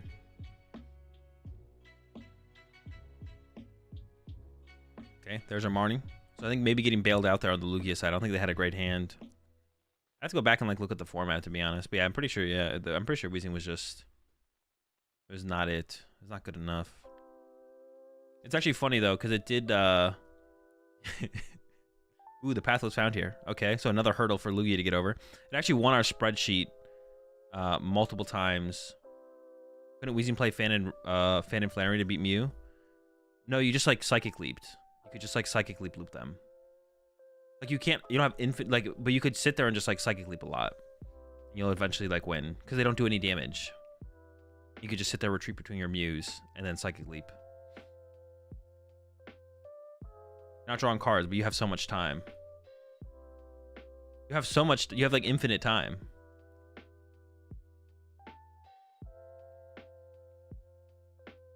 And you could sometimes catch a Coughing on the bench in the early game. Also, you would get, if you went first, you get 1 turn of Genesect. How did it win your spreadsheet if only beat Lugia? Well, I mean, you had matchups against other stuff. You obviously didn't like lose to everything. It won the spreadsheet almost every single time in the Lugia format. We eventually took it off the spreadsheet. We invented, because of wheezing, we invented a term, which was the wheezing. It was 90-10 into Lugia. We maybe even set it higher than that. Yeah, we invented the term wheezing because of wheezing. And then there's been other decks that have won the spreadsheet sometimes. And we're like, this won the spreadsheet, but there's no way this is correct to play. This is definitely another wheezing. This is definitely another wheezing moment. So we're like, even though it won the spreadsheet, we're not playing this deck. We know we're getting wheezing here, and it's not the correct play. Rabbit and Thorns are wheezings. Well, we overrated how good Thorns was when it won the spreadsheet, though. It shouldn't have won. But yeah, it's basically the same thing. Thorns is better than wheezing, though. Thorns in formats where Thorns has been good is better than wheezings.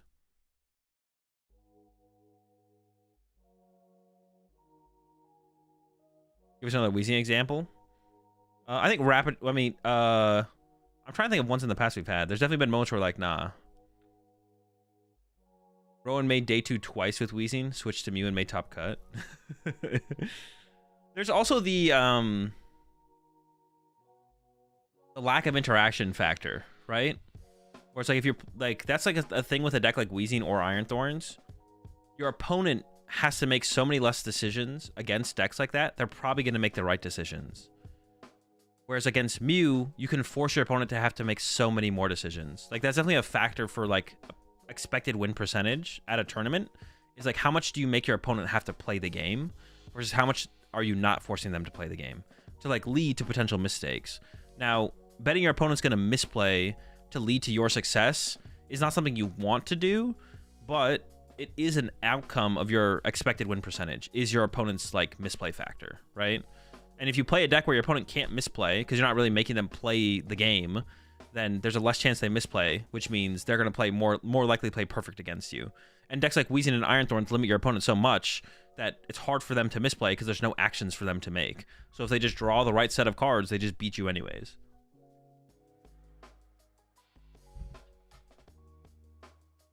Is this why you say Bolt is mid? Yeah, it's linear. I mean, the like Bolt's biggest.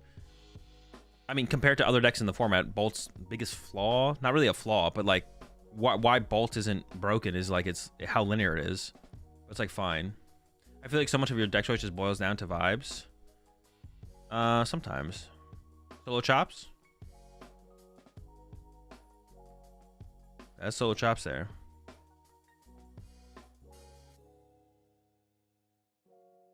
I played versus Lugia at the challenge today, who played a 3/3 Cinchino, Flutter 2 Jamming Tower, and 17 energy, and he drew perfectly. Wait, what did you play, Grant? Did you play Bolt?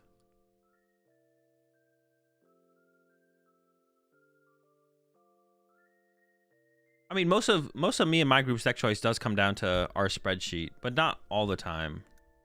Oh, there's a knockout on the Regi, but now the Weezing's not in the active, so we didn't get the more Pekka play, and we only have one chops. There definitely is just like a possibility for Regis to take over the game here. If we get Lecky one hit or like even boss KO one of the 2 Pokemon off the bench, if we boss KO chops, that would be pretty tough to pull off. Ooh, there's 3 Ordinary Rod in hand. Yikes. And I think we have to research here. I mean, getting the Aurora in the discard pile is pretty nice. If we can get Choice Belt, Lecky, Scoop Up Net, and KO this Lugia, we're in a pretty good spot. Ooh, are we though? Because then Weezing gets pushed. And well, if we can find a Gust after that, I guess we'll be okay. I guess I don't know what the Gusts really look like in this deck, though. Yeah, we're going to lose on a lot of Ordinary Rods here. Unless that is a Marnie in the hand. We could just go attach active plus Marnie. But then we're way less likely to actually set up the knockout here.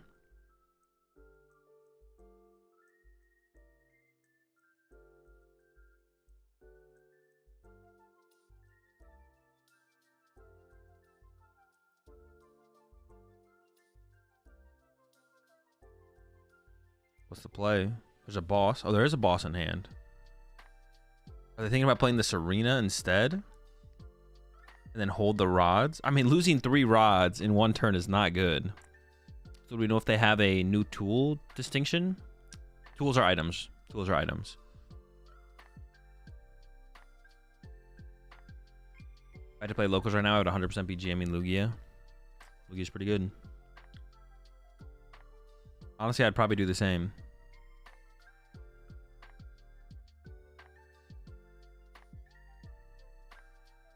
They need a rod for the rods? Yeah. I tried at locals right now to show up as late as possible so people don't put Temple/Thorns in their decks. That's a good strategy, though. If I rolled up to a cup and you were there, Kieran, I would definitely put a Temple in my deck. You're getting Tina promoed for sure. I think they whiffed. I think they whiffed the attack here. Unless the heavy ball. No, I don't even think with the heavy ball it's not gonna do anything. There is a couple things prized, but I don't think we have access to 5 Regis here.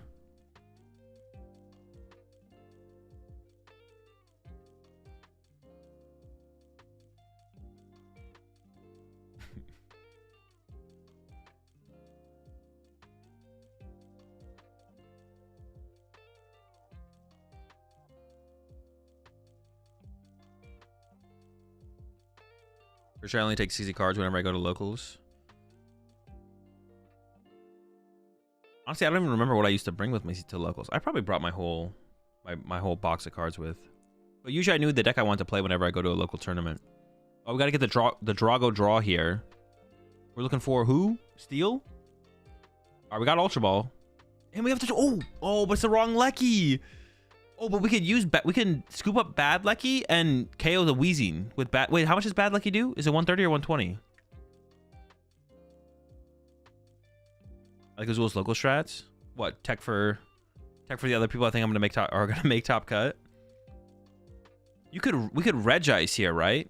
Oh, they got rid of the scoop up net. So now we're attacking with the active. I guess some of what we're attacking with here... Oh, they played Bad Drago, though. So I guess that makes a little bit more sense to probably attack with the... Makes a little bit more sense to attack with the Drago here, I guess. Because we have more Dragos and we're down so many rods at this point. Oh, the not going strat is optimal? Yeah, true. Not going is optimal. Appreciate 2 months there, Dr. Delicious.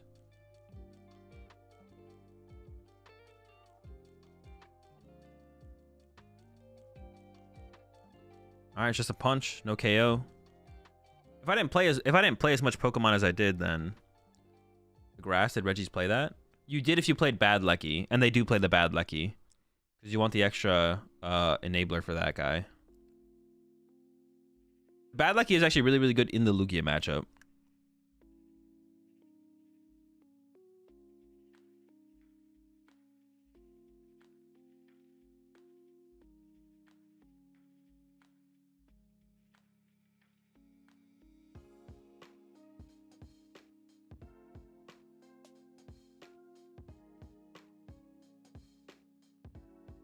Was Bad Drago for Goodra/Dura or something? No, you need it for Lugia matchup. You need Bad Drago for Lugia matchup. The Lugia matchup is bad if you don't have Bad Drago. Because you need to set up... What was the reason? You need to be able to KO Lugia V. I remember I tested Regis against Lugia so much that format. And Lugia wins if you don't have Bad Drago. Or no, yeah, if you have Bad Drago, you're favored. If you don't, Lugia is favored. I don't know if you can beat Morpeko Wheezing Lugia, but that's like a different story. Against normal Lugia, if you don't have Bad Drago, you just lose. You don't just lose, but it's like 60-40. It like flips it the other way. And it becomes 60-40 Regis if you have Bad Drago, and it's 60-40 Lugia if you don't.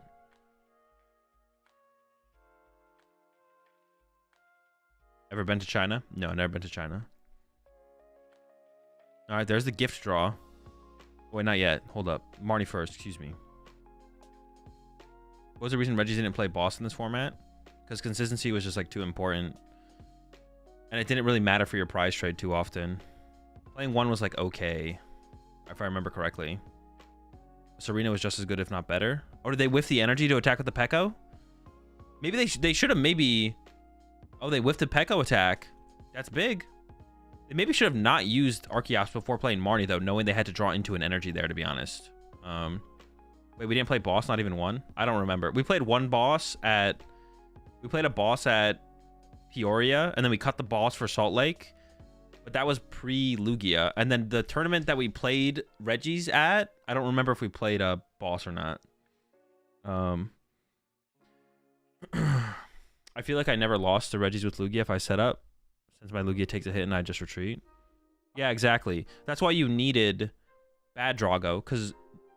Well, how much does Bad Drago hit for again? Bad Drago hits for... Is it 260? Because Bad Drago can KO... 250? What was the reason? Dude, I swear there was a reason. It can KO Lugia V if they have Dunsparce. 240.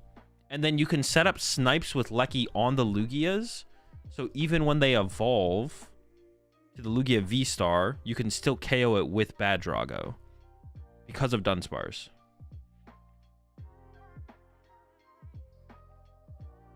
It was like having the extra damage to be able to actually KO Lugias. Oh no, because you can put Choice Belt on it, right? So they have Dunsparce in play, you snipe 20, and then you go Choice Belt, Bad Drago, knockout. I'm pretty sure that's the reason. Otherwise, they just get too much value. Can Lugia play Manaphy? Yeah, but you don't have bench space for everything. You can't have Pumpkaboo, Dunsparce, Manaphy, Double Chops. Yeah, you can't have everything. You can't have everything. Like he sniped 40, right? Oh, did it really? Okay, yeah, it sniped 40, so it did set up the math perfectly then, yeah.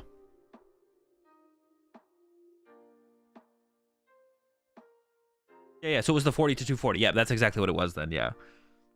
The Bad Drago was good for the Lucky, or Bad Drago was good for Lugia, because it like gave you a way to be more aggressive at KO and Lugias. Lugia was still favored though? Nah. Slightly favored Regis. With Bad Drago.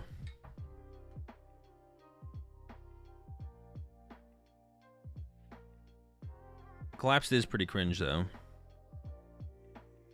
Isn't that the wrong Lucky though?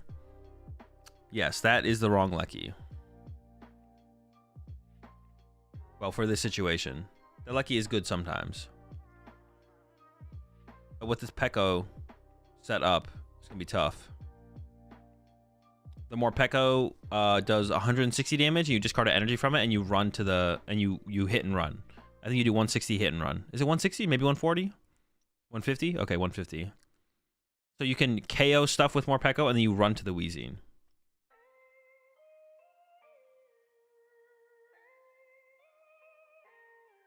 It does have to discard an energy off itself, yeah.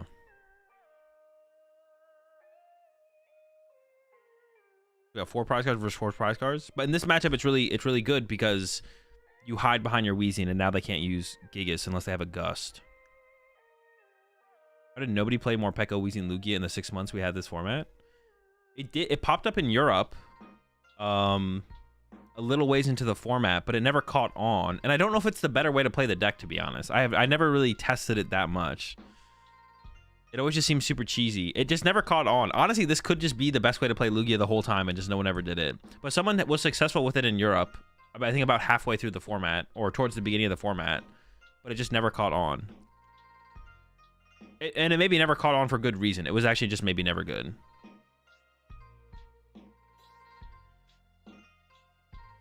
We're back to LSC when Bradner said if you aren't playing 3 Choice Belt and Lugia, you are trolling. Bradner is always Bradner is always overconfident with whatever 60 cards he is currently playing. No matter what the 60 is, it's the perfect broken 60. And there's no way you could play anything else until next tournament where he's playing a different 60 cards. And then that's the new broken 60 that you would never change a card in ever until the next tournament.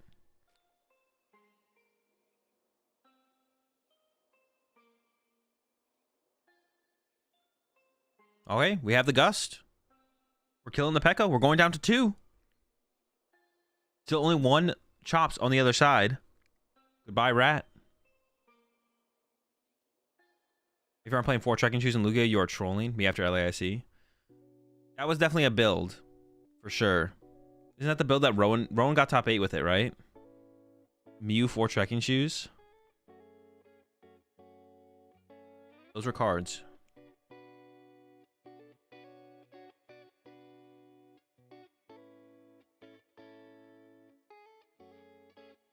I'm playing Flying Pikachu in your Mew VMAX, you're trolling, dude.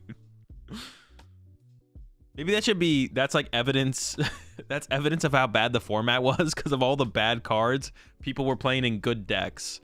You had Shoes in Lugia, Flying Pikachu in Mew, Bad Drago and Regis. That's just a sign of how bad the format was. How many bad cards we were all playing in the decks.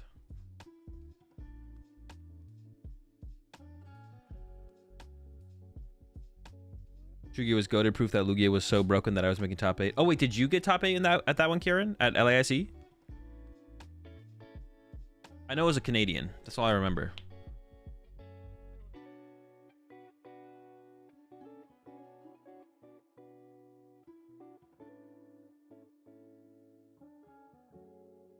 You play Flying Pikachu and Lugia too. That is true, yeah. Bro, 1 week versus 2 Regis that tournament.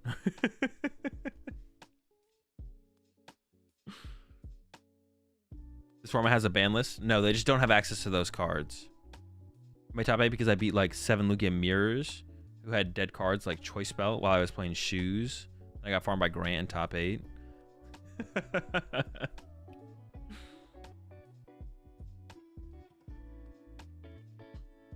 But then you top 8 Toronto as well, right? But you switched to a normal Lugia list.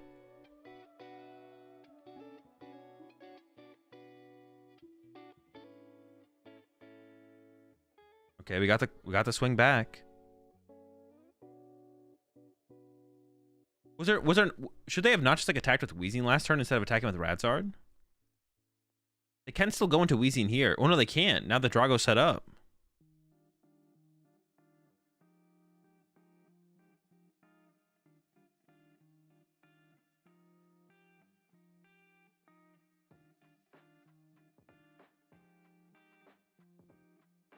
Flying Pika with Parasol, the Regis couldn't even Regis attack you? Broken. I'm locked. I'm already at next tournament. Alright, goodbye Radzard. Going down to 1. We got a hiding... Dude, where are the judges now, bro?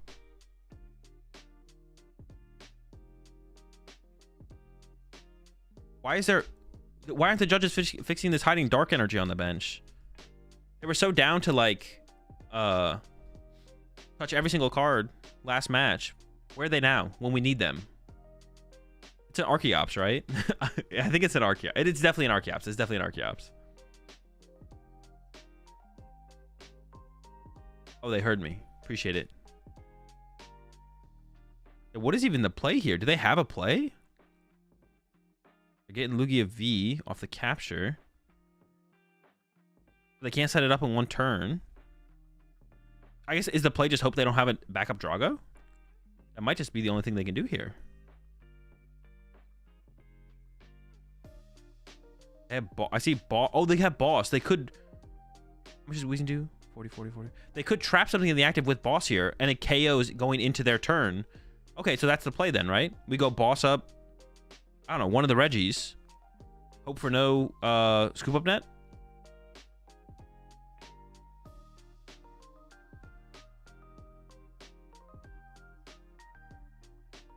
Don't boss the Lucky. Oh, the scoop net in hand, though. I see the scoop net in the hand, so the game is basically over then. Dude, boss up Regice, I think. Sure, Regidrago works as well, I think. We don't want to attack with Luminion.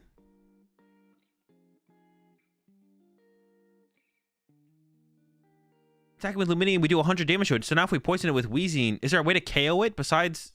Well, the scoop net is there anyways, but that play never makes sense, right? Because then the active Reggie has 30 HP left. So if we go push up Weezing knockout, they get a turn to attack us. They had to just bring it up and poison it there. I mean, they had the scoop net anyways, but we needed to just go... Yeah, we need to just, like, chill.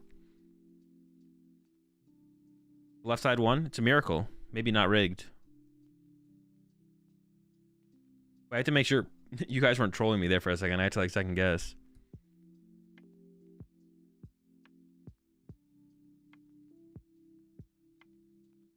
Usually the 74 months there. Lock. Won the auto loss. I mean, it's probably not a terrible match. Well, they only got out 1 chops. It's probably not a terrible matchup depending on how much Gust you play. But that is the big question. How much Gust do you play? Because if you can kill the Morpeko pretty early on, like we saw, then it's like hard to do anything from there. Like you can't like use Morpeko again. Well, unless you play 2 Morpeko, I guess. I don't think the deck plays 2 Morpeko though. Although we did see that other Morpeko Lugia list play Thorin. We did see the Thorin.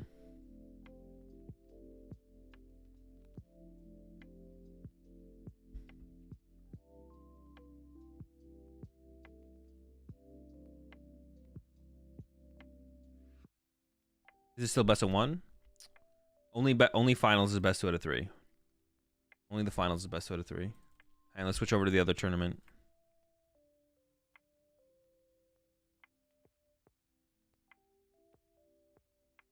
Five minutes till next match. All right, well, I guess we'll hang out over here because it'll be coming up soon.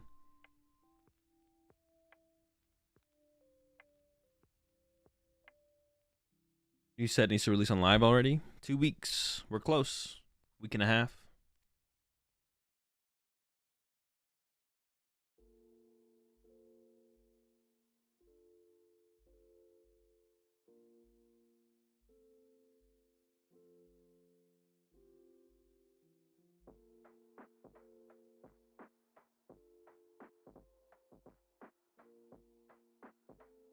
Did the Lugia player have Stoutland in deck to possibly go for the 2 prizes on the Regidrago? Oh, they maybe did. That might have been the play they were playing for, actually. I forgot about Stoutland. They maybe had Stoutland left, yeah.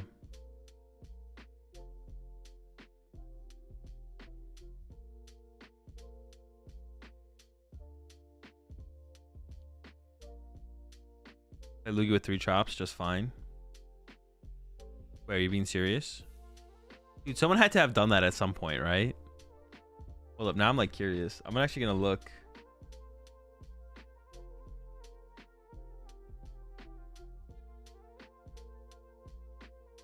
There definitely has been a moment where someone rolled up. I'm going through like every past tournament. Someone has to have done it.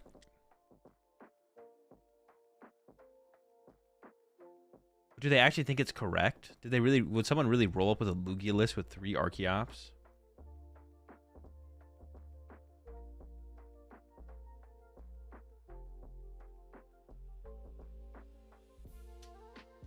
I think in the broken Lugia times, there definitely was someone who did it. And honestly, it was more. It was like, I don't know if it was really arguable. Maybe more understandable. I don't think you'd really argue it. It's definitely incorrect, right? I think so. Maybe it's even based on prize percentages. But just opening the card, just having the card in your hand is just like so valuable.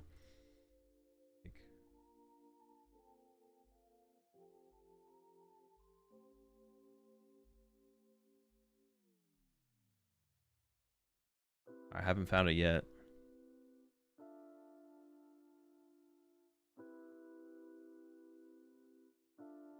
All right, this tournament might not exist. Feels like there had to have been a time where someone put 3 chops in their deck, but it's all 4.0s.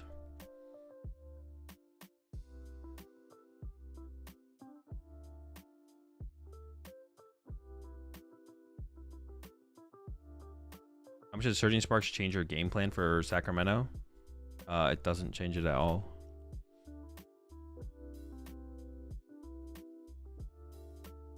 I unfortunately played 3 chops at LAIC too. Wait, what?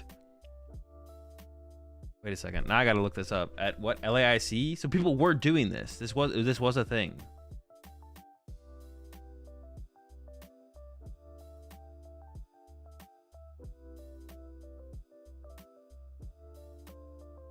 One that toured one. All right.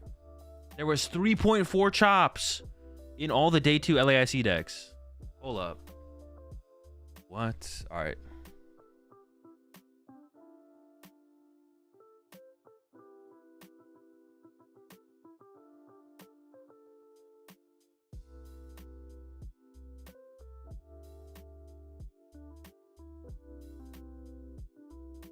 Ford, 4 chops.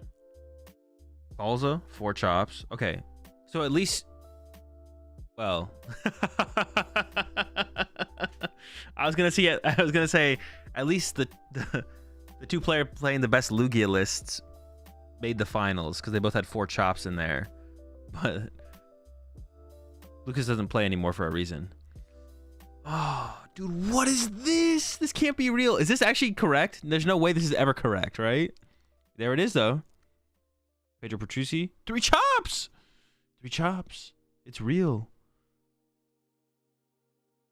Kieran, 3 chops. 4 trekking shoes, but only 3 chops? That can't be correct. I've ran the numbers. That's wrong. 3 chops with 4 trekking shoes? Holy smokes. Or 2 Lugia. I forgot about like the Lugia lines as well. 3-3. 4-3. Crobat. 4-3. Let's see. Let's go a little bit further down. 3 chops. 3 chops. Brian DeVries, 4 chops. Yeah, but Brian also had like the double Yveltal, right? Double Yveltal was kind of cool. I don't know about 2 hiding, 2 heat. No Raikou. I don't know about that. I'm not gonna say it. Hold up. I'm not gonna say anything. Crobat VMAX and 3 chops and Hyper Potion. Listen, y'all come to your own judgment on that one. All right, now it makes sense why Bradner didn't make cut. He's got 3 chops and 3 choice belt and 3 research and 3 Marty and 3 Serena and 3 Lugia V-Star and 3. I think Bradner just wanted to play as many 3-ofs. He's just a big fan of the number 3. Just literally wanted to play as many 3-ofs as are like actually reasonable. You're not gonna play 3 Raikou, right? That's silly. But 3 choice belt and 3 chops? Okay. We can work that. Dude, I did not remember that there was so much triple chopping going on.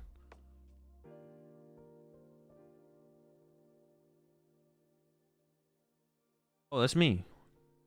Dude, look. This is just a sea of Lugia, bro. What the fuck? There's so much. Yo, the Greedent? Oh, I didn't realize people were playing. The Greedent was exposed all the way at LAIC.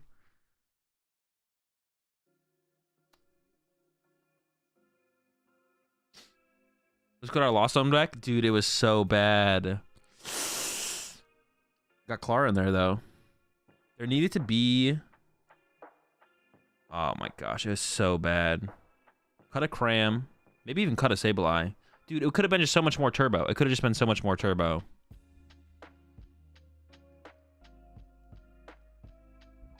So bad. 2 Rod. Well, you had 2 Energy Recycler, so the 2 Rod was fine because you had the 2 Recycler. The Clara was terrible. No, Raihan? Raihan was terrible. Raihan was good in the, like, the Rayquaza and the Raikou deck.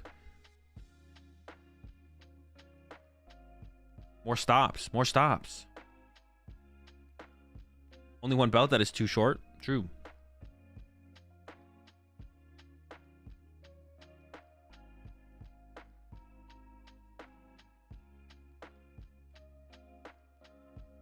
What was the killing for Lugia in that format? Like, what do you mean? What do you mean? What beat Lugia? 7 basics? No, there's 11. You ever watch your own stream matches for some reason? No, I hate watching myself. I hate watching myself and I hate listening to myself. I never do it. Oh yeah, we should have had Dragonite. Bro, Dragonite broke the deck. If we had Dragonite, free dub. If we had Dragonite and Zekrom. If you cut Clara... Maybe you cut the vacuum. You scoop it. I don't know. Basically, if there was Dragonite and Zekrom in here, that would LAIC would have been free. Ultra free tournament. Maybe Zero Aura. No, the way it should have lined up was it would have been Zekrom for LAIC, and then everyone plays Escape Rope and Birdkeeper, and then you play Zero Aura. So Zekrom was correct for LAIC, and then Zero Aura would have been correct for the next turn. Would have been correct for Toronto with double choice belt. Double choice belt, Zero Aura. Never lucky. I feel like Sander was supposed to win LAIC. Definitely. Sander had the best deck. Sander had the best deck of the tournament. Sander probably has a track record of having the... Well, Tord often has the best list. Sander often comes up with the best new archetype, more so than any other player, probably. Yeah, Sander comes up with the best new archetype more often than any other player. Except for, what is this, 2 Crushing Hammers? Get that out of here. Tord comes up with the best list more often than anyone else, but... Background with only 2 lightnings. We probably would have added another lightning energy. Like, from here... I can just check grants. You could just cut, like, a psychic, right? You can just cut a psychic, add a 3rd lightning, cut a cram. Maybe cut the captures, just go quick balls instead. More Pokestops. Does this even beat Lugia for real? It's fine.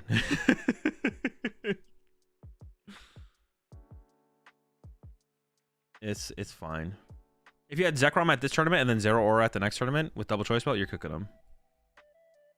Honestly, Turbo, a more Turbo build of this with double choice belt plus Zero Aura would have been pretty good, to be honest.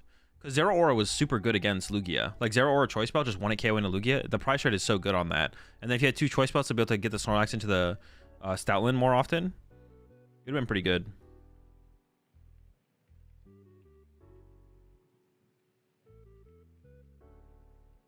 Some more turbo version of this kind of Lost Box would have been pretty good. Tord's on stream next.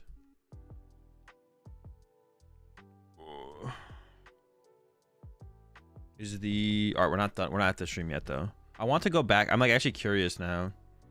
If we go back... Go back to... Where was LAIC? What did it look... Not that one. Let's go to a bigger tournament. What was the next American tournament? It was Toronto, right? Oh, there it is. What did the Lugia list look like here? 3-2 Lugia, sure. Yeah, 4 chops. No trekking shoes. Bradner had the Espeon, though. 3 choice belt. No Raikou. You didn't play the Raikou either, though, did you? I feel like the Raikou was the play. Oh, no one played the Raikou. What the heck? Everyone hates Raikou. Everyone's up to 4 chops at this point, though. Everyone's chopping it up. You could get 2 Lugia V-Stars probably fine, right? Raikou was always fake? Maybe. Smart played the Eldegoss loop. Dude, what the fuck is this, bro? What is this guy doing here? Now that's fake. 50 Lugia felt like the sweet spot. What matchups did you want 2 Lugia V-Star, though?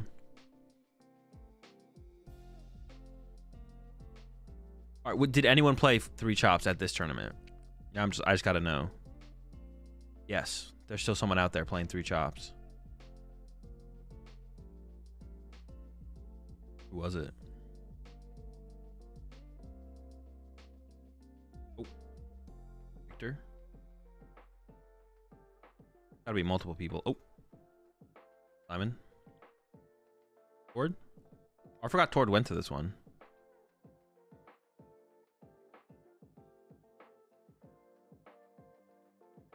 Dude.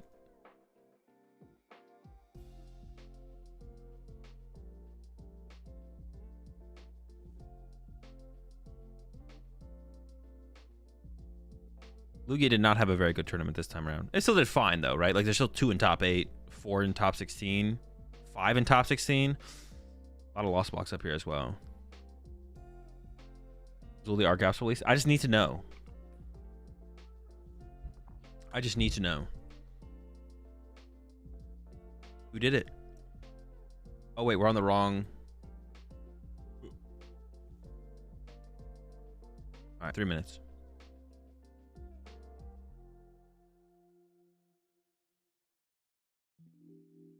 What is the Mewtwo in first? Mewtwo V Union.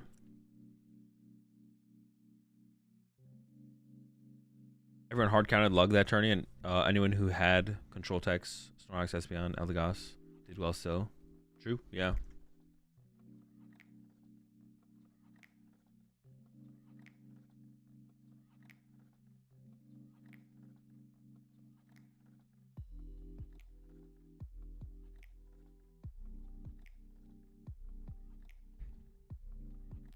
Wait, what? People play that?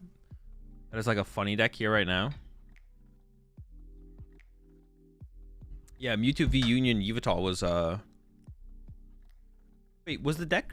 Why didn't the deck see more play after? Why did people start teching for it? Why did Piper win with it and then it just wasn't a deck after that?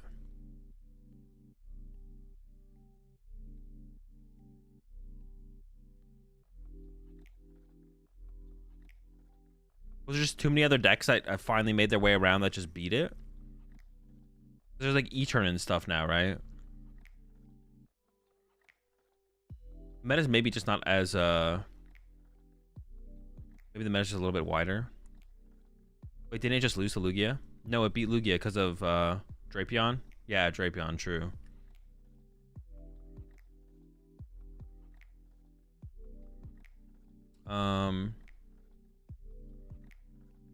Because of rating, that's what we were missing, Grant. I told this story yesterday on stream when me and you, the night before LAIC, we were trying to make Yveltal Mewtwo v Union work, but we didn't know about Radiant Gardevoir. So we had Radiant Greninja in there, and we couldn't beat Lugia. So we scrapped it and then played Lost Box. But if we had just found out about Radiant Gardevoir, we definitely would have played Yveltal Mewtwo v Union at LAIC.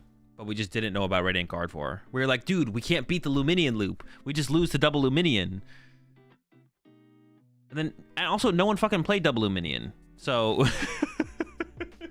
no one fucking played double Luminion either. We had double Luminion. We were testing against double Luminion because we thought everyone would play double Luminion in Lugia, and then no one fucking played double Luminion.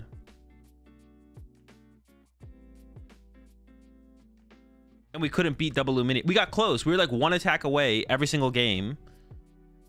But we just didn't figure out about Radiant Greninja, so. We made top 4 anyway, so it was probably fine. I mean, I guess. Dude, I don't know. Dude, looking back on those tournaments is always like... Man, there's so... It's really cool, though. It's like the cool thing about Pokemon. You look back on that tournament, and you're like, everyone's list sucked. Like, there was so much more potential for so many different decks. Like... Which is really the cool thing about Pokemon. The time you put in, you will be rewarded for it. You will be rewarded for the time you put into the game. Because look at like the Lost Box list that me and Grant played. It wasn't, I mean, it was bad. It was so bad. Like, I was trying to be like, how bad was it? It was bad. It could have been so much better. So if we just spent more time testing Lost Box, like, who knows what we could have played at LAIC instead, you know? It's like the really cool thing about Pokemon is like the time you put in, you truly do get rewarded for it.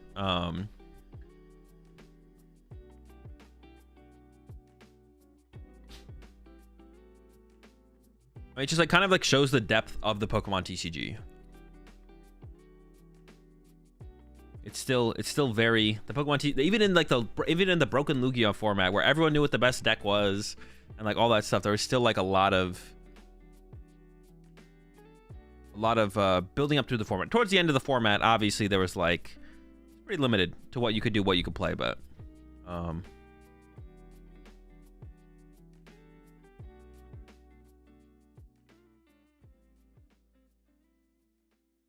that's why I like the LIC format this year. Because with a 4-month format, all the lists were super refined by the time TEF came out. 4-month format, all the lists were super refined.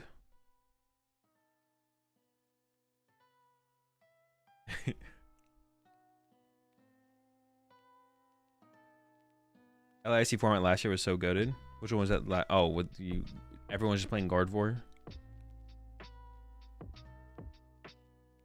Dude, I was so confident in the. Trying to ever get that format, I might need to buy a plane ticket. There'll probably be something off about it, but it'll probably be close.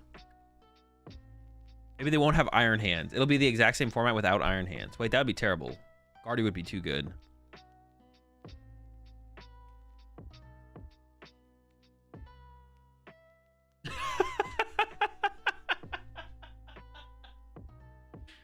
Dude, the timeout on Jake there is hilarious. YouTube moderation got him.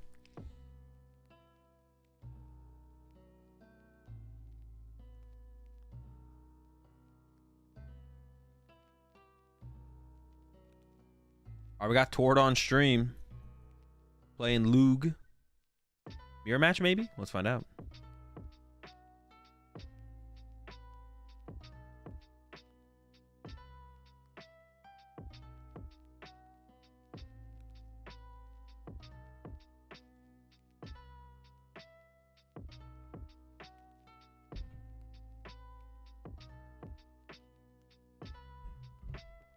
Ooh, the E-turn wheezing.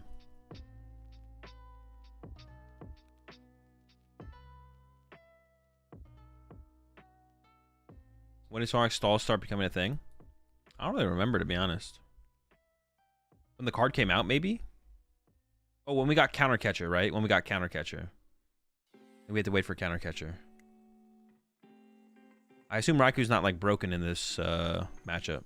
But it is prized. The boss is the important card that's prized, right? The boss is, like, the big card here. So both players are 4-1. I think someone in chat said that Tor tweeted out that he has to go 9-1 to make top 16. I guess that makes sense, right? 1,200 players. Seems okay. Seems reasonable. So X and 2 is not making cut.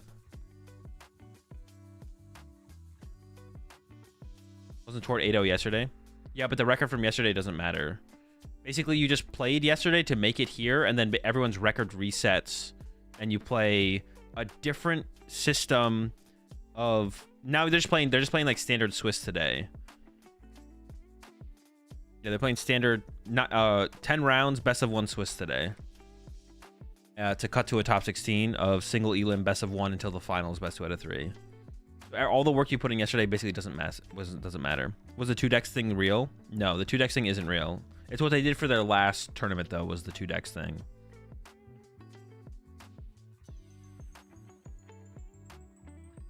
How did it work yesterday? Yesterday was a potential... Yesterday was a continuation system from local tournaments where you could play potentially up to 20 rounds, but only had time to play 12 to 13 rounds at the actual tournament. And it was an ELO-based system where you played a round, and then you could instantly queue up on your phone to get matched up against someone and play another round immediately after. Up to 12 to 13 rounds on the day. And then the top 1,200 players in ELO from those rounds made it to day 2. Or there was like I think there maybe was like a part of it where like Tord went 8-0 and was like guaranteed day 2 basically. But it was weird. It was weird. It's basically like you can play 12 to 13 games in the tournament, but it's like queuing up on PTCG Live ladder basically. Yeah, it's like IRL ladder grind with the maximum amount of games you can play. But the maximum amount of games you could play was 20, but you couldn't actually play 20 games at the tournament. So people had like pre-queued games at locals. You could play some of the games ahead of time at locals to build up your ELO. Yeah, it's a interesting system. You can play 20 if you got donked 5 times. I don't know if you could physically actually play. I don't know if it was just like a time constraint thing or if you were only allowed to play so many rounds at the tournament. But someone in chat yesterday who was from China said that you could only play or you probably only they either said you could only play 12 to 13 or you'd only be able to. I forget what they said exactly.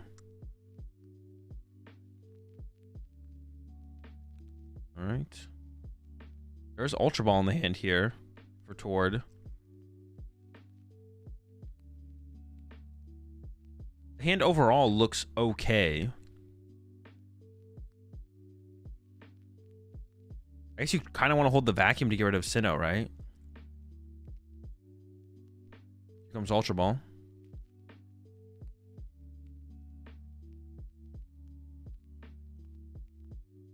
What do you get off? I assume we're playing the Quick Ball to get rid of the chops. So you get Luminion for a supporter before you get wheezed.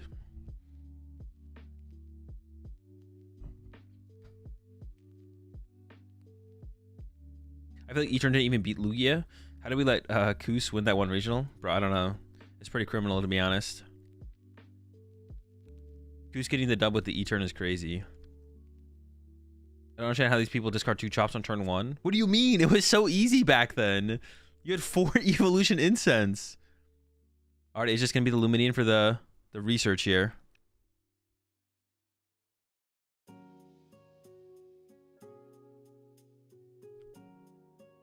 So since Tord is on the left, does that mean he'll lose this game? I don't know. Maybe they switched it up and now everyone on the left is going to win. We did see the left win last match, so.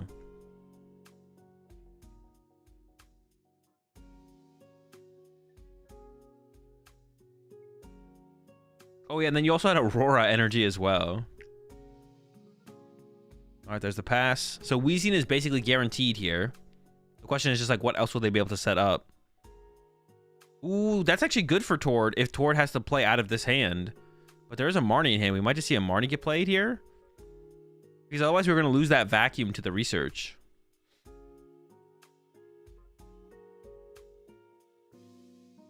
Marnie, research, vacuum, Crobat in the hand. Crobat for 1 here seems pretty mid. They're just going to go with the Marnie here. Okay.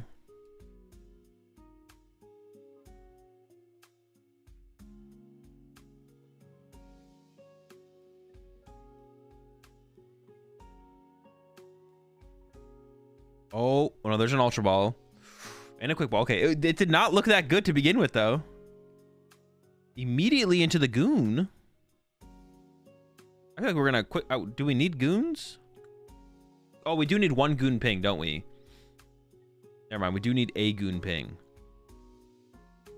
Thinking about trying to keep the Judge, but I feel like we could Ultra Ball away the Goon in the Judge and draw 5 and then Quick Ball for something else. I'm with Grant, double chops was so impossible. Yeah, when you play 3 of them. It's going to be tough when you play 3. What was the keep there? Keeping the Judge over the Quick Ball? Interesting. All right, we'll see how this goes.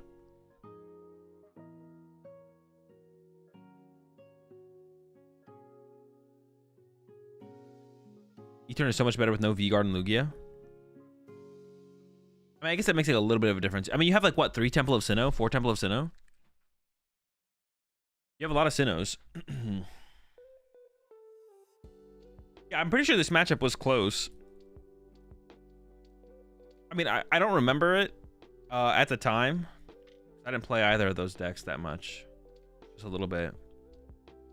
I mean, I would have to imagine that each turn is favored. Otherwise, why would you play the deck? But...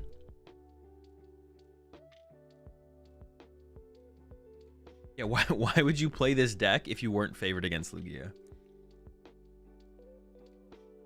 All right, bat for 5. We just need to find an energy or what is it called? An energy or something. I forget what the thing is called. There's the energy. Okay. The only bad thing would be prizing all of our Weezings. That's why I want to see the Quick Ball get kept. We only have Weezing here. So Tord could threaten the knockout on this Weezing next turn through just a Lugia attack. We don't even need access to the chops. But if Tord has Boss... oh, I see a Lugia V-Star in the hand. And a double turbo energy. Oh, I guess double turbo can't be used because of the Temple of Sinnoh, but we could bump it to get access to it, and then we could get the knockout next turn. I guess the only question would be, like, do you want to keep open the option of Read the Wind? I guess it depends on how many Lugia V-Star Tord plays. If you only play 2, you might want to evolve this one. There's an Evo Incense. We also would probably have to lose Radzard here, which doesn't feel good, but I think it would be okay. Just going to thin out another chops here. Take a look for the... I saw 1 more V-Star in the deck. It looks like just 1 more V-Star. There could be 1 prized. I feel like you want access to 2 V-Stars just to bump Sinnohs, maybe? Like KO Crobat plus bump Sinnoh sounds pretty good. The only thing would be if you want access to Read the Wind, I guess. Like, you could Read the Wind this turn. Help yourself dig deeper through the deck to actually try and find Gust to get around this Weezing. Especially to, like, threaten the knockout on the Eternatus when it gets benched next turn. He's going to go for the Evolve, though. Did anyone see a Canceling Clone in the deck?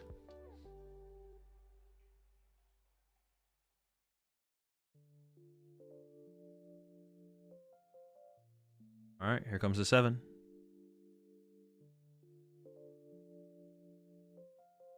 And is no Gust. No Gust in hand. Let's go for the second Lugia bench. Put them out the deck with the Evolution Incense here to go get that last Archeops. Put it in the hand. I guess you could play an Ultra Ball as well. thin out even further. I guess you could also just grab the second Lugia V-Star. But goes for the chops. We'll see if the Ultra Ball gets played as well here.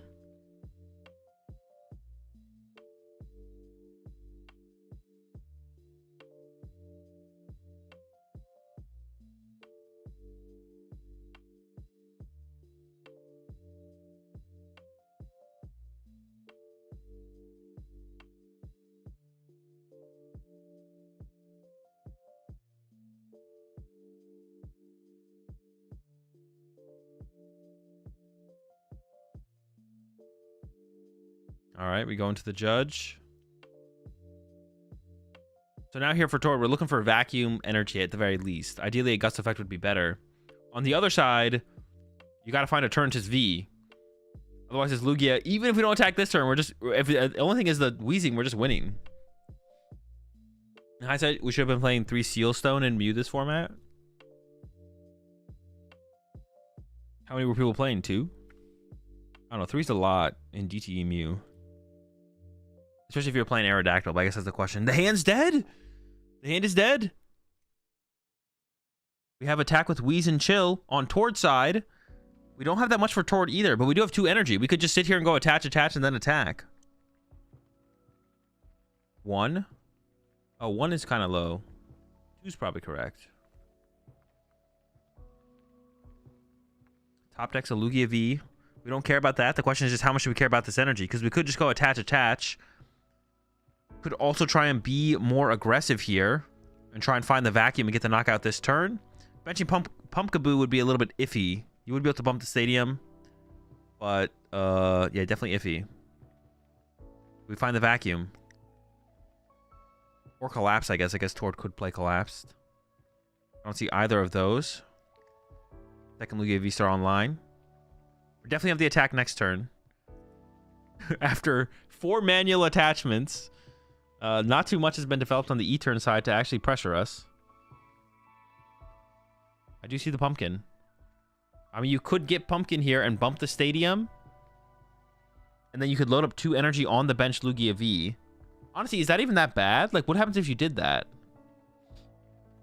If you went pumpkin, bump stadium, solo chops, get 2 energy on the bench Lugia V. I feel like you're in a fine spot. I mean... Getting access to double chops is pretty good. Not gonna lie. There's the pass. 60 more from the poison. Top deck energy search, but that's not... We still have nothing. We still have nothing.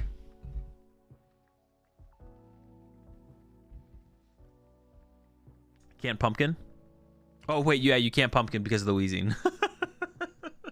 Never mind.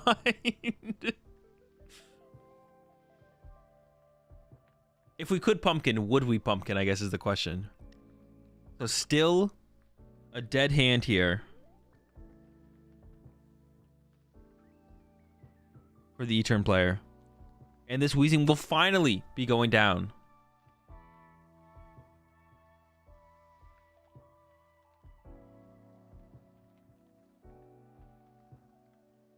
With another manual attachment coming up.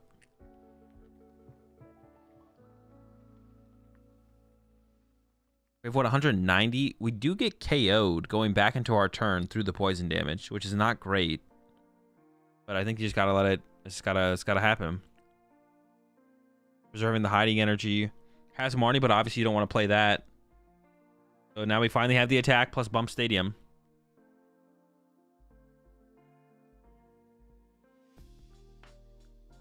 The judges really want to get in there, bro. They're fiending to touch some cards. Okay, 60 more from poison. 250. So the active does die here to wheezing poison. Top deck. Crobat. Okay, that's something. Can play a couple cards here. Can play the switch. Can attach the energy. Can play the parasol. That doesn't really matter. You want to put that on your... Man, you want to attach to E-turn. You want to put the parasol on the E-turn. Feels pretty bad. Put all these Pokemon, or put all these cards where you don't want them. You can just switch into the Sneasler, I guess, here, though. That's, like, fine. The Crobat?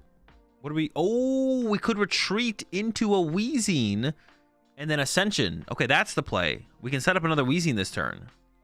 Reestablish Weezing. Angle's not helping me here. I can't see anything. That's the Coughing. Okay, we have the Ascension as long as there's a... And we got the E-turn established now as well. We can just hard retreat into the Coughing and then Ascension, reestablish Weezing. And then the Lugia also gets KO'd. This was looking so bad, but now it's looking not terrible, to be honest. They're like in an okay spot here. There we go. The Ascension comes out. The knockout will happen in between turns.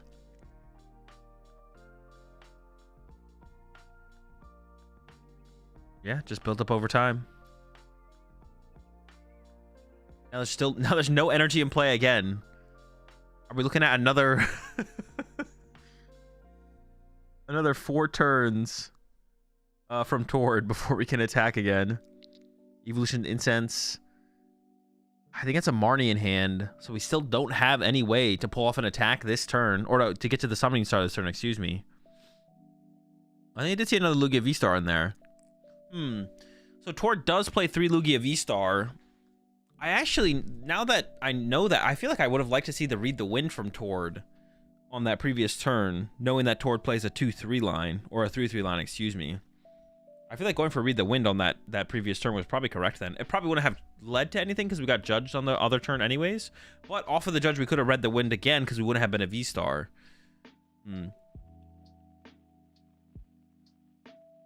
And then we also would have had the ability to heal the poison, reducing the damage we would have taken by 60. So we would have survived another turn with a fully set up Lugia.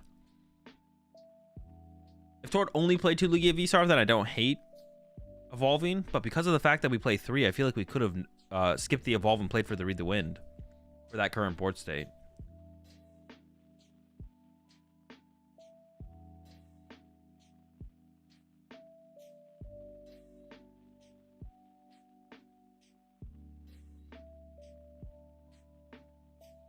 Like I mentioned, there is the Marnie in hand. We still need to find 5 prize cards here for Tord. Only 4 on the other side. And we can start swinging with E-turn next turn, possibly, if we really want to. We can just take it slow, though, and just wheeze. Aurora put on the active. There's the Marnie. So we're not doing it this turn.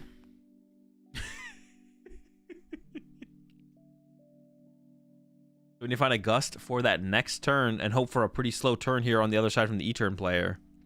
But the E-turn player could play for just back-to-back two prize knockouts. All right, here we go. I see Sinnoh, I see Crobat, I see Switch. Sinnoh comes out. They didn't play that Dark Patch out of that last hand. And they could have established an energy on the bench of Eternatus. They maybe should have. Could have been more aggressive on this turn. Now they have to like find a Dark Patch. Ooh, but I think they did. But they just discard that Switch off that research. They couldn't have committed that ahead of time. All right, they're not really doing that much this turn still. They have another research for next turn, it looks like. And another Temple of Sinnoh. Looks like it is just going to be a poison and pass here. We don't have the VMAX yet, so we don't have bench space for more Pokemon. They're thinking about quick pulling away this Coughing, but there's no, I can't really think of like the real value you'd gain from that. Why not just pass? Why are we even playing this quick ball? Or not pass, but poison. I don't understand why we were so keen to play this quick ball. Like what is the point?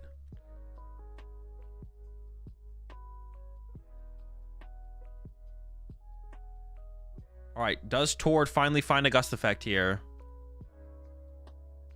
There's a boss. Okay, that's pretty good.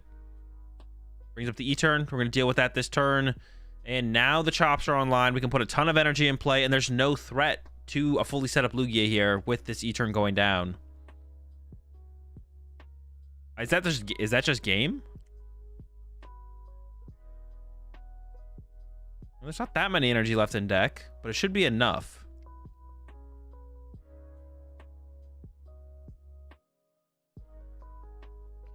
Second chops coming out. Yeah, we're just putting everything in play here as well. We're only the only attackers we're gonna have for the rest of the game are Lugias. Capture, there's the hard retreat, and yeah, goodbye, Eternatus.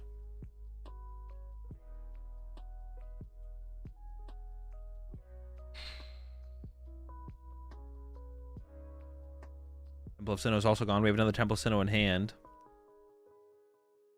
When we get back into wheezing, we can shut down the energy recovery. Temple of Sinnoh back out. Could bench Coughing, but if you do that, you don't have bench space for Eternatus. Just going to go into the research. E-turn has to be the find here, but I don't think it's going to be enough.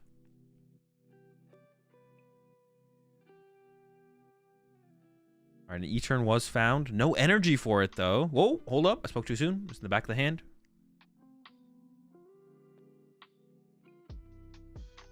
But Tor just needs to win with knockout into Gust knockout here. I see Luminion in the hand. Plenty of energy in the hand. And then Ultra Ball for a second Lugia V-Star at some point as well. Or for another Lugia V-Star. Have that set up to be able to Gust KO Crowbot, even if the active Lugia goes down next turn to a Eternatus. Vacuum in hand. I mean, bumping Temple of Sinnoh right now doesn't really matter that much. You can just bump it with your attack. I think at the very least, we probably want to attach to the Lugia V. I'm going to quick count of the resources. But this one feels like it's pretty locked up here for Tord. A rope works here.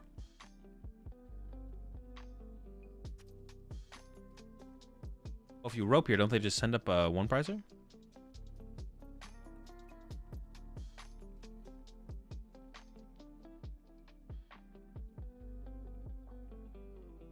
Oh, we can't use chops this turn. That's right. I thought we were gonna maybe hit a chop or two. The thing I think that Tord's maybe considering here is like, do I play the Ultra Ball to get the Lugia V-Star right now? I think is what Tord is probably thinking about. Nope. Knockout, Bump Stadium. Okay, 60 more from Poison. So maybe a hand disruption card here could make a comeback. If you go Eternatus VMAX knockout, plus Tord can't find... I mean, Tord does need a decent amount on the next turn. The hand has it. Tord has it in hand. Yeah, Tord has game in hand.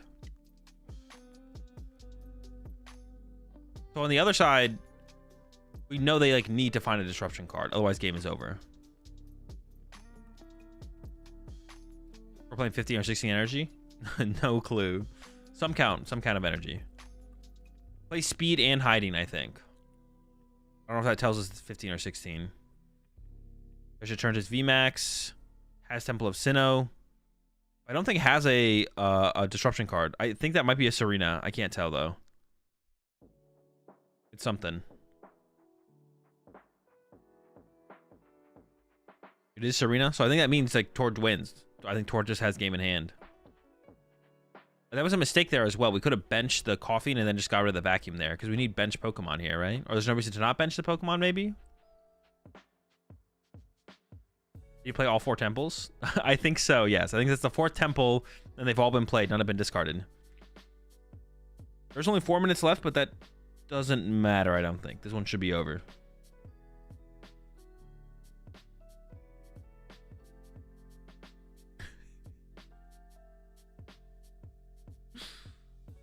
The judges are always getting in there, bro.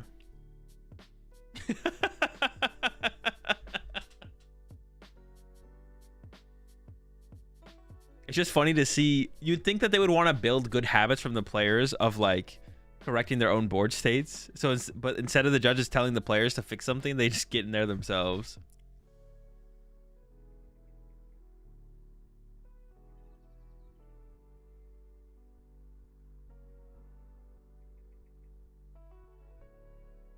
Escape rope comes out. Archeops is pushed here from Tor. Just wants to send up a 1 prizer. Have enough energy in play already. Looks good. Dude, the judge really want to get in there to remove the poison marker. Oh my god. They didn't even let Tor move the Pokemon to the bench, bro.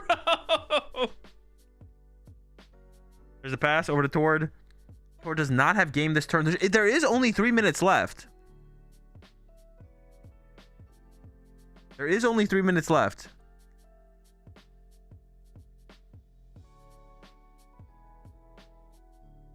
You could take the knockout with the active, but then actually the Guru could get trapped in the active.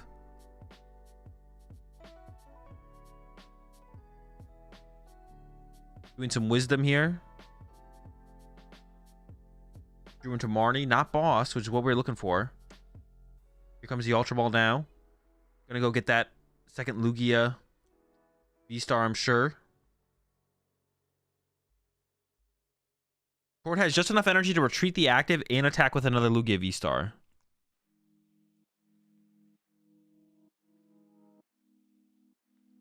You letting retreat and attack. Bump this final Temple of Sinnoh. I think that is the last one. Oh, we got an energy off the prize cards. There is that boss still prize, but I'm pretty sure Tord has a boss or a Serena in deck. 1 minute, 50 seconds left. Boss on another Lugia. And then punch with E-turn, it looks like. Just hoping for the trap play. Oh, wait, Tord doesn't win yet.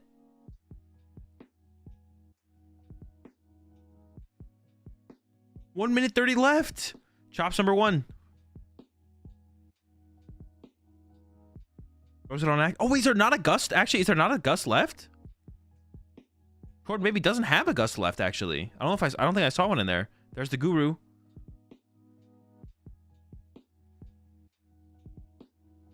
Attach punch 220. 1 minute 14 left. Turbo Tord has been activated. His boss's prize. There is a boss prize, but I thought I had one more gust left. He maybe doesn't.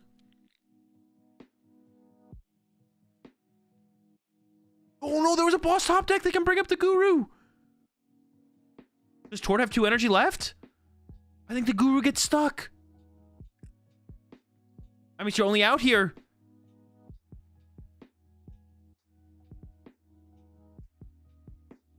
The top deck boss. Does Tord have 2 energy? Draw for turn. Pass. Draw. Pass. Pass. Who decks out first? I don't even know.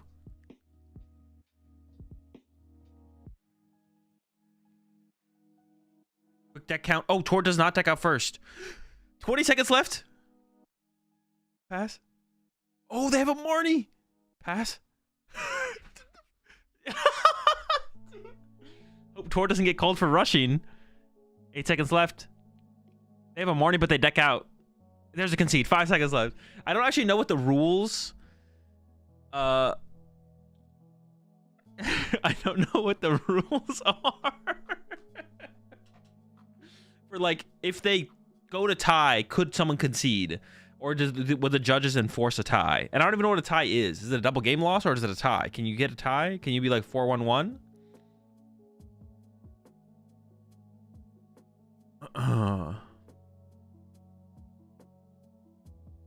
Double loss? It is a double loss? Okay. The judge would have filled out the slip Azul, duh. True.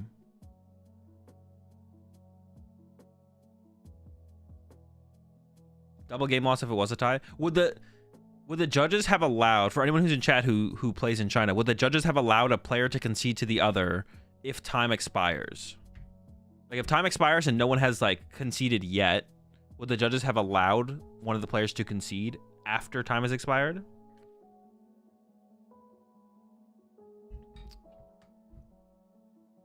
Is there +3 in Japan? No, I don't believe so. The judges give 1 minute for someone to concede? Okay, cool.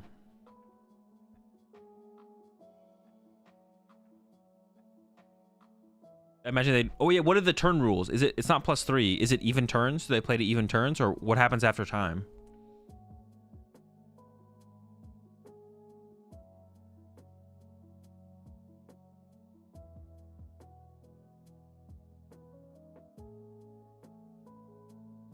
No turn 3. Do they play anything after time ever or no? Is it just time is called and that's it?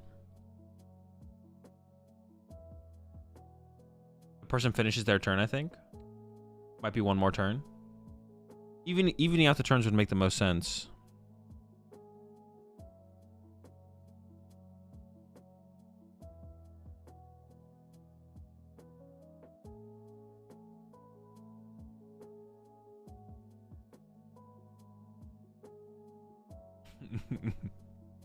The orange thing is the second marker.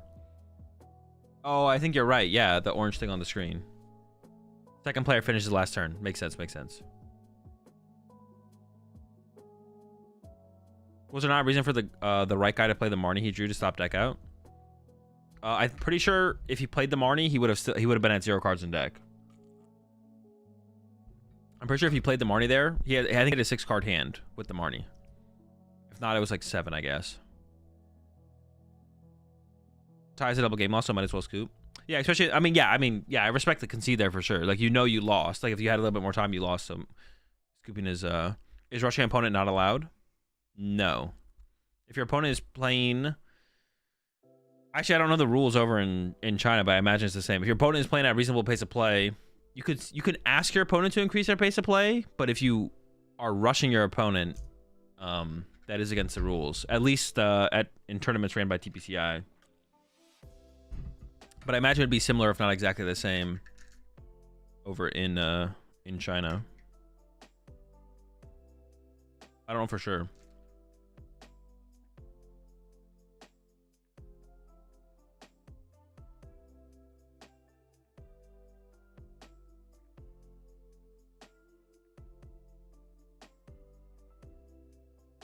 If you still play in China, the judges play for you. I mean, they're already doing it. May as well take over. What was considered rushing? What Tord did or not?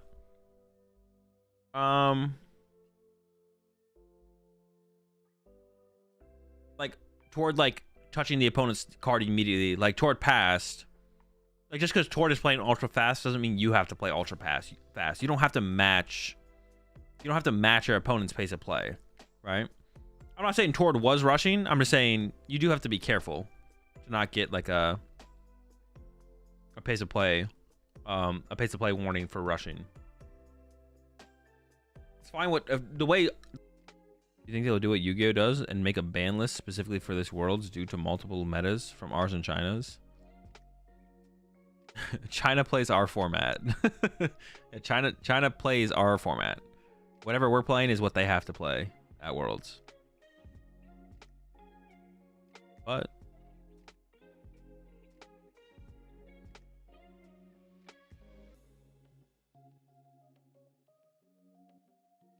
it's cool we got future hands to deal with broken Lugia. True.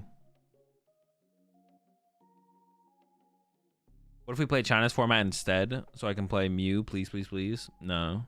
You should still show up with Mew though, Soda, to Worlds. You should still show up with Mew. Maybe they'll let you play. You never know, right? If you say these are the only 60 cards I have and the only 60 cards I brought, they might let you play with it. Yes, tools are still items in China. Will I have a cup today considering the main decks? I'll be facing our Raging Bolt and Regidrago. Would you rather play Charizard or Dragapult? With Pidgeot, Dusknoir, both. Charizard, no Dusknoir.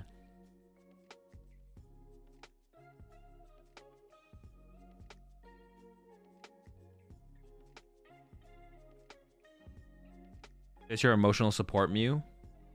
Checkmate. For pre-releases, do you bring your cards or use the cards they give you? They give you cards.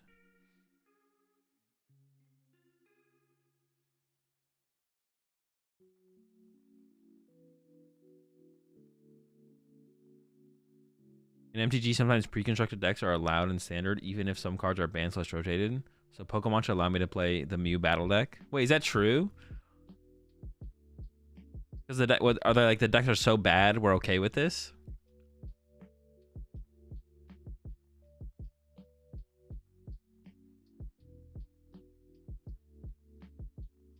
Only use them. You're not allowed to use anything else. Yeah, you just use the stuff you get out of your pre-release kit. They'll explain it to you when you get there. I love the song. Tune it in, please. Turn it in, please. No. All right, chat. I'll be right back. 3 minutes till the next round.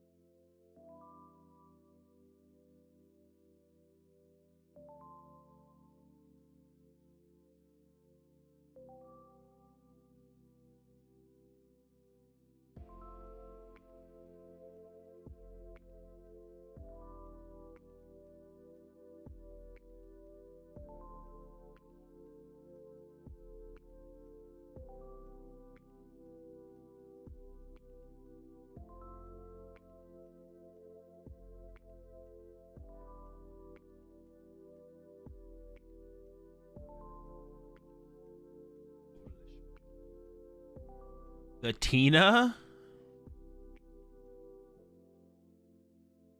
Who let that terrible deck on stream? What the heck? Is that a fire energy? Oh, they played Radiant Charizard because they don't have Radiant Greninja. Unlucky. 6-0 with the Tina. I mean, you gotta run some Radiant, right? Gotta run something. Run something.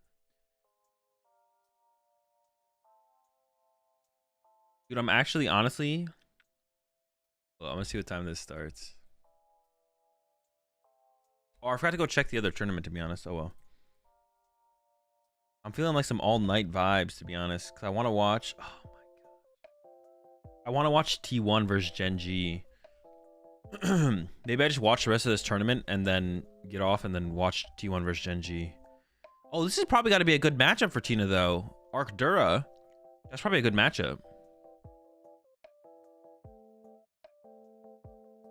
I mean, that's one easy... As long as they have an out to the... They need an out to the Parasol. They probably play a Vacuum, though. Austin is kind of crazy in this format, though. A little crazy. The judge really... They want that in range so they can control the dice.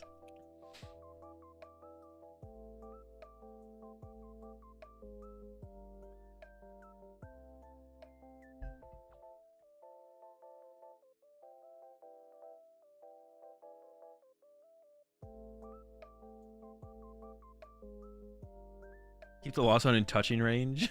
Yeah, just let me touch the loss. Tina without Sableye and Greninja is crazy. Crazy bad. Yeah, it's not great. I'm not gonna lie. I'm like trying to like rationalize. I was like, it's tough, right? You don't have that much going on. You have Tina and Radzard, and that's like it, right? Is that the only... And Cram. Got Cram though. We got Cram.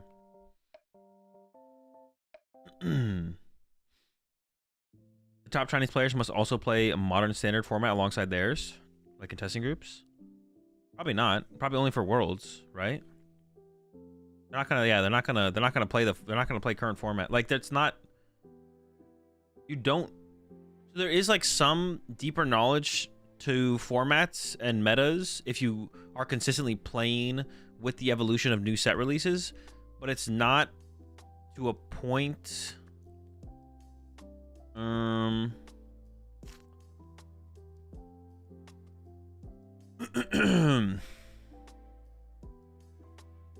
It's not to that big of a point. Yeah, they would never like go out of their way to be testing our format alongside their format. Like to the same extent for sure. There's like no reason to do that really. We do play PTCG live. Yeah, there's like you're not gonna gain that much value from keeping up with the format. I mean, if they just want to play more different ways to play Pokemon, sure. But then there was some Chinese players at Lille, so some of them are going out of their way to come to our majors. Yeah, there's not that much to gain from actually doing it. Someone tried it a couple months ago, but no one did anything from it. I guess they just need to wait to see if they qualify. Yeah, exactly. Just wait to see if you qualify and go from there. Is that a magma basin? I don't know. Was it a magma basin? In the lost zone?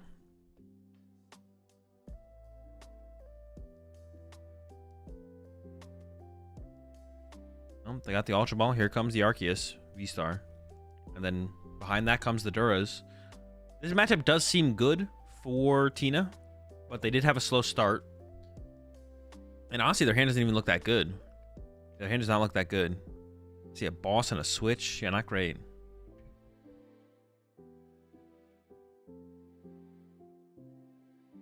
So my friends in China print new cards and test for new formats. But you're still testing for your format, right?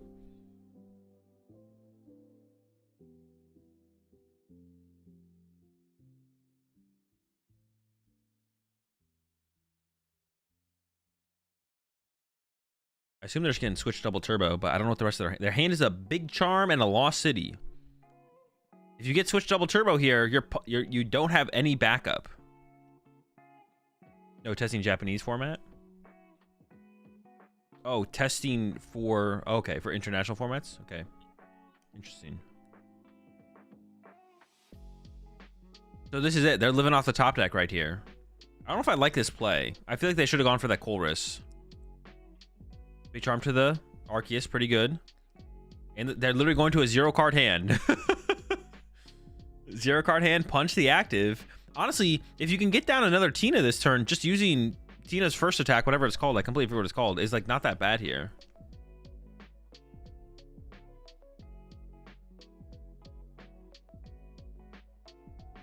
Why they load up an energy on the active?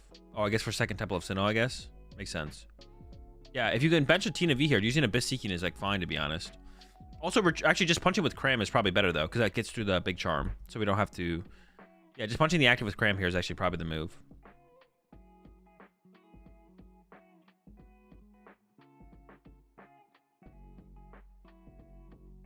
We really only test our format, but some of us keep up with Modern. We just don't play it. There's a switch in hand, so you can switch to the Comfy, use Comfy, but the rest of the hand is actually pretty bad.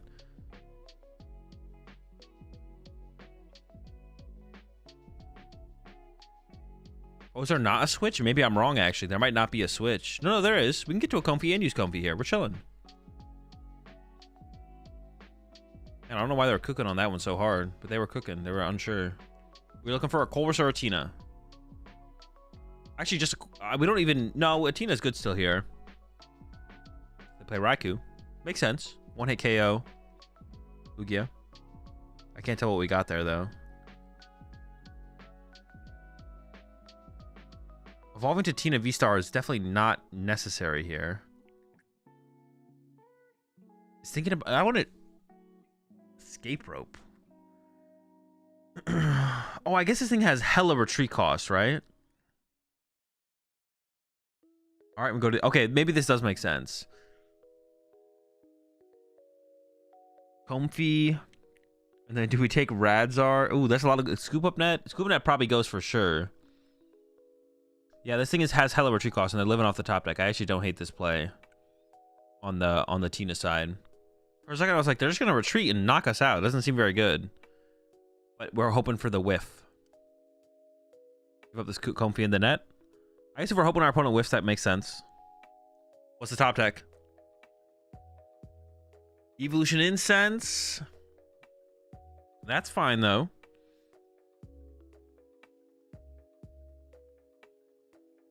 Get the Duraludon.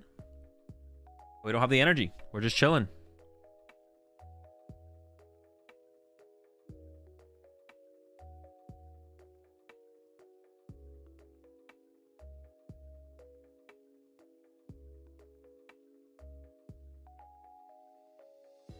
Or a pass.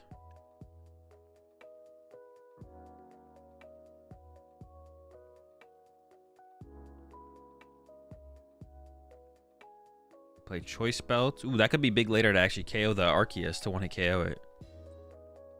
Is her hand still dead? No way. Their hand is literally just dead still. I mean, you could punch the active for 280. That seems decent. Good start. Sets it up to be KO'd by Cram later.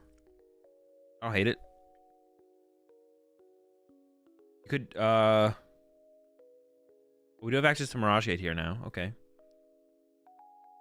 We could just retreat and use Comfy, I guess, as well. But punching the active seems chill.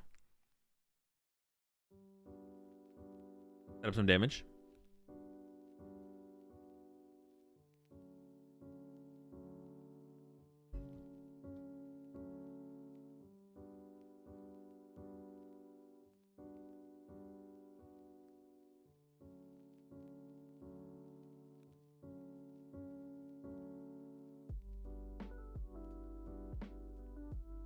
Oh, they have a boss in hand? That's pretty good. They have the choice. Dude, that's actually insane. We should probably attach the air balloon to the Comfy here, I feel like. Yeah, I'd put the air balloon on the Comfy here. And we get another Tina off the prize cards, which is also huge. All right, we need a Fighting Energy top deck here on the other side. Oh, did they go to draw? Oh, they just wanted to make sure they had... That's game. That's game. Draw and Star Requiem. Draw. If we have 10. Pretty exciting stuff.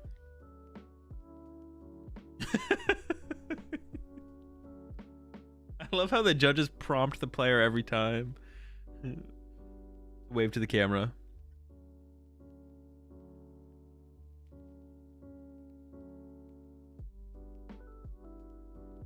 Left side rigged. It's been 3 in a row now.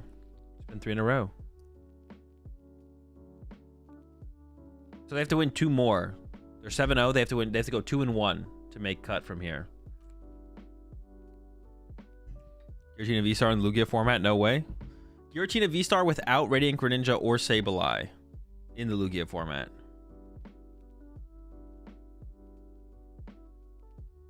They're missing a couple good cards.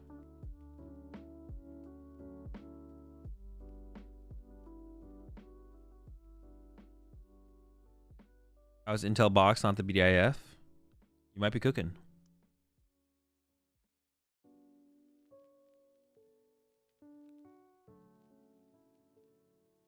Maybe Tina was the answer to Lugia all along. I don't think so. I don't think so. Let's see where that other tournament's at here. Oh, grand finals. All right, let's catch this grand finals real quick. Lugia in the finals, no surprise.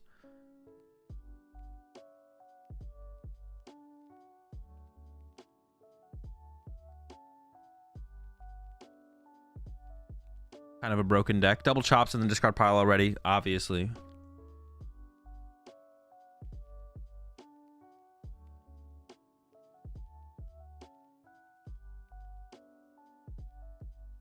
Oh, Jake, remember when we had that discussion about how match points aren't a good determination of like the final standing of a player in the tournament? This is a perfect example of that, because Adrian can win and have less match points than Ryan here.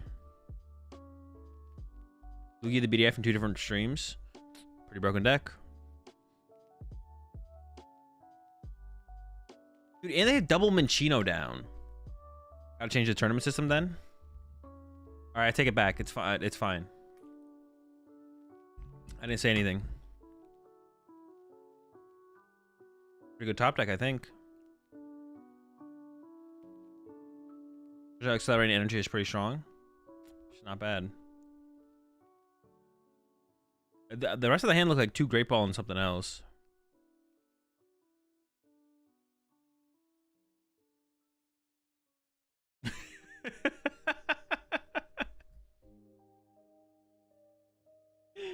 Do you guys think China has their own version of Jake Gearhart that critically posts about their deck ideas on WeChat?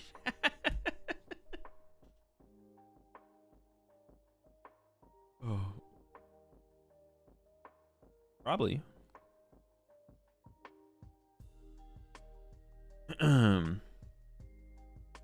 Which region is this in? This is in the Philippines. Best of 1 grand finals.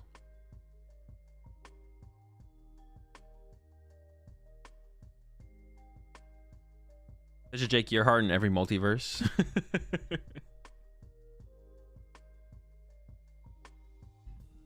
Jake Gearhart is a canon event for the PokemonTCG. Jake Gearhart is a canon event for the PokemonTCG competitive community.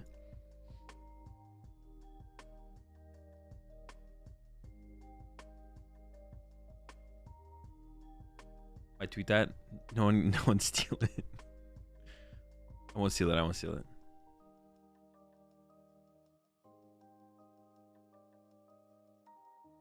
Might have to just go with a Lugia. This is where I see Lugia players mess up all the time, though. You have to put 2 energy on one of the Mincinos here. I don't think they have the Ultra Ball here. They could have attached Gift to a Minccino. Going Lugia for boss. Just going for the Rotom 2 prize cards. I think we could have just attached to 1 Minccino and put 2 energy on another Minccino. Now we just need to get Gift missed for one of the Mincinos here. We should be okay. We are getting 2 prize cards. But if we had just gone Gift missed to 1 Minccino and then attach Gift to the other Minccino, hold Ultra Ball, I think that would have been better.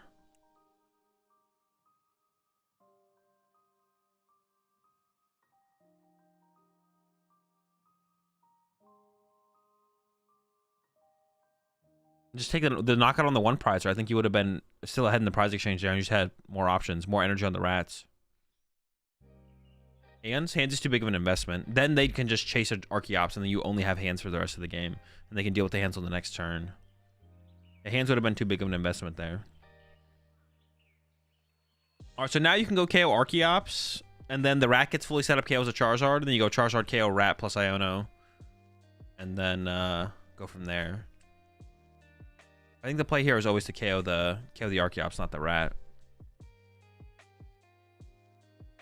Well, we'll see if they have access to either of those plays. It's possible they don't have a counter catcher here and have to punch the active, which I don't see how you ever win if you ever punch the active here. I don't think you can win if you punch the active here. It would be pretty tough to win.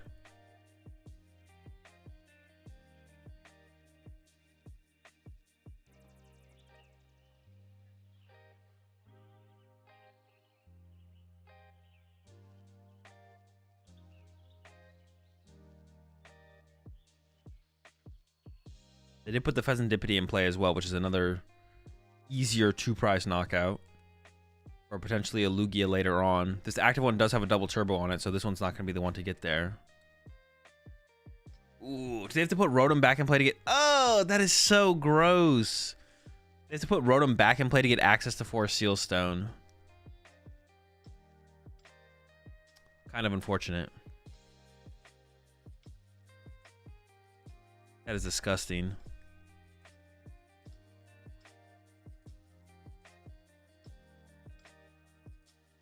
You're hoping you could just, like, run off the Dippity there.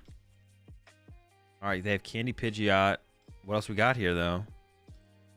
I do see a Turo in hand. But I'm betting we're not going to be able to play that this turn. But they grabbed a Charizard. They have another Candy in hand. Okay. Okay. But are they... If they punch the Lugia here, I think they just lose. I don't understand how you'd ever win if you're punching Lugia. So they need a counter catcher. Maybe if they could bench Duskull this turn. They also don't even have Duskull set up as well. It's like another thing they don't have set up.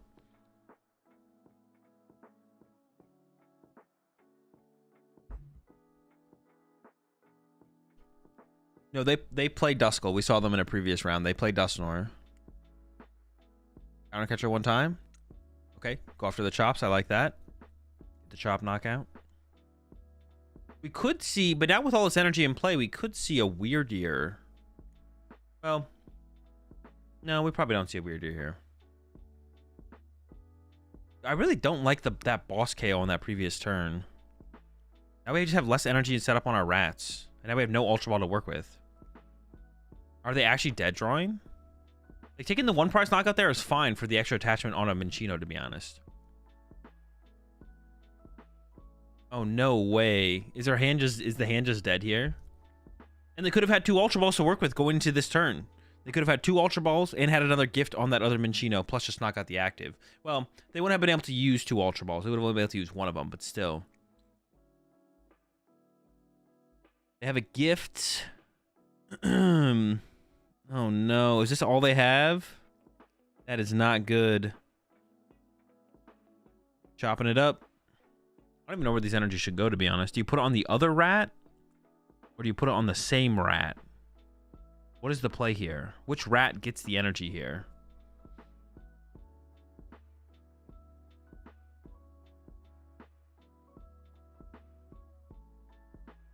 We're going to other rat. But now chasing chops is like a pretty good play because the rats can't want to KO Charizard anymore at this point. I definitely want to go with the mist over the jet. But this Archeops is definitely dying next turn, right? For sure. They actually have Turo in hand. They can go Turo counter catcher. I'm pretty sure they have Turo in hand. They can go Turo the active Charizard to reset it and then counter catcher KO Archeops. That seems like a pretty good turn this turn, or play this turn, as long as they don't mind losing the energy and can they feel comfortable being able to get that back with Super Rod.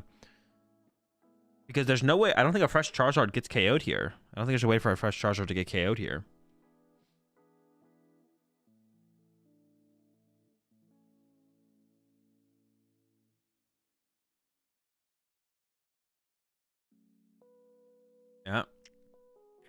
Pretty mid-turn. Punching Charizard is the last thing you want to do. Throws in the hand for the reset. Can counter catch a KO Archeops. The only big threat at that point is like a Weirdeer. 1, 2, 3, 4. I guess Weirdeer could happen next turn. And then we could see Weirdeer into Ursaluna. Wait. 1, 2, 3, 4, 5, 6, 7, 8. 9.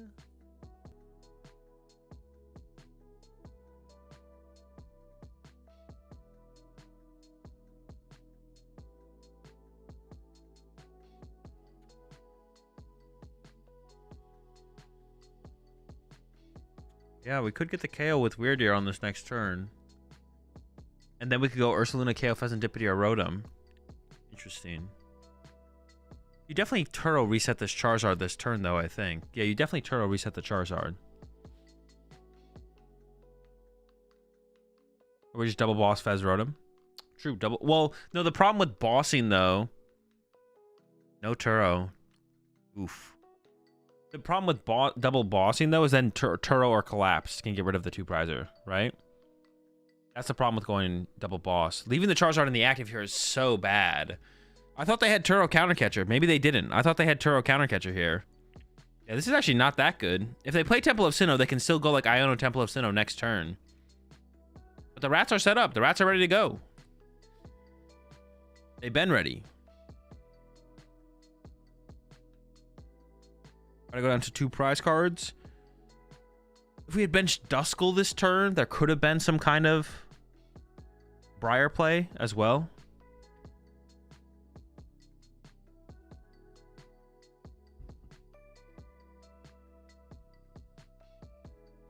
Water's rolling up. They do be rolling up. We could see Counter Catcher, Luminion plus Iono. That probably has to be the play here, right? Counter Catcher, Luminion plus Iono. So on the other side, you're just trying to thin out as many cards as possible that are not boss. There's Ursaluna, which we could bench, I guess. We don't really... well, Ursaluna could be good, I guess. I was going to say, we don't have to bench it. Getting Legacy on energy on the Luminion would actually be really, really good this turn. If we can get Legacy to Luminion, that would be pretty good.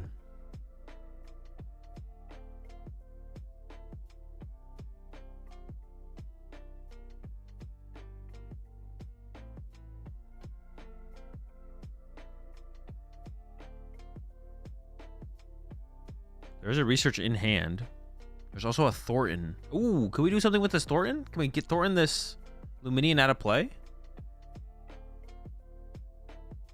I assume not if we're playing Ultra Ball here. Is there any other 1-prizers in the deck? There's probably not, right? You can play the Jack and just get some more rats. Just get the Chinchino set up. That doesn't seem terrible.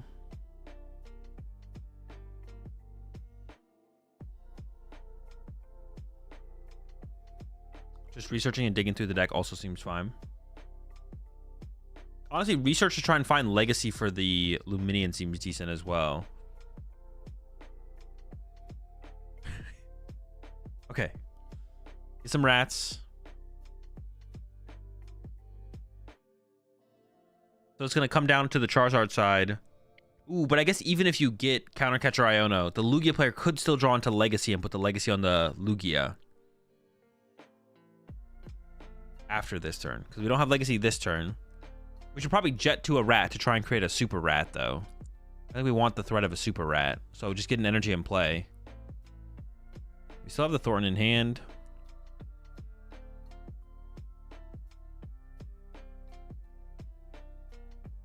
Okay, it's attached to Radzard. Kaolum with Counter Catcher. I mean, yeah.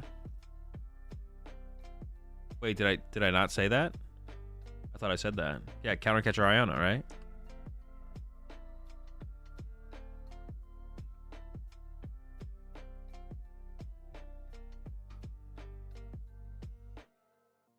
All right, so now it comes down to that. Counter Catcher Iono. It doesn't matter what you use. You can use Charizard or you can use Radzard. You'd probably actually just want to use Charizard because otherwise you'll need more on the other turn. You actually probably want to use Charizard here if you can. So you want Charizard Iono Counter Catcher here. KO Luminion. Because then you just need boss KO Lugia. But if you attack with Radzard, you have to reset the Radzard. which is less good. They had Ultra Ball in hand. They didn't play it ahead of time, though. There's the Charizard. There's the Iono. Now they're just Counter Catcher away. They just need Counter Catcher. And then next turn, Boss KO Lugia. So Adrian will need to find... What will Adrian need to find? Legacy for Lugia to get it out of range. Then getting a Duskull down this turn. Wait. Yeah, Duskull would give you a win condition of KO double Rat then. That would also be a win condition. So we want to get Duskull down this turn as well.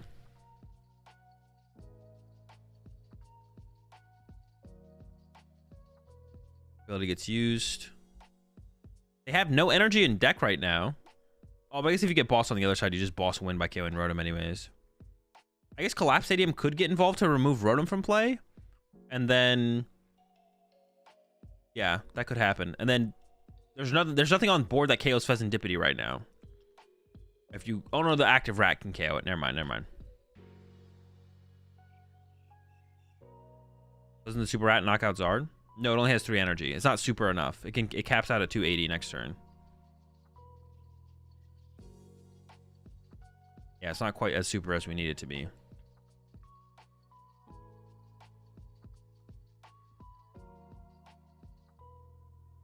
Okay, plenty of time left. 14 minutes. I think I see an Unfair Stamp, so that might be the Hand Disruption card they go for here.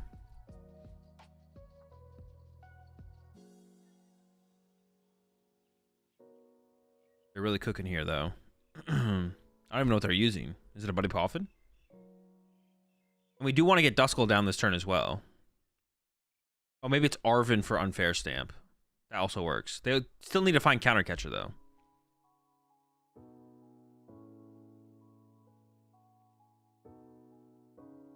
Yeah, we need Duskull this turn in case the Legacy Energy gets put on the Lugia V-Star, so we can KO double Rat next turn.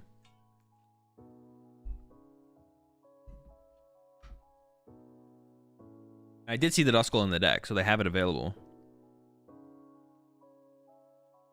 Wait, they have Iono. Why'd they go get the Unfair Stamp? Hey, there goes the Unfair... Wait, what is the... Did they Arven for... How did they get the Unfair Stamp? Because they haven't used Quick Search, have they? Did they Arven for Unfair Stamp while they had Iono in hand? I guess the question is, what one do you think is most effective based on what you think is in your opponent's hand? You have to know your opponent probably has an out to boss in hand. Now you're shuffling that out back into the deck, but it depends on how many outs versus how many cards in hand, I guess, right? I don't even know how you do that calculation in the moment, though, to come up with which one you have. Oh, no, they have the ability used on the Pidgeot, so they must have Quick Search for Unfair Stamp. They also didn't Poffin for Duskull. I don't know why they're leaving the bench space open. I guess maybe for Luminion? Oh, but now they might not guarantee Counter Catcher. They don't have guaranteed Counter Catcher now. Do you have to bench Duskull so you can go KO Active Rat? No, but the Active Rat has a gift. Wait, they just threw. Yeah, they just threw. They had Iono. They didn't play Iono. Could have Quick Search for Counter Catcher. I guess, do they not have Counter Catcher in the deck? That could be a possibility, I guess. It might be Counter Catcher-less. Oh, hold on, hold on, hold on. They could win with Briar next turn. They could just retreat to Charizard, pass, and then go play Briar, pop Dusknoir. They do have the Rotom get rid of now here as well. If they're popping a gift, I don't have much hope for them. They could go play Briar, pop Dusknoir on the Chinchino, Counter Catcher, KO Luminion. So they could go retreat to Charizard, pass this turn. But if you're KOing the active, I think it has a gift energy on it. They're knocking it out? Dude, all right, this play, they must have prized Counter Catchers. That's the only thing I can assume that happened here. Otherwise, this play makes no sense. Because Counter Catcher Luminion here is the play.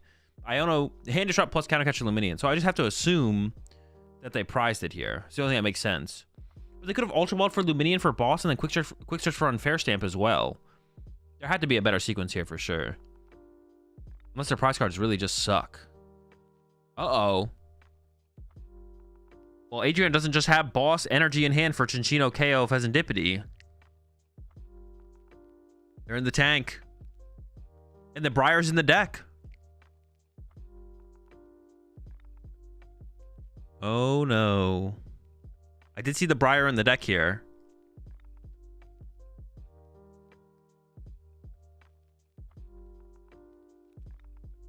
I mean, setting up Lugia is fine here. Even with triggering the gift energy, they're living off a top deck.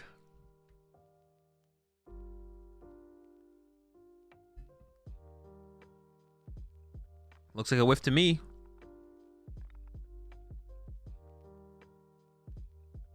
If they have like Iono Legacy, maybe that would let them survive a turn.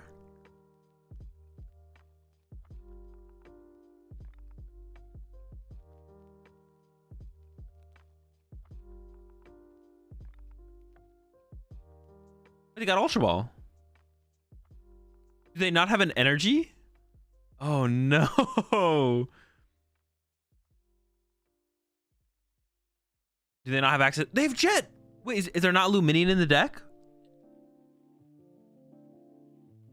Dude, they have Boss Jet in hand.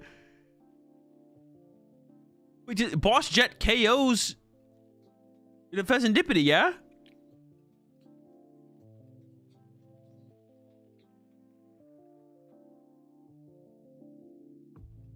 One, two, three, 4, 5, 6, 7.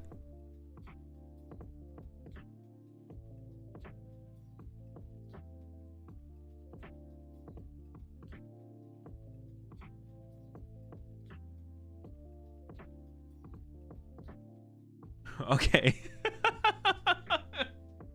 That also works. That also works. But yeah, he literally had game with the rat. Dude, I thought he just didn't have it. I was like, oh my gosh, he didn't get it off the gift?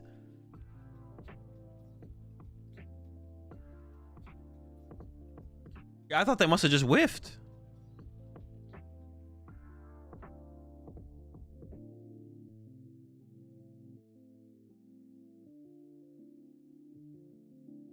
I don't understand why he slow rolled that. He just overthought it. He wasn't slow rolling. No, that's not BM. That's not BM. They were just in the tank. I don't know what they were thinking about. I don't know what they were possibly thinking about, but they just thought they didn't have it. Yeah, they weren't BMing. They weren't slow rolling. They were just in the tank. They just did not see the line. That is like the definition of being in the tank, is right there.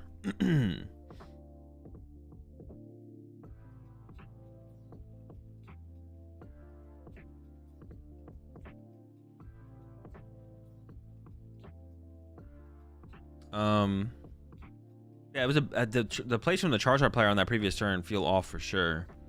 Definitely feel off.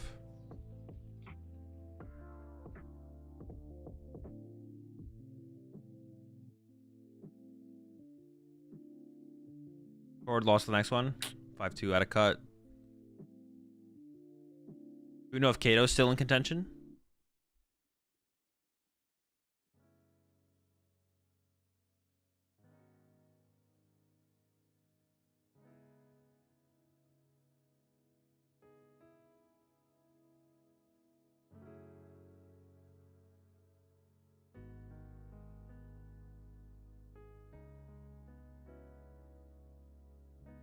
Yeah, that Kato. He's also over there. He made day 2, but we saw him round 1. He lost round 1. I don't know where he's at now, though.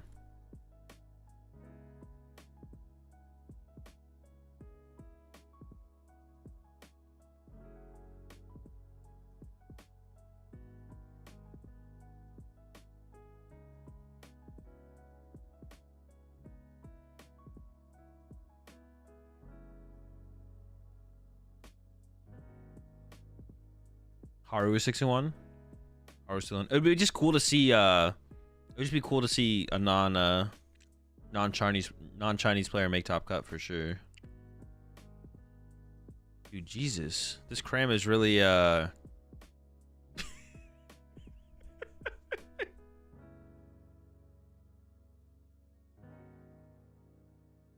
don't know. I feel like that animation is a little bit uncomfortable. Maybe I'm overthinking it.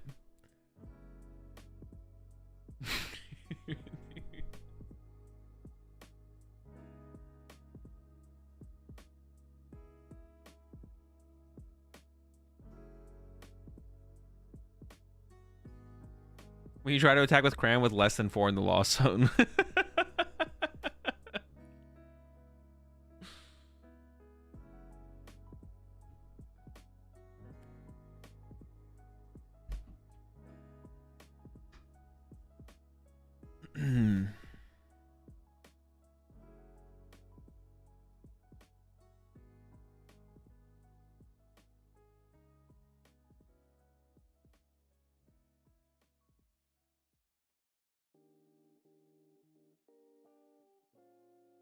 time is it? They have 3 rounds of Swiss left. It's gonna be. I either need to go to bed now, or I need a plan to stay up till like 6 a.m. Have to decide.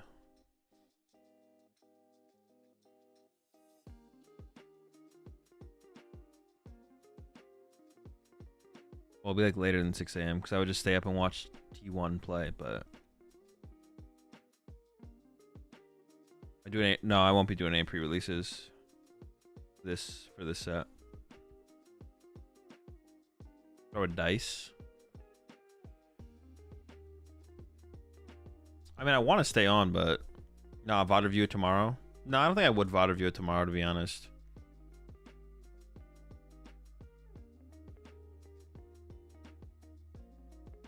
Gonna watch part of the T1 game too? No. I actually don't think I can. I wouldn't do it either way, but I just want to go to bed now though and just wake up to watch T1.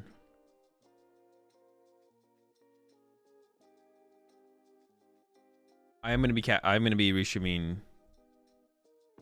Gdansk next week.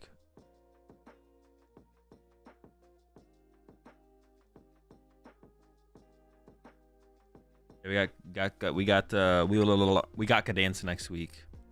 Early stream. Got to go to bed early so I can wake up early. 1 a.m. Maybe it won't be 1. What is? I don't even know. Is Gdansk in the same? What is the time zone difference between Gdansk and what was the other one I did watch recently? Lille. Is there a time zone difference between Lille and yeah, Gdansk and Lille? Is there a time zone difference? There's not? Okay, so 1 a.m. I guess. Yeah, I guess I'll be up at 1 a.m. again for that one then. How many time zones are in Europe?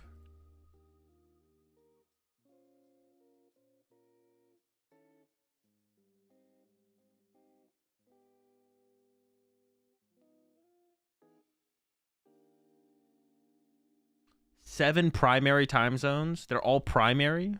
It's a lot. It's a lot.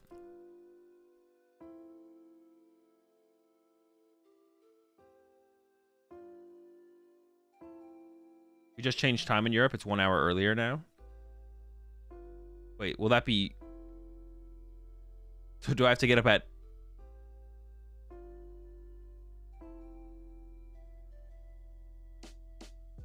I'm just gonna Google it.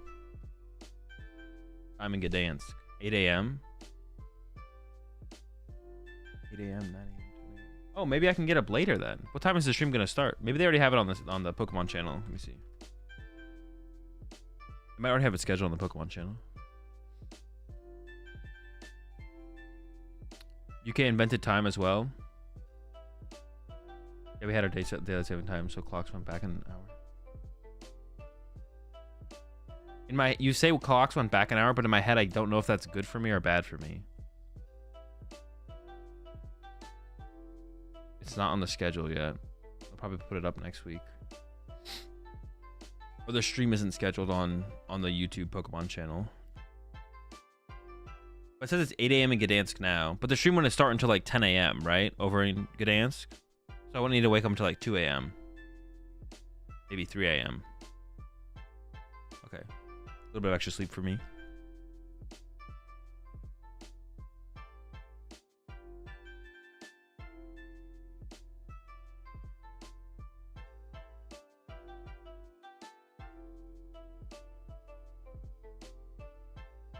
I'll definitely try and stay up for all of day one. Yeah, you know what I just needed probably? I just probably needed a little bit of caffeine last time. All right, well we'll watch it. We'll watch this round for sure. I might dip after this round though. We'll definitely watch this next one now that we're here.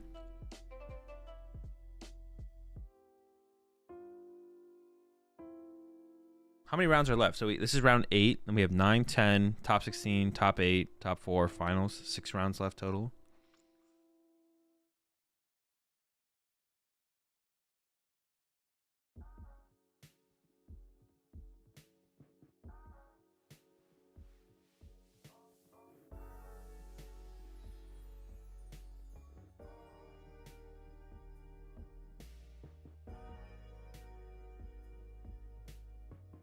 many participants in Masters? 6,000.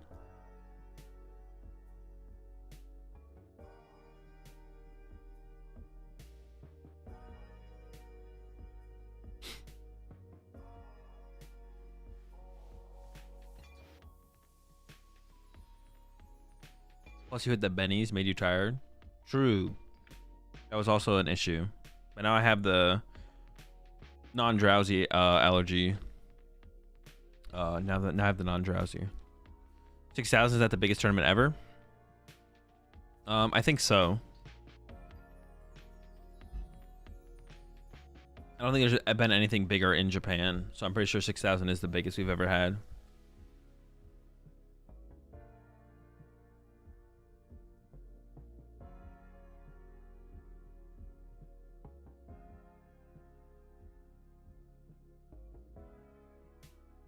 All right, have a good night, laters. Have we had China optimal sequencing yet? No. Previous was 5.6 in China, I think. Dude, well, I don't even know when I don't even know when any other region will catch up to China or country. I don't know when anyone else is gonna have a tournament bigger than China. China's gonna be breaking the record by themselves over and over for probably a couple years. I mean, I guess they have the numbers. They have the numbers in Japan. Actually, what was it? The last? Actually, maybe Japan. Japan had the last Japan tournament was huge, right? Yeah, the Champions League Tokyo was 5,000 players. So Japan's not far behind, to be honest. Japan's not too far behind. I think Japan's it's more so, will Japan get a venue big enough? Not so much will the players show up, to be honest.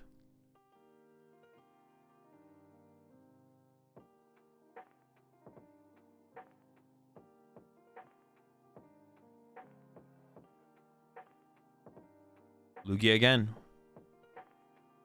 No surprise.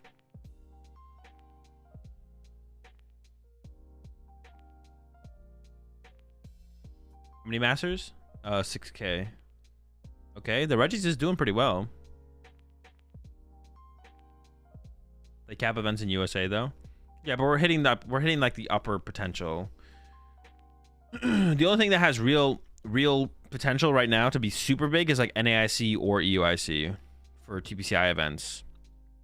Like the regionals that we're like, yeah, we're hitting the upper limits of what we have for potential in the US and in Europe. Like even if we get like a venue for 5K players, 5K players are not showing up to a US regional. Maybe Florida, but probably not. We're not hitting those numbers.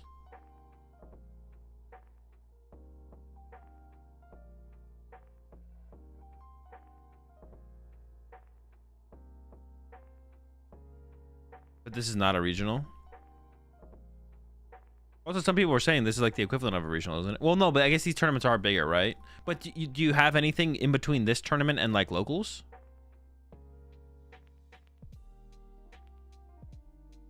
This is a master regional, so a bit bigger. But is there like another major tournament a step down from this or no?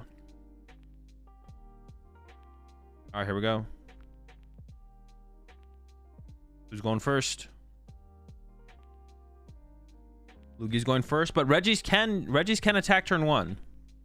The opening hand here is okay. Not great. A lot of energy. Luminion and a Chops. And the big question here is like, what do you get off this Ultra Ball? You could get second Archeops to combo with a Research next turn with Luminion. You could get second Lugia V if you're afraid of the turn 1 attack. You could get Dunsparce to play around the turn 1 attack as well. There's a couple options here.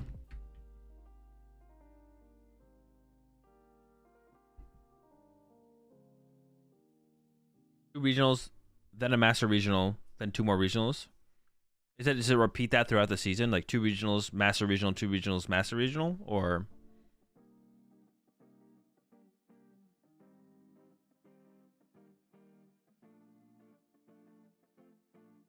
okay. That's interesting.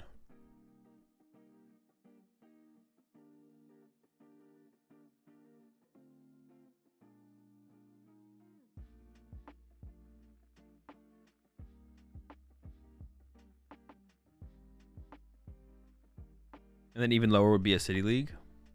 Makes sense. Oh, so they go with the Dunsparce here. Okay. Oh yeah, that makes sense. Yeah, you gotta play the Luminian before you get Path. Forgot about Path. Forgot about playing around Path like that. Doing some final prize checking here. I don't know what they checked the first time around, but now they're checking the energy.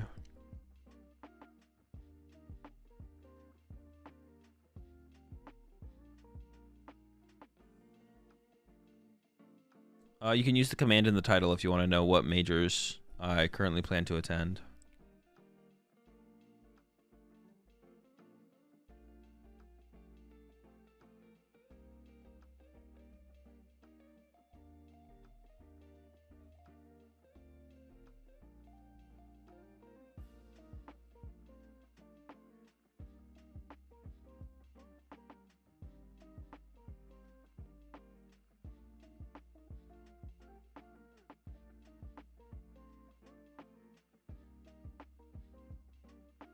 All right. Catch active, and there's the pass over. Let's see if we can get off a turn 1 attack here. Looks like a decent hand. I see a couple Regis, and I think I see a research. The potential for a turn 1 attack here is... It's live. It's available. And of course, we want to try and find that path to the peak as well. To slow down the potential of the turn 2 attack. But wait, there's more. They got the path in hand already as well. Scoop up net into the Drago to draw some more cards, probably.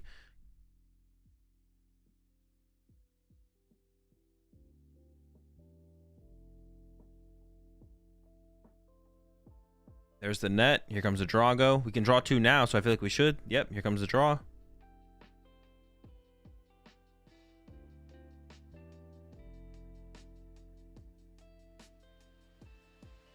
There's the research. We haven't attached return yet, but we also need to find 3 Regis. There's a Lotto, Aurora Gift, so no turn 1 attack here. It is unlikely. We could put the gift on the active to be able to see some more cards going to the next turn, but there's not a lot to work with. Here comes the Lotto. Maybe we just get rid of the twin here. We could grab the twin and then attach Aurora active, discard the twin. Or even discard the other Aurora or the gift as well, to be honest. Or you could just grab the speed lighting and attach the speed lighting to the lucky to draw 2 cards. I actually don't hate that either. Because we know that the supporter in hand on the other side is research. So we know we're going to keep our hand going to the next turn. So honestly, the speed lighting was probably correct there. The speed lighting was correct because we know we're keeping our hand next turn. So we just want to see more cards going into the next turn. So yeah, the speed lighting was correct because we know that research is happening. Oh, but there is a Marnie top deck. But I think we're still going to see the research here. We're almost definitely going to see the research here still.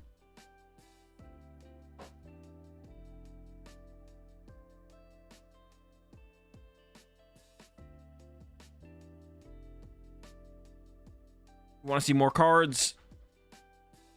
We want to be able to get off an attack this turn, I feel like. We're not going to attach, though, which would be interesting. Want to keep around the option of attach Aurora, discard Chops, I guess. All right, 2 more energy go down.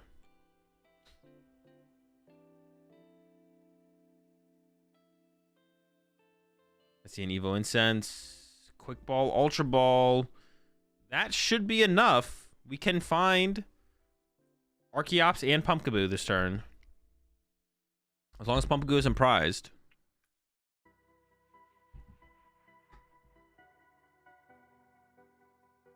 So what have you played here? Would you have played here if Tor dragged you here? I was invited to play there. I just chose not to go. It didn't work for my schedule. I'm definitely down to potentially go to play in a tournament in China in the future.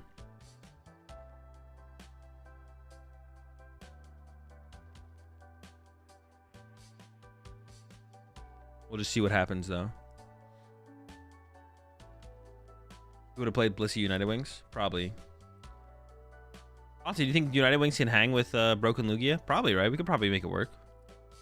It should be a dub.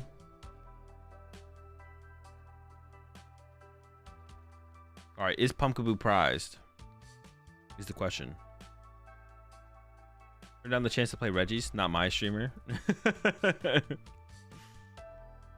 would have wanted to have played. I would have wanted to have played Lost Box, to be honest, but I guess you wouldn't have been able to because there's no Greninja.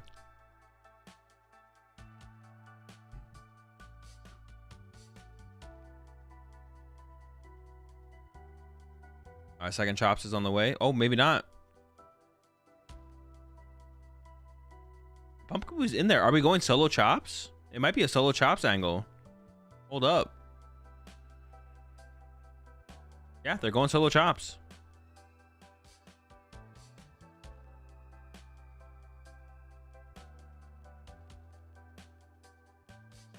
Why no Greninja? They just don't have it yet.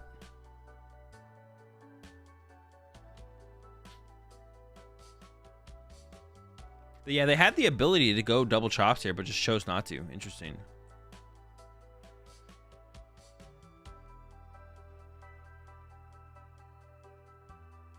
This lets them get down and set up double Lugia, which double Lugia is good in this matchup. This lets them get to double Lugia more aggressively.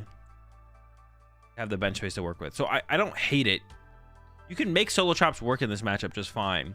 Like the thing you're scared of is like the Chops getting boss KO'd next turn, but it's pretty unlikely from the current board state, to be honest. So actually, I think this play is fine overall.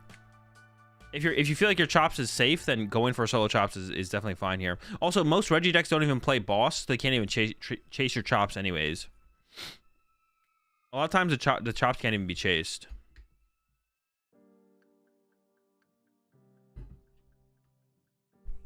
There's a lot of little guys on the bench here, though. The Pumpkaboo and the Dunsparce. So the Reggie player can go attack with Good Lucky 40-40 into attack with Good Lucky 40-40 for like a 4-prize turn. And then just Serena KO Luminian or something. Or the other Lugia at that point, I guess. I guess Luminian could go back to the deck on the by KOing the Lugia, possibly.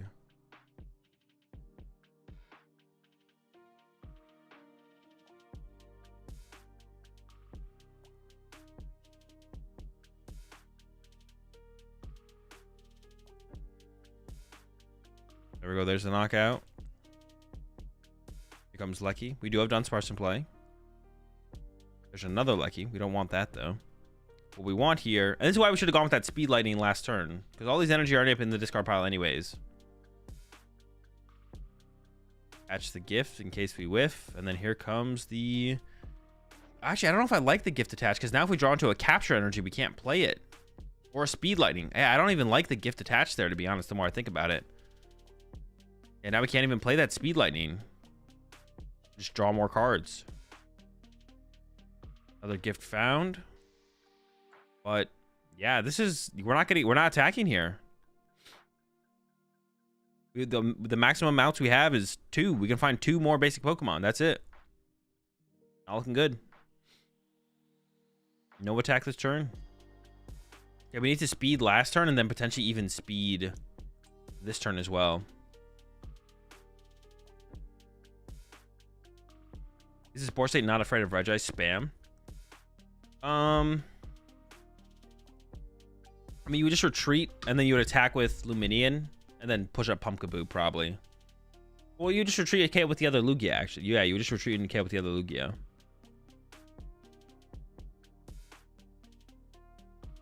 I mean, you could get into Regis again, but you could always attack with Luminian, push Pumpkaboo, and then let Pumpkaboo die. Give yourself a bench space to work with. But no, you probably should retreat to the Lugia and just attack with that one.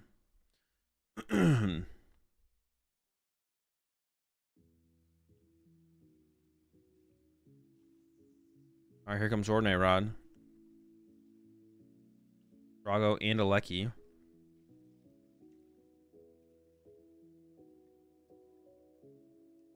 And that's just going to be a hit for 50, I guess. You just punch for 50 now.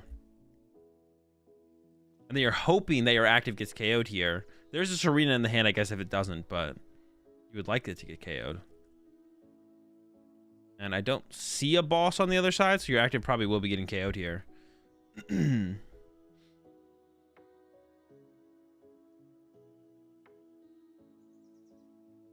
is not great. It does look like you have to KO the active here if you want to take a knockout. I can't imagine we're not taking a knockout here. Second Lugia getting loaded up. We do have an Ultra Ball to find the next Lugia V-Star eventually. We're a little ways away from that, of course.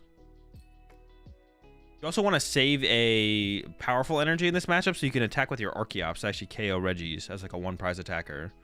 That's actually something that can happen in this matchup. You can start to run out of attackers as Lugia, depending on how many Lugias you actually get set up and how quickly they get KO'd by Lekkies potentially.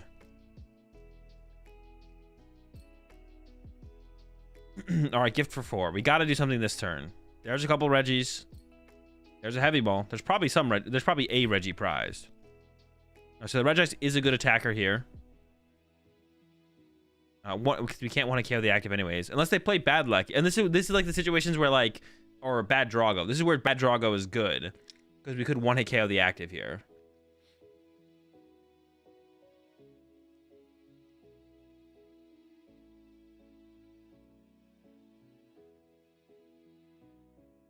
But attacking with ice if we don't have a bad Drago. I don't even know if they play the bad Drago. Would be fine.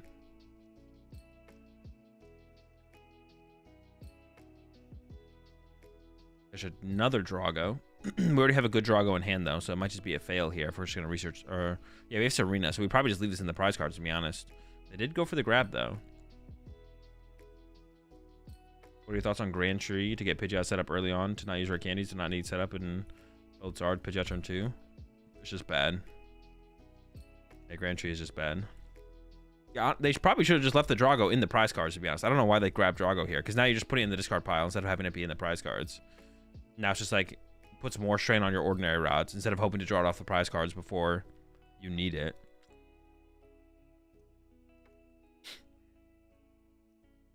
Grab a Lekki. They have Drago. They're still missing. Oh, we have the speed lining to go with here. Okay. We got a Marnie now to work with as well. I think we have the... Oh, they do play the bad Drago. They need to find Scoop Up Net now, though.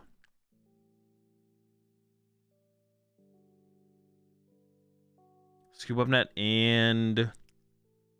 Ooh, they're playing the Escape Rope. I don't know how I feel about that. I mean, you just sacrifice Punkaboo, right?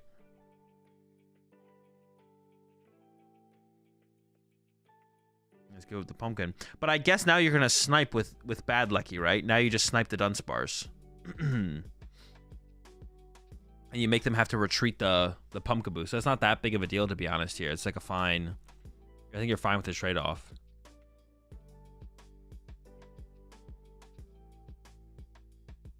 There we got our Steel. So we should have the attack here. We can load up the gift on there. I forget what is the discard requirement. I don't remember what it is, to be honest.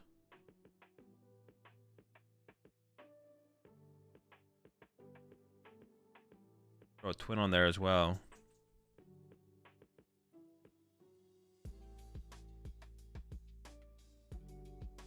Oh, is it just all the lightning? Okay, yeah, goodbye Dunsparce. So now you want to avoid KOing the active Lekki here, to make it harder to get into a good Lekki to actually do a lot of damage to Lugias. But I don't see a boss in that hand, so if we want to take a knockout this turn, which we still probably want to do, we got to KO the bad Lekki here, which gives us space for good Lekki on the other side. I mean, could you ever just pass? You can't ever just pass here, right? I don't think so.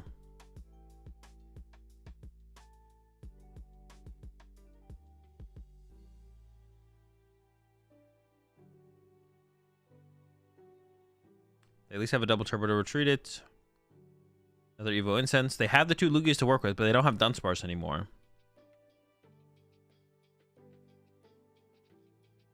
No Dunsparce.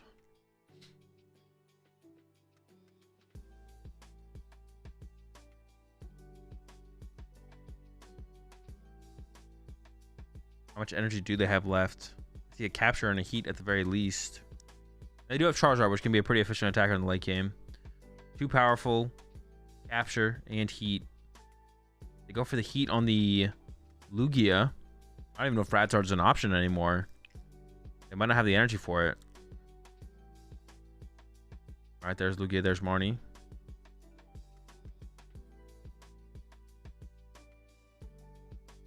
8 minutes left. We should have... we might be cutting it close on the time. They found Goodlecky.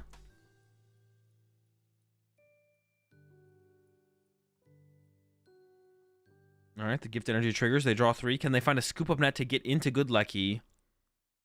That might have been a scoop up net. No, looks like... Oh, no, that is. So we could attack with Goodlecky here. Put 220 on it. We could also set up some snipe damage on the Pumpkaboo to clean that up later, and then maybe put some snipe damage on the Archeops. So it feels like getting into Goodlecky here is probably the play. Regice gets pushed. Oh, yeah, we could have promoted Gigas to set up multiple attackers. Yeah, good call. That probably should have been the play, was promote Gigas there, yeah.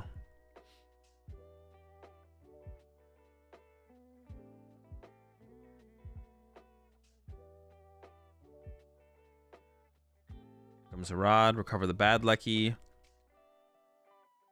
Only doing 120 is kind of unfortunate, to be honest. Yeah, I forgot about the Gigas promotion, so you can set up multiple of them. Set up multiple Regis. Even if you just set up the pivot as well, because you could have put energy on, like, I don't know, just one of the Regis so you could just, like, retreat next turn and you don't need... Oh, we're going with the Regice attack here. Okay.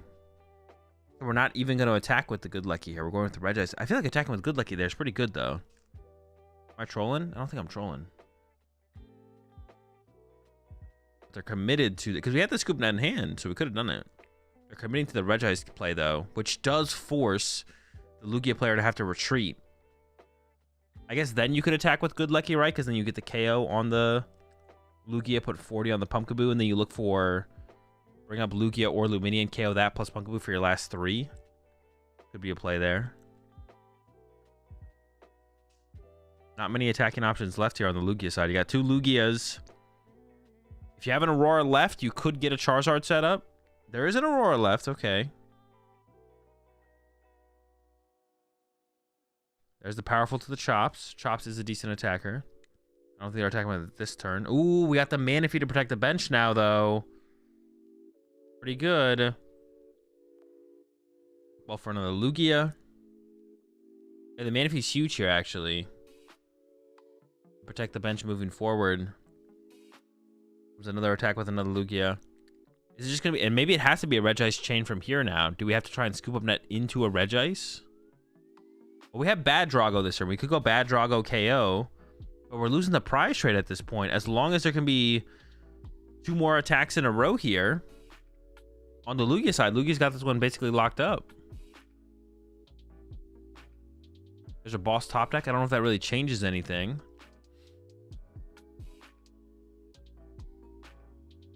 Trying to think. 5 prize cards left. If we punch the active with Regice, can we ever run them out of energy if we do that play, I guess is a question. If we Regice the active, can we ever run them out of energy? The Lugia player could just wait to let the Regice KO it, and then you just load up energy and attack, and then load up energy and attack. So it wouldn't even be that big of a deal, I don't think.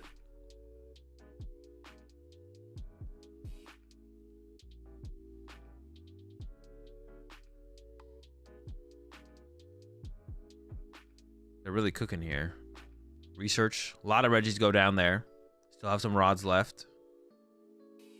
There's the ice. No net. Does have speed to find a net if we're really trying to get into the ice here. They're just going with the knockout with the active here, though. That does, I guess, remove... I guess it's the same thing here because you need to force 2 energy in play anyways, right? So by KOing the active here, you're forcing 2 energy in play anyways, right? Just like the same thing. Knockout with this forces 2 more energy into play.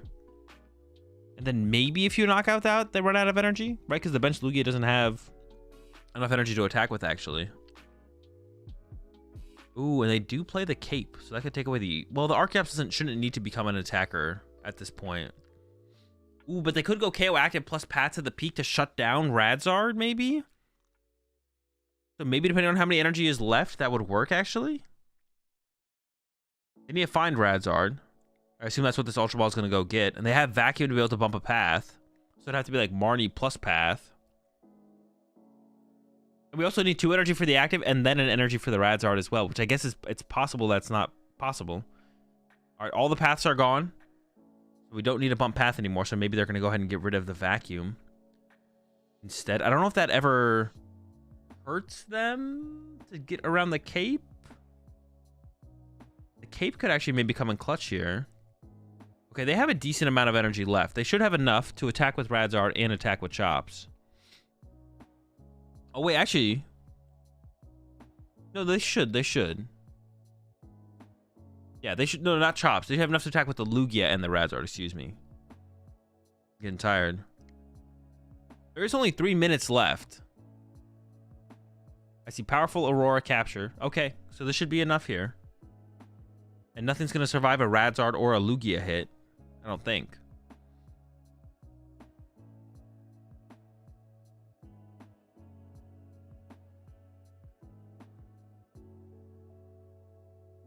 I think they were confirming the boss was in the discard pile. Most Regis probably don't play more than 1 boss. Pretty bad card in Regis for the most part. It's okay. Serena's better, though, most of the time.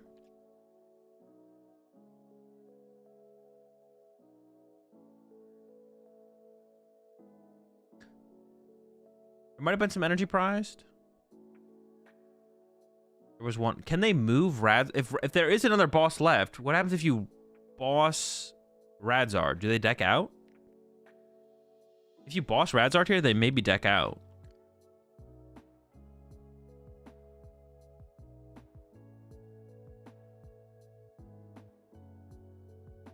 That's 3 Aurora down and the heat on the active. So you're basically just praying for last Aurora to be prized at this point. I don't think you really have another play. Unless you deck out second, then you could boss Radzard and draw pass. You can't boss anything else. Oh, you can't Serena, because Serena would bring up Lumini and they can retreat Lumini and plus attack with Lugia again.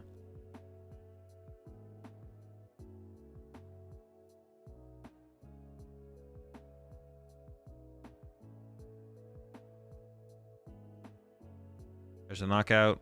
2 quick balls off the prize cards. Draw, Chops, Aurora, and knockout. Dub for the Lugia. It was close. Regi player fell behind. Wasn't ever able to really recover.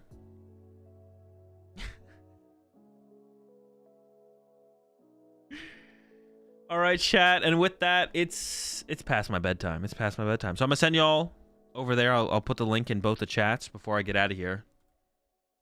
So if y'all want to go continue watching, you can over there. And I might be streaming tomorrow. I might not. I'm not sure. We'll see what tomorrow brings. If I don't stream tomorrow, I'm definitely going to stream on Monday. And if I don't stream... if I do stream tomorrow, I probably won't stream on Monday. I think that's what I meant to say. That's what I was going with. That's what I was going for. Yeah. I'll put the link in both the chats real fast, and then I'm going to head out of here. All right, my job's done. Have a good night, chat. I will see y'all maybe tomorrow, if not tomorrow, Monday, and if tomorrow, not on Monday. Have a good night. Peace.